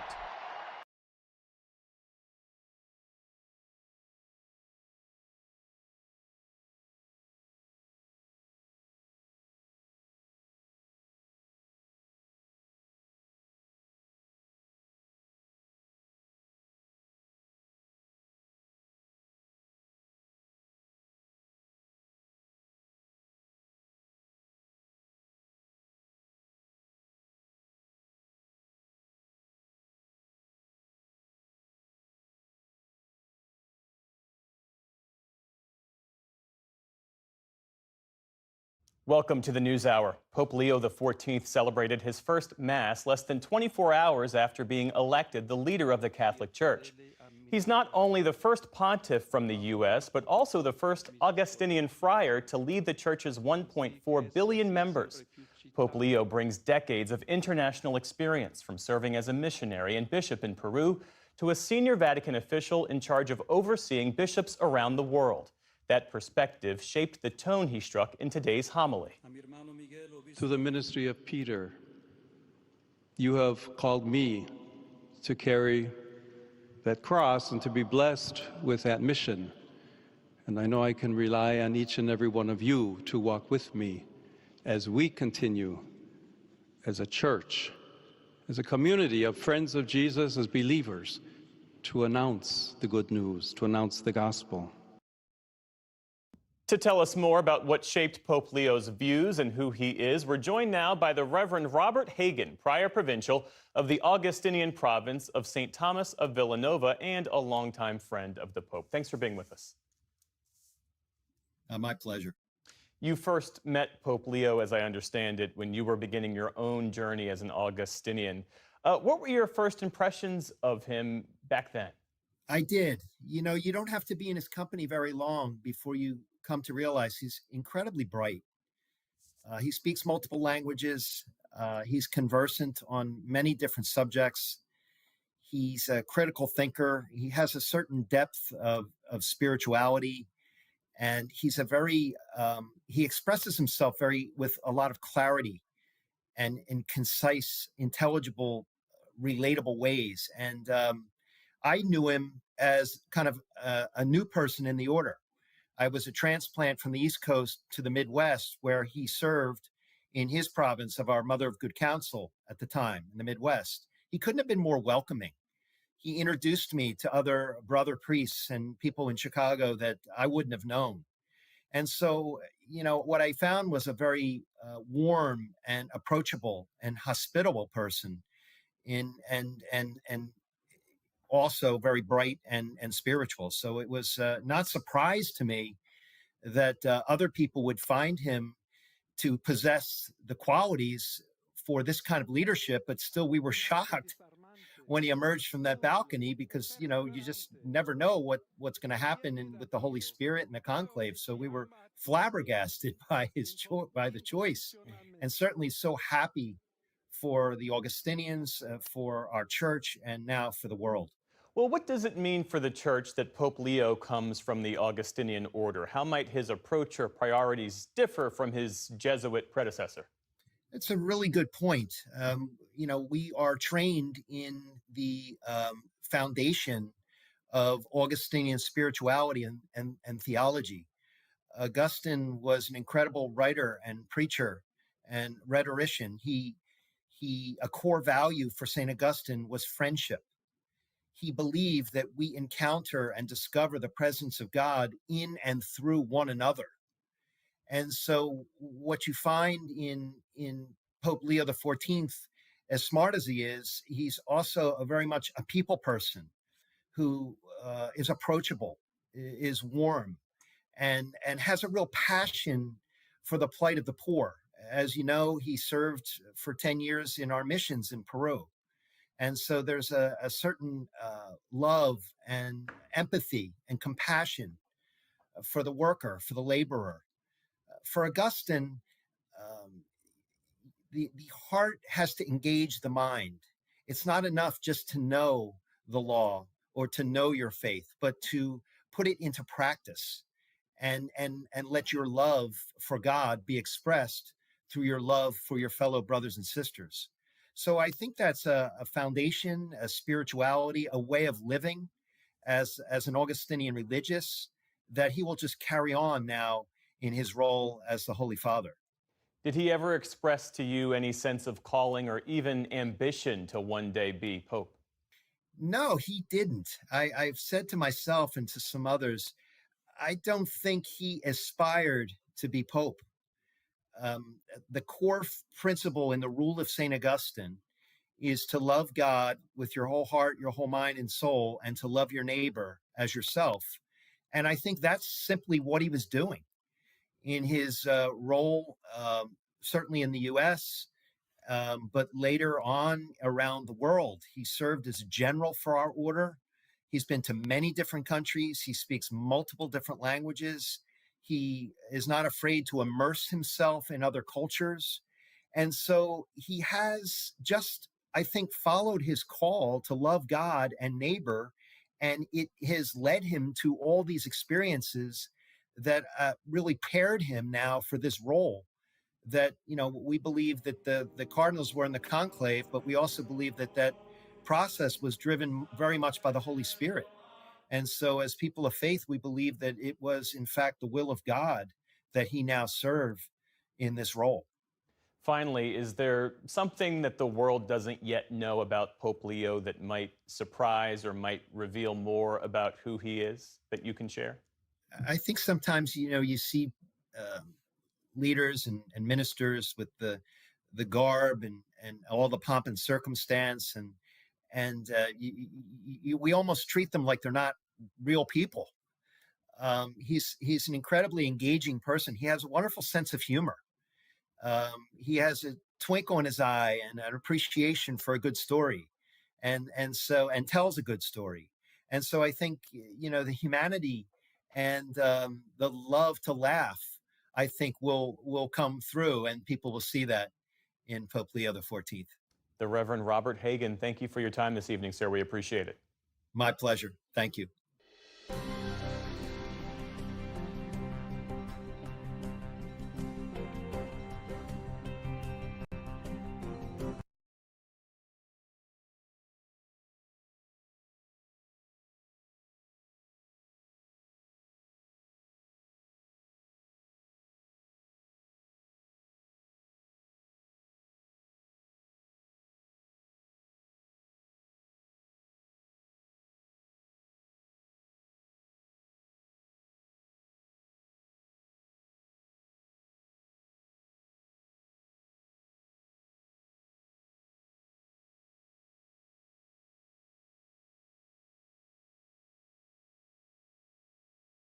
For more on Pope Leo XIV and what he means for both the Church and for the world's 1.4 billion Catholics, we turn now to two guests, both in Rome.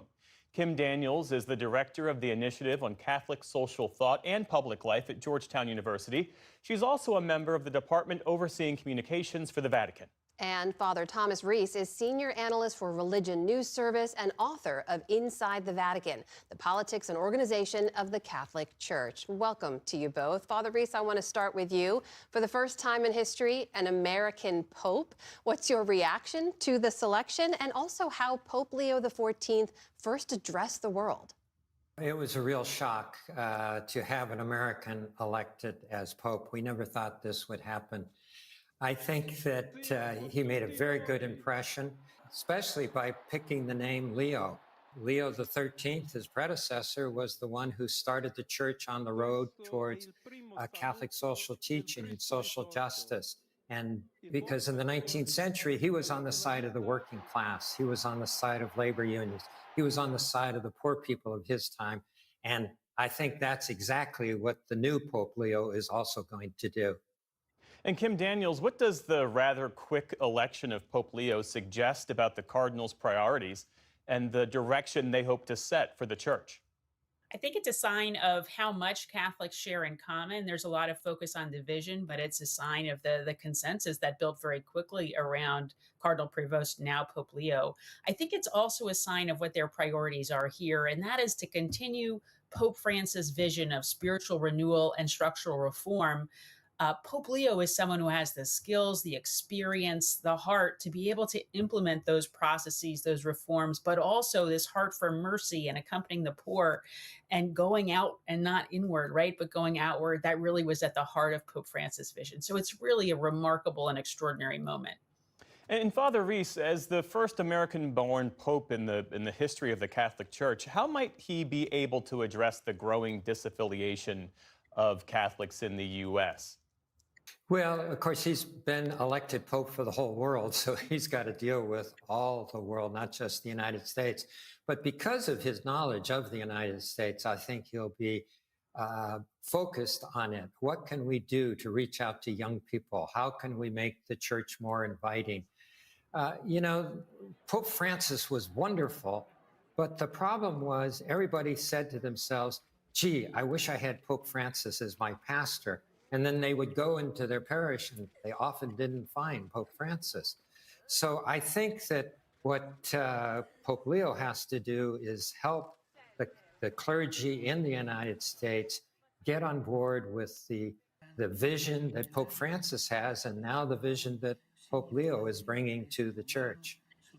Kim Daniels, among the many challenges ahead for the new pope will be, of course, addressing the sexual abuse scandal. We saw today a statement from the group SNAP, which is a survivors network of those abused by priests, saying what they say are allegations of the times that Leo failed to conduct adequate investigations into accusations in his diocese in Peru, of also, they say, allowing a priest who faced his own abuse allegations to live in a friary near a Catholic elementary school in Chicago. Again, we don't have more information other than these allegations at the time, but can he face these allegations and still lead the church on this issue? Of course, the first thing we have to say whenever we talk about this issue is that the priority is to listen to victim survivors and to make sure that we put accountability and transparency front and center. And so, of course, that's our responsibility here. I will say that there are many publications that have looked into this and have talked about Pope Leo responding in the way that was the standard at the time. And I just saw yesterday, I believe it was yesterday, another group out here, Bishop Accountability, talked about the fact that an American coming into this position brings the kind of sensibility around this issue, meaning zero tolerance, meaning an idea that we really need to have accountability in a way that many others might not, because we have really focused on this issue very much so in the United States. Again, not resolved it, much more to be done. But my understanding is that that Pope Leo has really took the steps that he could at the time, and again, brings that sensibility of accountability and transparency to the conversation. Father Reese, what's your take on that? And also, what do you see ahead as some of the biggest challenges for this Pope? Well, there are so many huge challenges. I mean, you have to look at the Pope as a leader in the world, but also a leader in the church. And in the world, we have all these problems of war, of climate change, of refugees, of people starving. And the world seems, world governments seem to be just not caring anymore about what's happening. And so he has to be a prophetic voice for peace, for justice, for, the disenfranchised, for protecting the environment. And then he's got to look at his own church. In the North, the global North, we have a declining number of clergy. We have young people turning away from the church. And we have to figure out how to preach the gospel of Jesus to the people in the 21st century, to get across his mission, his message of mercy, compassion, and that how we should respond to God's love by loving one another. This is a big task that he has. Father Reese, when it comes to some of the other divisive issues the church has grappled with, things like birth control and divorce and LGBTQ rights, do you see this pope moving further towards the progressive side as his predecessor, Pope Francis, did? Well, Pope Francis was unusual in that he allowed open discussion of these kinds of issues. But even more important, he was welcoming and embraced people who disagreed or couldn't follow the church's teaching. On the other hand, he never changed any church doctrine. I wouldn't be surprised if Pope Leo followed the exact same pattern. And Kim Daniels, to the degree that these challenges present opportunities, what do you hope to see from Pope Leo's leadership moving forward? I was really struck by how much Pope Leo talked about principles of Catholic social teaching in his remarks today. And of course, taking the name Leo XIV is really a sign that principles like a commitment to human life and dignity, the dignity of work and the rights of workers, and a poor church for the poor, making sure that we prioritize that, are all going to be key considerations. I also was struck by the fact that he talked about walking with the people of God. And this to me signals a real commitment to Pope Francis' signature reform and renewal effort called the Synod, which was about walking with people, making sure that we increase participation and include people, lay people in particular, women, those who have felt excluded in leadership and in decisions in the church. So I'm very hopeful about that. Kim Daniels and Father Thomas Reese, we thank you both for your insights this evening. Good to be with you.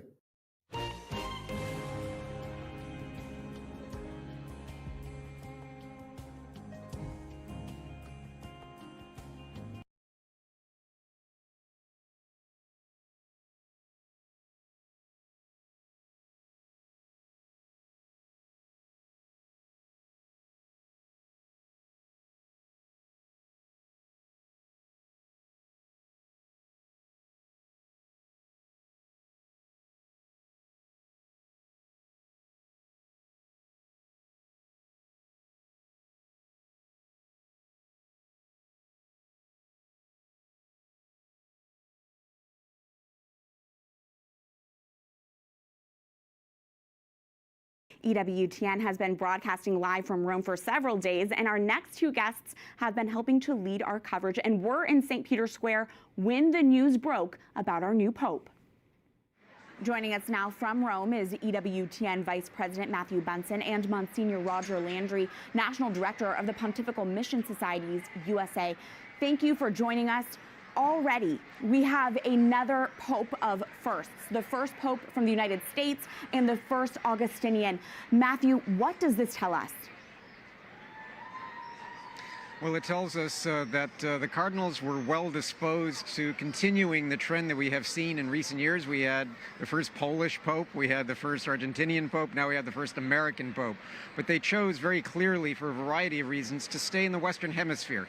This is an American, certainly, born in Chicago, but this is somebody also with vast experience in Latin America, having served as a missionary in Peru for many years and having studied in Rome. So he is, as he said on the loggia of St. Peter's just a little while ago, he really is something of a bridge builder. And I think that's one of the reasons why the cardinals from all different corners of the globe, apparently, he had to reach 89, voted for him as our next Supreme Pontiff. So you're absolutely right. It is a pope of firsts, but I suspect we're going to have a lot to follow with him. And one of the unique things about his having been chosen as the first pope for the United States of America on May 8th is May 8th is the feast day of one of the few American saints and blesseds that we have. Blessed Miriam Teresa Demyanovich, a native of Bayonne, New Jersey, who died at just 26 years old and left us an incredible inheritance of how to pray. No doubt she was praying for greater perfection for the church so that we could grow to become more and more like Christ. And on that day of the celebration of an American, we have the first American Pope who is summoned, just like any vocation in the church, not just to be the successor of St. Peter, but to be a saintly, a holy father. Monsignor, Pope Francis was the first Jesuit, and now, as we've said, we now have the first Augustinian. Are we seeing a moment of the papacy turning towards religious orders? I think the fact that he's the second Pope of a religious order in a row is more a providential coincidence than it is a design. I think he was chosen because of his personal characteristics, that his brother cardinals thought that he had the attributes that were necessary to lead the church at this moment.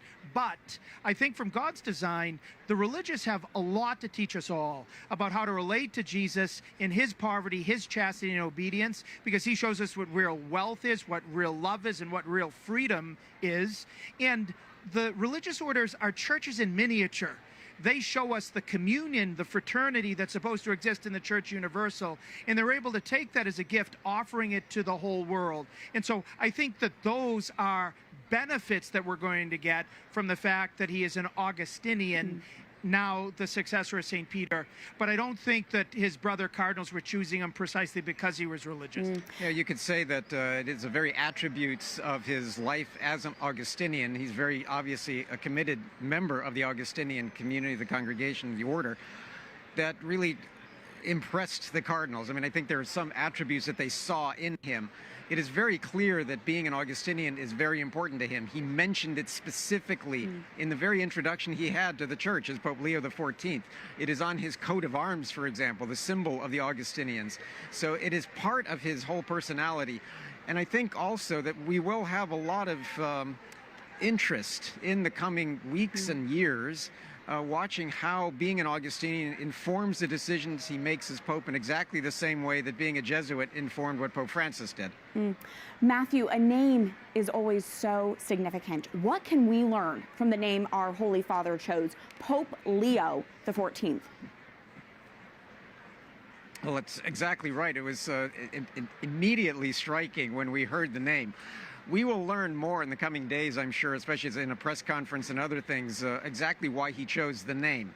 But it is, I'm guessing, closely connected with Pope Leo XIII, who reigned from 1878 to 1903, who is considered one of the great founders, one of the real leaders in the history of the church in the application and development of Catholic social teaching. He was, after all, the Pope who promulgated the magnificent document of Rerum Novarum that began the church's really emphasis on Catholic social teaching in reaction, in response to the Industrial Revolution and the technological changes that are happening around the world. In exactly the same way that I think, we presume, that Pope Leo XIV wants to build on that. He sees himself now as the person who can carry forward Catholic social teaching and apply those into a world that is rapidly changing, as Pope Francis himself always stressed. We know that the name Leo in Latin means lion.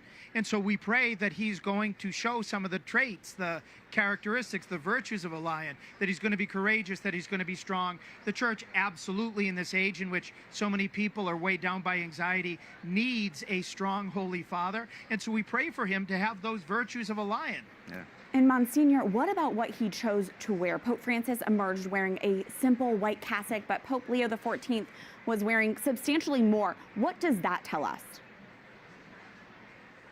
I think it tells us that he wanted to begin his papacy as a man of tradition. Normally, there's no real thought given to what a pope is going to wear because everything's there for the pope to wear, and pretty much every Holy Father comes out on the balcony wearing what popes always wear when they come out for their Urbi and Orbi addresses. Right. Pope Francis wanted to show, as he himself said in public statements, that he wasn't going to be a slave to the tradition coming before, and good enough, but Pope Leo wanted to show that he was a son of that tradition and that the office of the papacy is greater than the individual man and what his preferences would be. So I think most Catholics, when they look at how he was dressed, we don't want to overstate the importance of it, but are going to find that he was beginning his papacy as the 267th Peter, following in the lines of his predecessors.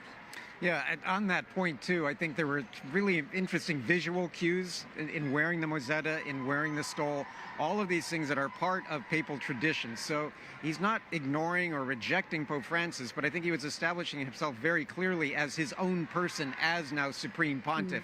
My question is, and I'm sure we'll find out, whether or not he was wearing the papal slippers. And we will soon find out, too, where he's going to live, and a whole bunch of the questions that were awaiting the new Holy Father in terms of the departures that Pope Francis made to the normal exercise of the papacy, whether he's going to go back to what we saw with Pope Benedict and the predecessors, or whether he will continue with what Pope Francis innovated. I think we're going to get a balance of both, but he was clearly sending a sign in the way that he was dressed on the loggia. And finally, Matthew, can you outline for us what is going to happen over the next few days now? Well, it's been obviously a momentous day for Robert Prevost, now Pope Leo XIV. He entered the Sistine Chapel, garnered enough votes, at least a minimum of 89, to be elected Pope. A very busy day. Now, tomorrow, he will begin, I think, the part of the papacy that is most interesting for a lot of us, and to see how he settles into this new role. I suspect he'll be spending time with the cardinals who just elected him Pope, and I think he's going to begin a process of reaching out as well to let the world get to know him a little better. The press is obviously going to be fascinated in any steps he makes, any sort of declarations he has, any press conferences that might follow. So we'll see what the papal schedule looks like. It is helpful that we would anticipate that come Sunday, for example, we will see him for the Angelus. And then the other thing that we want to look for immediately is the date of his installation. There is a possibility that he may choose, for example, May 13th, a date of great significance in the life of the Church because of the Blessed Mother. But we'll see. That'll be his call now. He is Supreme Pontiff. It's customary, Catherine, that the day after his election, the Pope returns with the cardinals to the Sistine Chapel to celebrate Mass with him in the place he was elected. And so we would look toward that tomorrow. And if so, then obviously here on EWTN, we're going to be covering that Mass in one of the most famous places of all time. And we are grateful for that coverage. Matthew Bunson, Monsignor Landry, thank you so much. Great to be with you.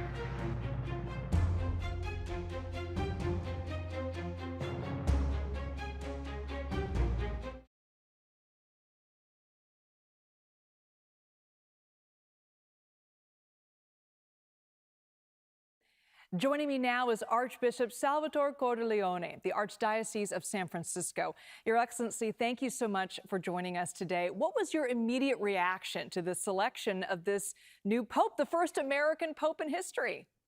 Well, probably like just about everyone else, it was surprise. It was, first of all, surprise when I heard there was white smoke. I honestly thought this was going to take at least another day, maybe even into next week, because the cardinals needed more time to get, I thought, to kind of get to know each other.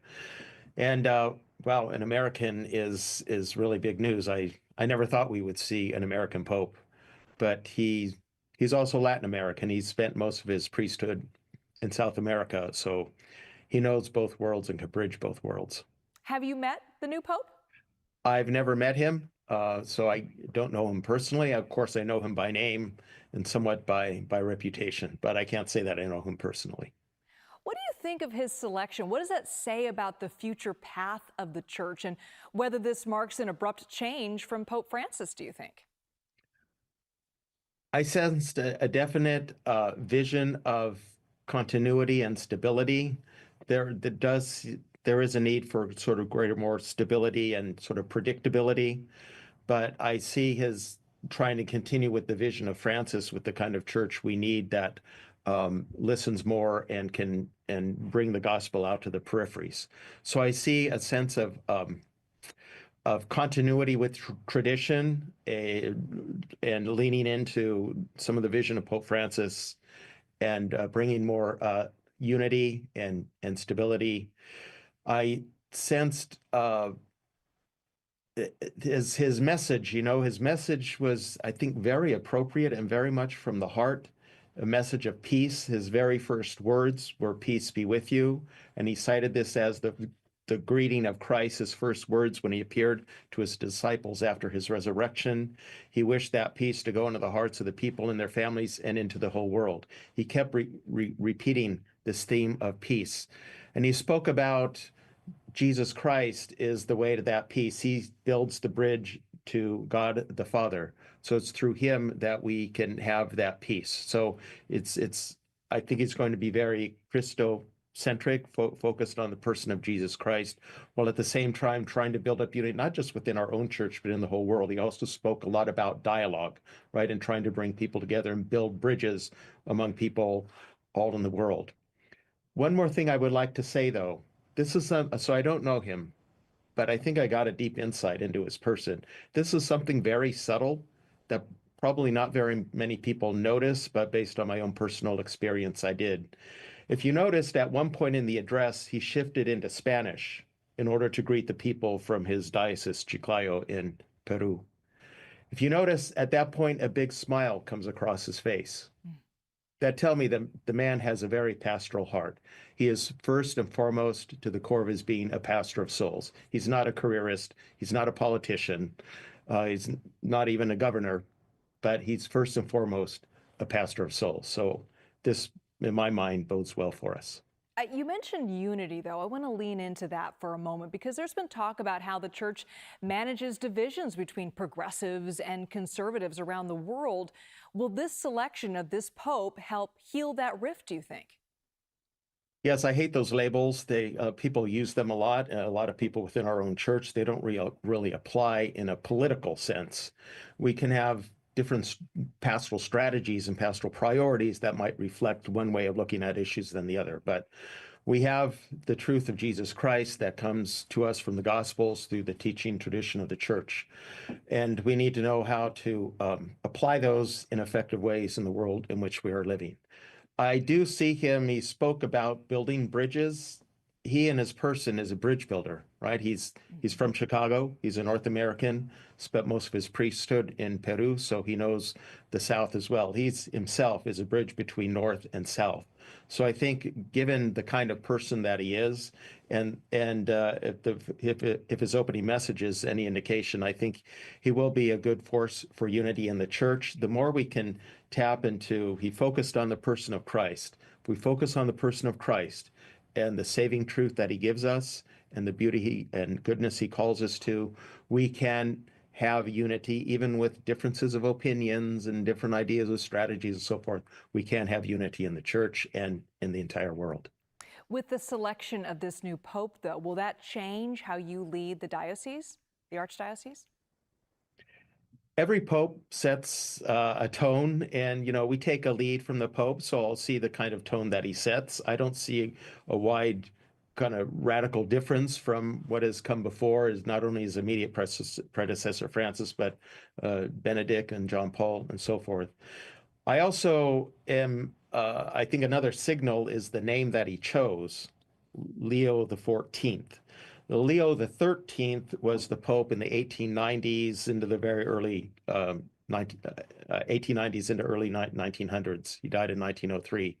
He's been considered the first Pope to start bringing the church into the modern age. So the age of Christendom effectively ended before him, his predecessor Pius IX, and the growth of the toppling of monarchies, the growth of liberal democracies. It was a new world. The world was moving into the modern era. Pope Leo understood that, and he had a vision for how to set the church on a course that how we could live as church and evangelize in this changed modern world. He's the one who famously began the whole body of Catholic social teachings, taking the teachings of Christ in the Gospels and applying them to the economic issues of our time. And that has developed over well over 100 years now.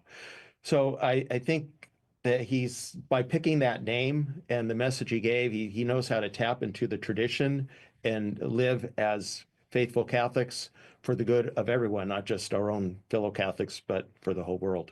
Yeah, Pope Leo XIII was a social justice reformer. I'm curious if you think that the selection of this particular name indicates the direction that he sees the church going when it comes to handling social issues.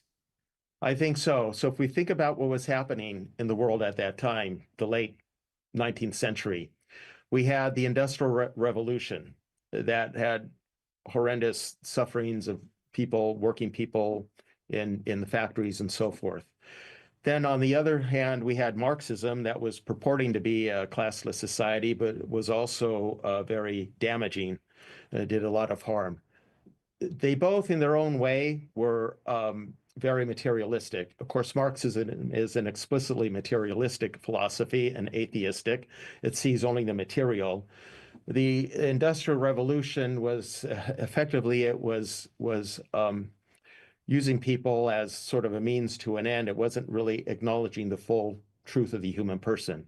So Leo saw this happening, and he understood that we need a body of teaching that can address this changed world and what's going on, but with an authentic vision of the human person, understanding that we are not just a physical, material being, we are also a spiritual being, primarily a spiritual being, and also a social being. So if we recognize the full truth of the human person, recognize everyone's dignity, that's why he was promoting the organizing, laborers organizing into unions.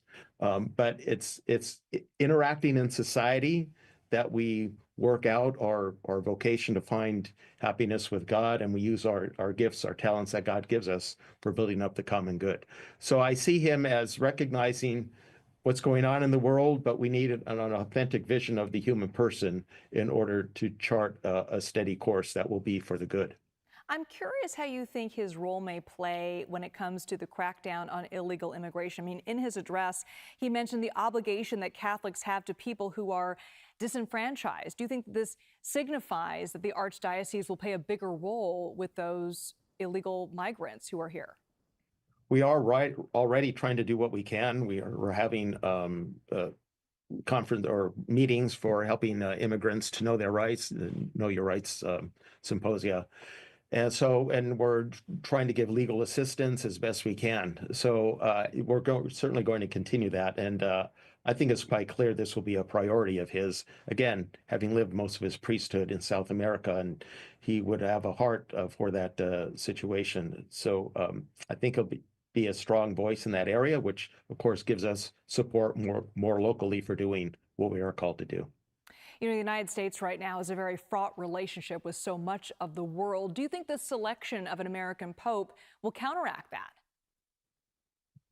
It's a unique situation having an American pope, but my sense is that it will help. The Vatican has international status, right, as sovereignty, but it's very independent and neutral. It's not like other nations.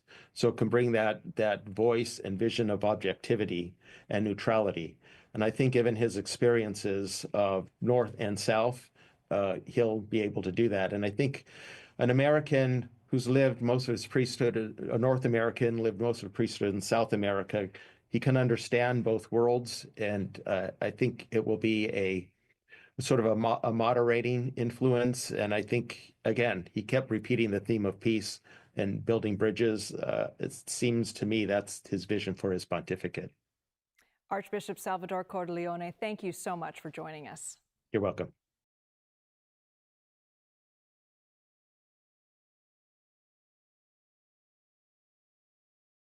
From the air of mystery associated with a papal conclave that intrigued the world to the media still buzzing about the first U.S.-born pope, the scent of chrism oil seems to be everywhere in 2025. In this Catholic Life segment, we look at how our faith is so on trend this year. Adult baptisms are booming this year. U.S. Catholic dioceses are reporting a surge in converts across the country, a 50% year-over-year increase in Cleveland, Ohio, a 67% bump in Winona, Rochester, Minnesota. These Catholic conversions are universal. In France, the French Bishops' Conference reported a 45% uptick in adult converts at Easter 2025. And just this month, a record 19,000 people, mostly young, traveled on the 43rd annual Chartres pilgrimage, a 3-day journey from Paris to Chartres, France. Kazakhstan's Bishop Athanasius Schneider was there. It was the most high participation in all history of 40 years. With the death of Pope Francis in late April, our culture went from being obsessed with the Oscar-winning movie Conclave to then watching the real thing unfold in Rome, or at least what we could watch. Global searches for how to become Catholic surged by a staggering 373% between April 20th and April 26th. And then this moment. Habemus Papam. Since taking the chair of St. Peter, Pope Leo XIV has been enjoying a warm embrace from the media. Catholicism's having a moment. SiriusXM, the Catholic channel host Katie McGrady, says Leo fever has hit the U.S. in particular. But the American of it all is that he's one of us. He might do for America what JP2 did for Poland, which was this revival of excitement and joy and pride in our Catholicism. Whether you're looking at the Sign of the Times or even a recent cover of Time magazine, the countercultural Catholic Church is being embraced by our culture for now. To delve into this perceived revival of Catholicism, we're joined by two Catholic journalists who've been tracking these trends as well. Christine Emba is a senior fellow at the American Enterprise Institute. Her work's focus includes looking at youth culture and social norms. She's also a contributing writer at the New York Times. Madeline Kearns is an associate editor at the Free Press and recently dove into this topic with her article, How Catholicism Got Cool. Well, let's start there. Let's start with this question for you both. Is Catholicism cool right now? What are you observing? Maddie, I'll go to you first. So if by cool we mean something that young people are very interested in, then absolutely. And this is borne out by the data that you just mentioned in your introduction, but also anecdotally priests are saying that not only are they seeing an uptick in baptisms, but actually they're seeing an uptick in youth participation and youth baptisms in particular. I think this has been noted as a general trend in men, young men becoming more interested in Christianity. But what's interesting is the kind of conventional wisdom around this is that young people become less religious, even those who are raised in the faith, they become less religious. And then maybe later in life, when they marry and they settle down, they come back to church. Whereas what we're seeing here is actually young people who maybe don't come from any religious background, or certainly not a very committed one, seeking out Catholicism and becoming very committed themselves, and sometimes becoming more Catholic and practicing their faith than even their parents. And that can be a kind of odd reversal of the presumed social norm. Christine, what's your reaction to the question on whether Catholicism is cool right now? You know, there is the question of just whether it's gaining in, cultural relevance among young people, and that is certainly true. I mean, as the data that you guys just showed will tell us. But I actually do think that Catholicism is becoming kind of cool, period, in that it is a cultural trend that's being embraced by kind of cultural forerunners. You're seeing, first of all, just in this moment, a fascination with aesthetics, the look of things, and also a tiredness with the digital realm, with being on social media, with sort of seeing things online among young people. And one thing that is very true about Catholicism is that it is incredibly embodied. So, the ritual, the Eucharist, the going to church, the icons, they're all sort of right there and visible, which is attractive. And then, of course, the aesthetic. I mean, one of my favorite tweets during the conclave was that, if you're looking at two cardinals in full regalia, like hanging out together in front of a basilica, like that just looks cooler than any service that you're going to see anywhere else. And so that's kind of attractive to young people who are so interested in visual things right now. I spoke with Catholic radio host and author Katie McGrady about what she's observing when it comes to young people in particular being drawn to the faith. Here's part of what she told me. In this incredibly relativistic society where do anything you want as long as it doesn't hurt anybody else has been tried and found wanting by young people. The church has something deeper and better than the constant scroll or wishy-washy morals. And I think that that's a beautiful thing. The church should be capitalizing on that at this moment. Maddie, let's stick to this theme here. What do we know about young people in particular flocking to the church right now, and why?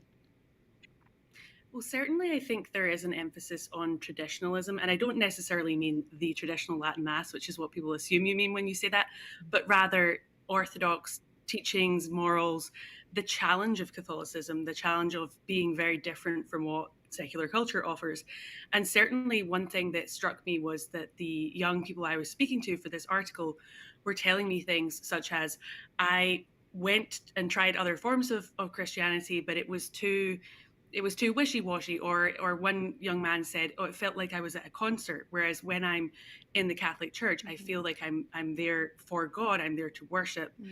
One mentioned the role of silence in the Catholic liturgy, or another actually mentioned the role of Gregorian chant and sort of feeling transported. So certainly there's a real hunger for the transcendent. Christine, is there a gender gap when it comes to these Catholicism trends that we're seeing? What role are men playing in particular right now? So as a general rule, well, not as a general rule, actually, in the last Pew Religious Values Survey, we saw a kind of surprising leveling off of the number of people, including young people, who are leaving Christianity. But when we look at who is returning to the church or even converting to Catholicism or other forms of Christianity right now, we are seeing a surge in young men. And young men are also tending to join sort of more conservative or orthodox either religions or congregations, including sort of more traditionalist, which again is not necessarily to say traditional Latin Mass, but sort of traditional or traditionalist parishes. And, we don't know exactly why, but there are a couple theories that I would put forth. One is that I think, as we've been talking about, there is a sense of a loss of norms in a moment in which everything seems up for grabs, including sort of what you worship, what your gender is, what your sexuality is. And this is true, I think, for men in particular, who seem to be struggling in this moment with definitions of what is masculinity? What does it mean to be a man? The Catholic Church has really defined and clear and historical roles when it comes to gender and sex. And I think a lot of young men are drawn to a space where they feel that there is space made for them to be a man, that there is a specific role, that of the priest, the father, that men play in the Catholic faith. But we also just seeing young men returning to faith broadly more often than women are. And again, there's also some pushback from women who feel particularly ostracized or marginalized when they think about church teaching on sex, recent rulings on abortion. And so men don't seem as bothered by some of those things, and I think are thus more willing to return. It's been just over a month now since Pope Leo's election, so it is too early to see actual data on whether this Leo fever is resulting in more converts. But is Pope Leo making Catholicism more mainstream right now? Christine, your thoughts? Well, we just saw, that picture of him in the socks hat that went viral just a few days ago. But I think that Americans especially are excited by the idea of an American pope. And frankly, because Pope Leo is new and we're still sort of learning his position on a number of things, he is proving, at least at this moment, to be a somewhat less polarizing figure than Pope Francis turned out to be among especially more, again, traditional Catholics in the US. So for now, at least, it does seem that Pope Leo is drawing interest as people watch the conclave, as people are sort of tying him to his native Chicago, and not causing division. Maddie, what are your thoughts on how Pope Leo factors into all of this? Yeah, I would agree very strongly with everything Christine just said. I think also there was such with under Francis, there was such confusion, and I don't blame that all on Francis. I mean, part of it is, of course, things get lost in translation, and to have a pope who speaks English, natively speaks English, is going to be a very interesting thing in itself. I mean, just for him to have given addresses in English, and of course he's fluent in multiple languages, I think that's going to bring some much needed clarity. He does also seem just temperamentally a bit more reserved than Francis, a bit more moderate, perhaps, at least in his temperament. And I think these are all strengths, again, given that the context that we're dealing with right now is a very polarized, divided church. And Maddie, finally, there's still a lot of buzz about whether we are on the brink of a religious revival, particularly here in the U.S. Meanwhile, this very weekend, the U.S. Bishop's 3-year National Eucharistic Revival comes to its official end. Are there any parallels that you see there? Yeah, so certainly, I mean, the broad story of religion in America is, of course, one of decline, and I don't think that's necessarily completely changed by these promising developments. But certainly within the cohort who are going to church, we are seeing this revival, this renewal of interest, and especially among the young, which is very positive. Gen Z are the latest the only generation in the last 4 or 5 to be not declining further in religiosity than the previous one, which is certainly a very promising trend. In terms of the Eucharistic revival, I certainly think there's a parallel in the sense that some of the converts I was speaking to were talking about, why Catholicism in particular, as opposed to other denominations, and they were citing the Eucharist and the sacramental life of the church as a reason, as something that made Catholicism distinct. So certainly we can see that trend there. There is so much more I would love to discuss, but we'll have to leave it at that. Thank you both for your very thoughtful analysis. Thank you so much for having me.